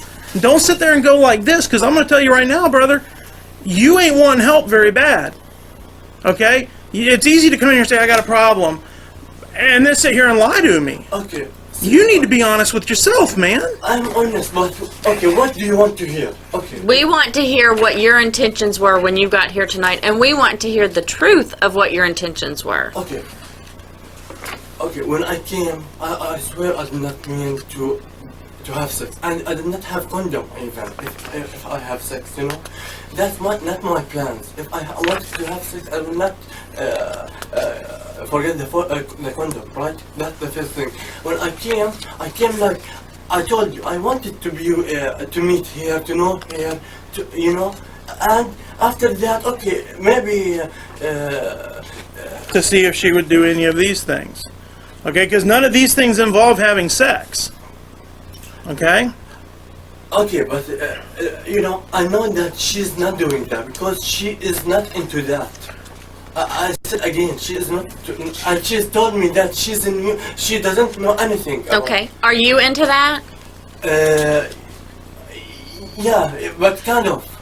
If you're into that, why would you want to be with someone who's not into that? Because that's not my goal of the relationship. If I found a girl with these things, okay, that's fine. But that's not a big deal. Okay, maybe I want to be with a girl. If she's into that, okay, that I don't mind. That's it. But my goal is to be with a girl that she adores me. She, you know, that, like any other man. You know, that's my plan. But once again, had she been into that, that probably would have taken place. Okay? I understand what you're saying, but I also understand what you wrote. Okay? I understand what you're looking for. Okay? But... Can I drink water, please? Yeah.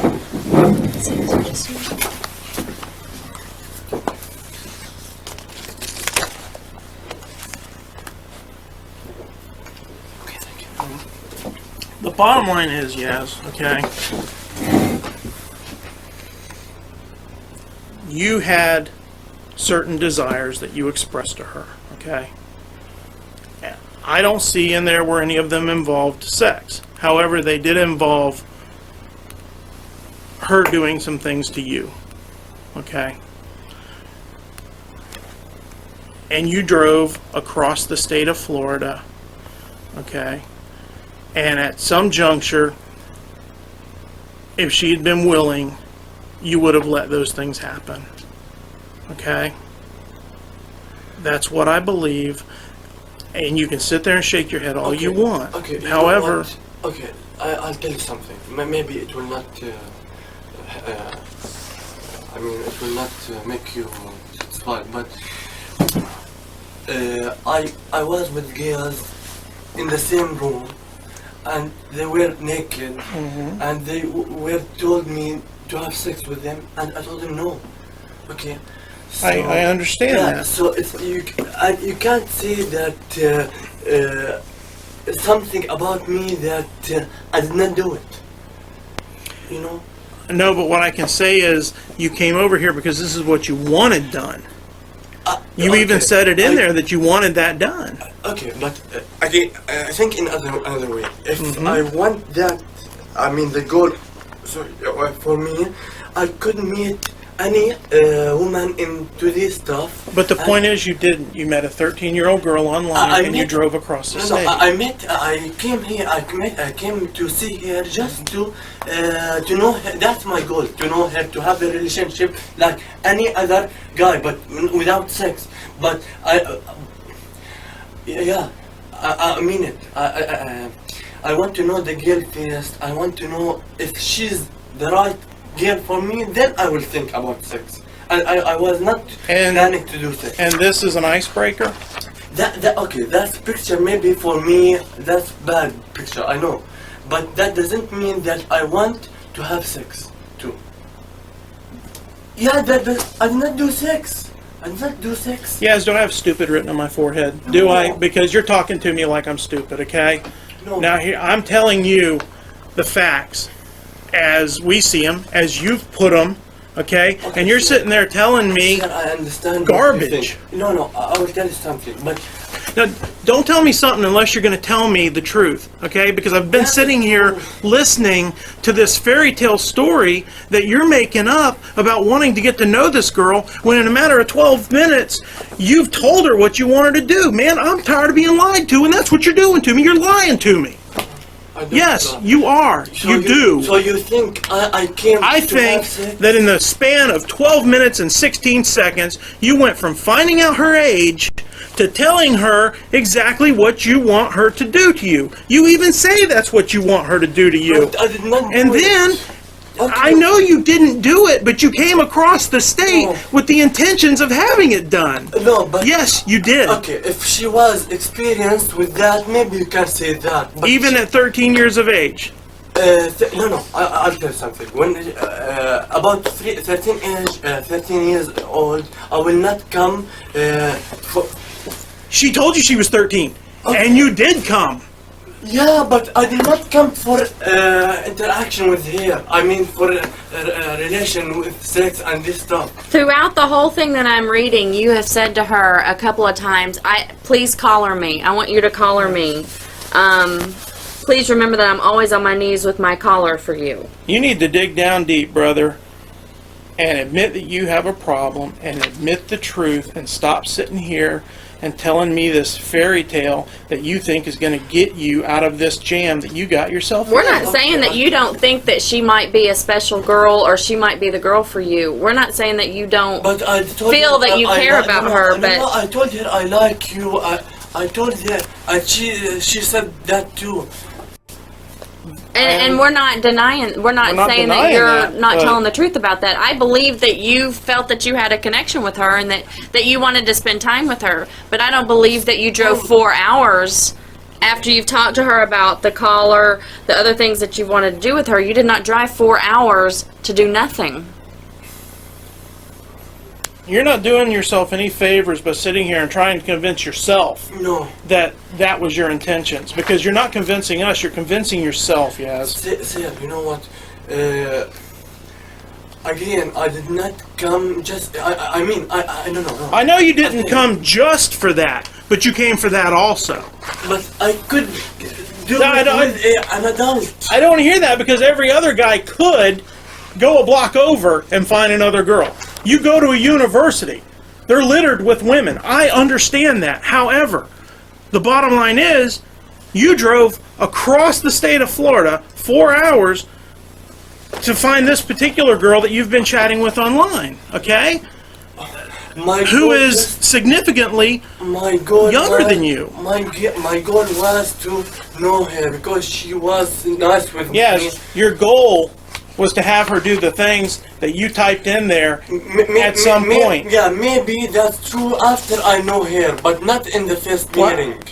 And how long were you going to wait after you knew her? She's 13 years old. Were you going to wait another 5 years till she was 18? I mean, you're already sending her nude photographs of yourself. You've already sending her nude photographs. Nude photographs.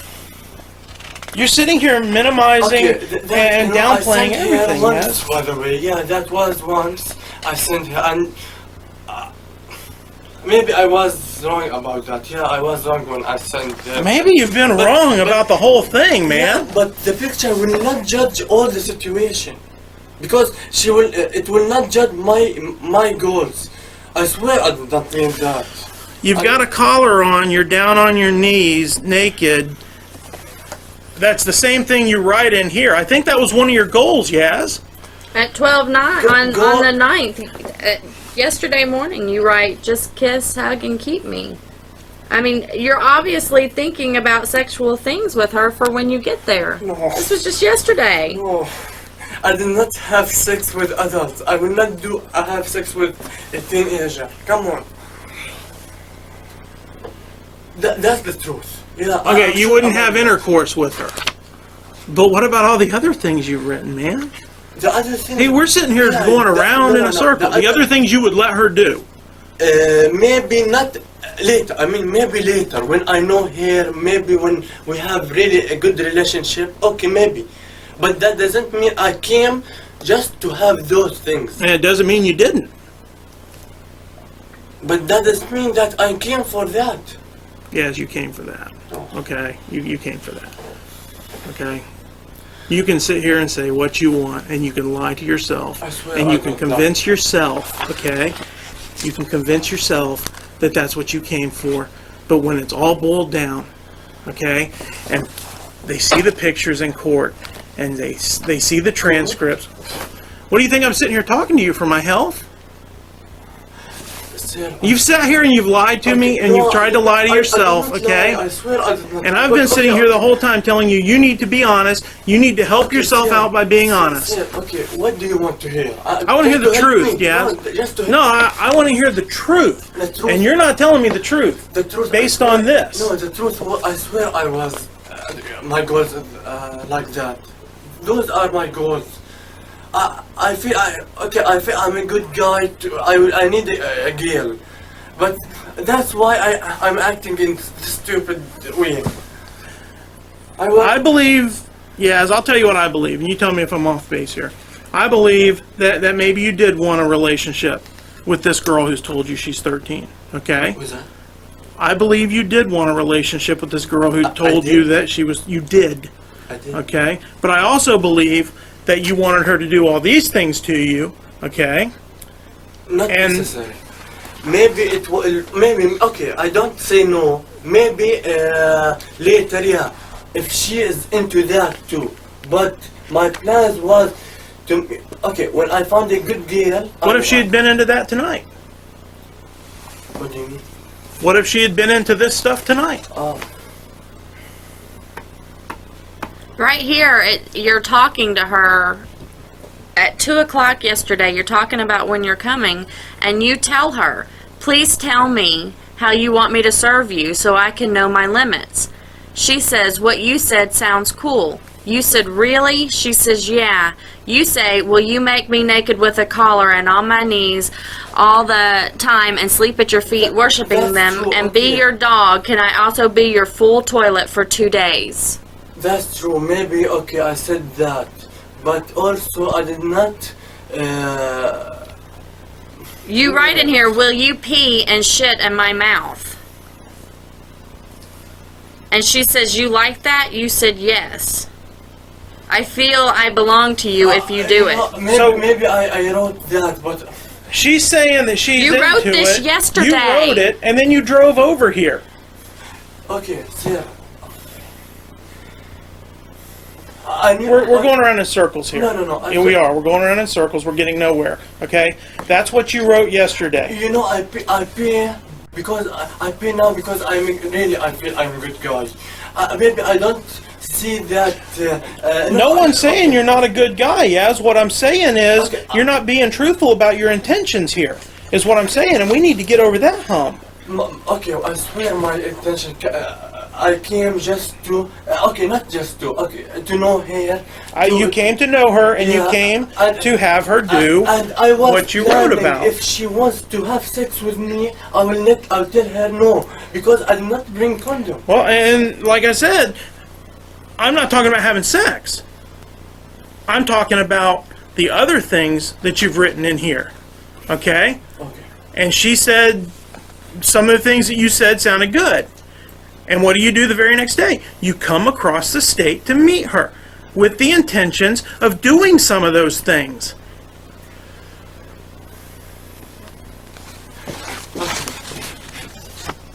I mean, that would lead a reasonable and prudent man to believe that that's what you intended. If I say yes, it will help me.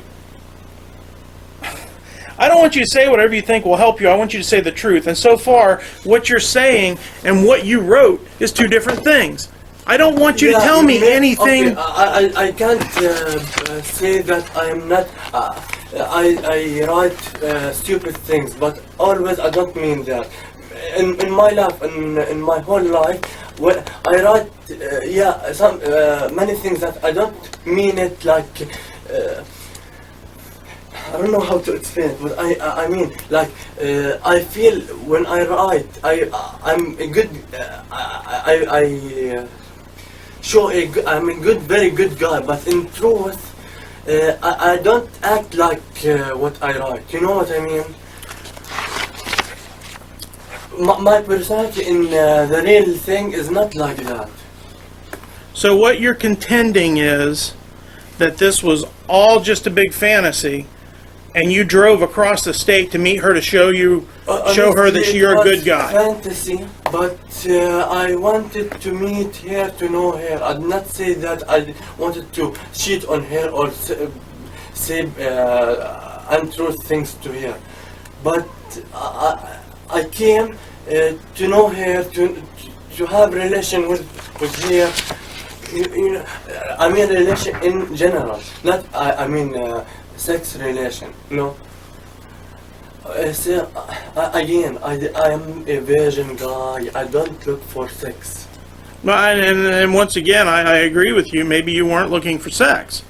However, you were looking for several other things that you wrote in here, and as early as yesterday,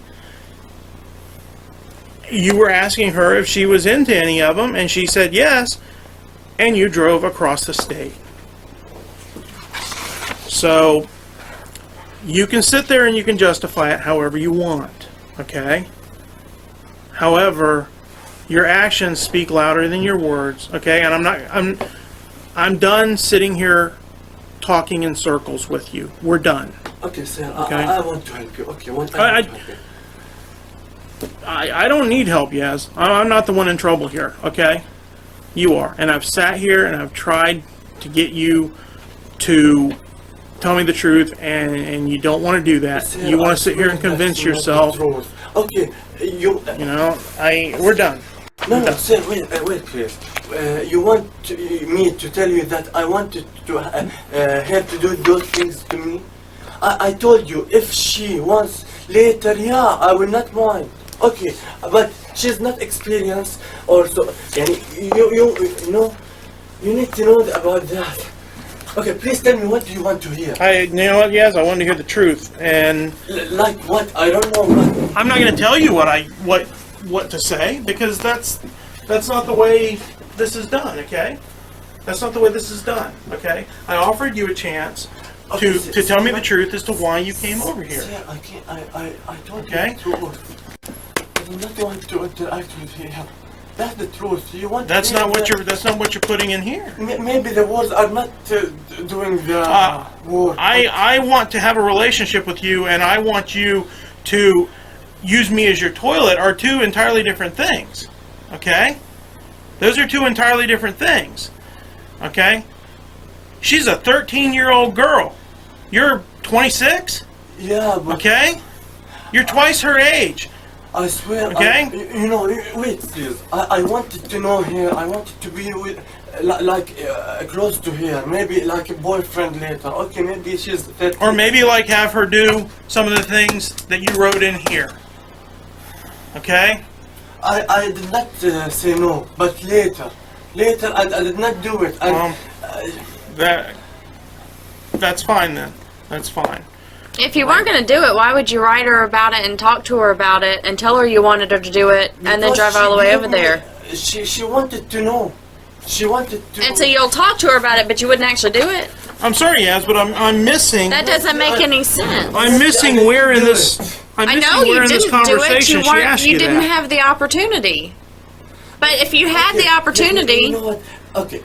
Sometimes you say a few things, but you don't do it. Maybe I have problem with that. Maybe I write, but that doesn't mean that I want to do it. You ask her if she wants a slave, and you she talk about it responds, throughout. "Where are you from?" She never asks you, "Well, what do you mean by that?" What do you? You know, she never asks you to explain it. You know, she didn't ask you anything like that. Forget about the papers. I swear the paper doesn't show what I am. I am telling you what I am. The paper shows me why you drove across the state, Yaz. Okay? The paper shows me why you felt the need to get in your car, drive 4 hours to meet with a 13-year-old girl. Plain and simple. It gets no simpler than that. Okay? I'm not sitting here. Well, you can convince yourself of that, but I'm not sitting here talking in circles with you any longer. Okay? It's that simple. Okay? She's going to get some information from you. You're going to be transported to the jail. Oh my God. Please. You need to stay in your seat. You need to stay in your seat. Okay? That's the bottom line. It's non-negotiable. Okay, sir, please, can you... Why? So we can talk in circles anymore, man? I'm tired of you wasting my time. Okay, no, I want to solve this. There's going to be no solving it. No, I did not came here to be put in the jail. It's too late for that. Why is okay? that? It's too late. It's non-negotiable. You are under arrest. You are going to jail. Plain and simple. Please, okay? why? You need to answer her questions so we can get going. Sir, please help me. Sir, please help me. Yes, it's non-negotiable. You are under arrest. You are going to jail. You need to answer her questions so we can get going. All right, yes. And what's your social security number?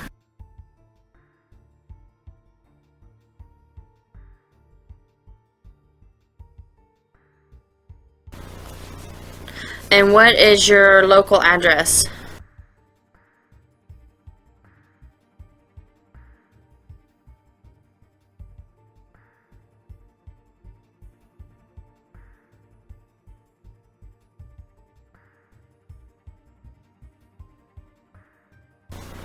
Excuse me, can I ask you? What? Please, how can I help myself? You can tell the truth. Okay, I swear I did. I swear. That you've told the truth? I swear. Okay. What's the zip code in Tampa? 33613. 33613. Do you have a phone there?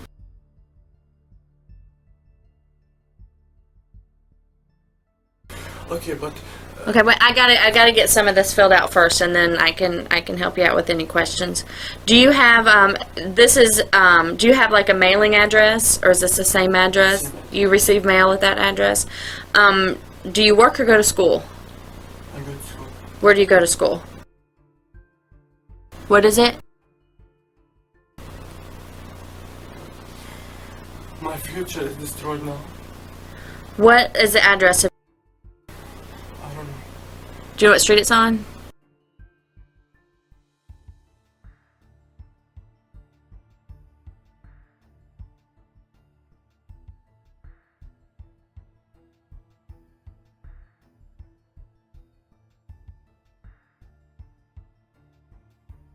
Yeah.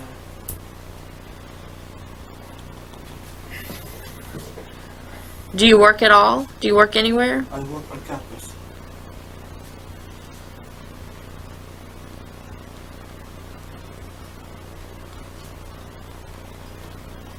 What do you do at the campus?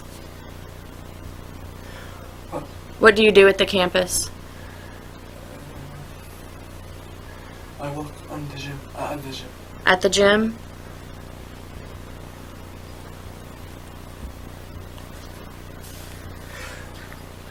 He's gonna ask me. Hang on just a minute. Do you have any tattoos? Do you have any like major scars? Anything like that? Do you go by any names other than Yazan? Okay, I think that's all I've got. I don't know what else to tell you. Please help me. Oh, is there any chance that I just put that or end everything here without jail, without media, without No. Why is that? No.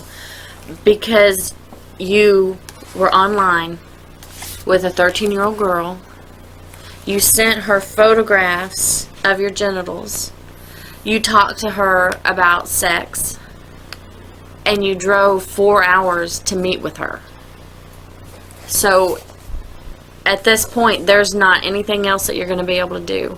Tonight, what's going to happen, you'll go out to the Flagler County Jail. You're going to go out there with no bond. You should see a judge within 24 hours, probably in the morning, but it could be the afternoon first appearance. That judge then can set a bond, and then you can bond out. You'll be able to get an attorney, and then you can go from there. What do you mean for interview? You'll be able to get an attorney once you go in front of the judge. If What's that? When does that mean? an attorney, you don't know what an attorney is? An attorney is, I mean, it would be like your counsel. The person that would, you know, when you go to court, you have a prosecutor, and then you have a defense attorney. It would be the person that would help you with your defense. Okay, after that. Then you're going to have court dates, and you'll just have to consult with your attorney to find out what your options are going to be. What do you think about my options? I can't advise you on that. No.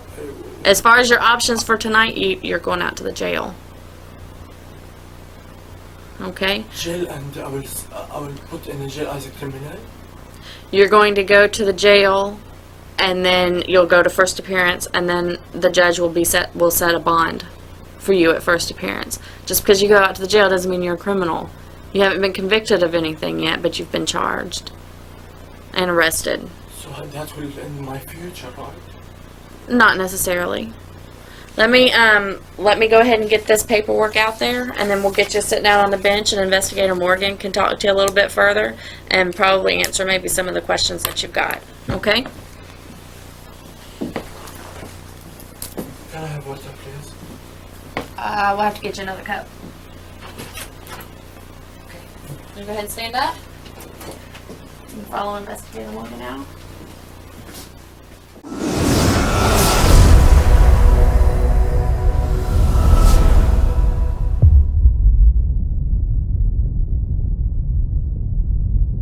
If you enjoyed this video, please subscribe, give this video a thumbs up, and press the notification bell. Additionally, you can view our playlists and most recent videos. Thank you for watching.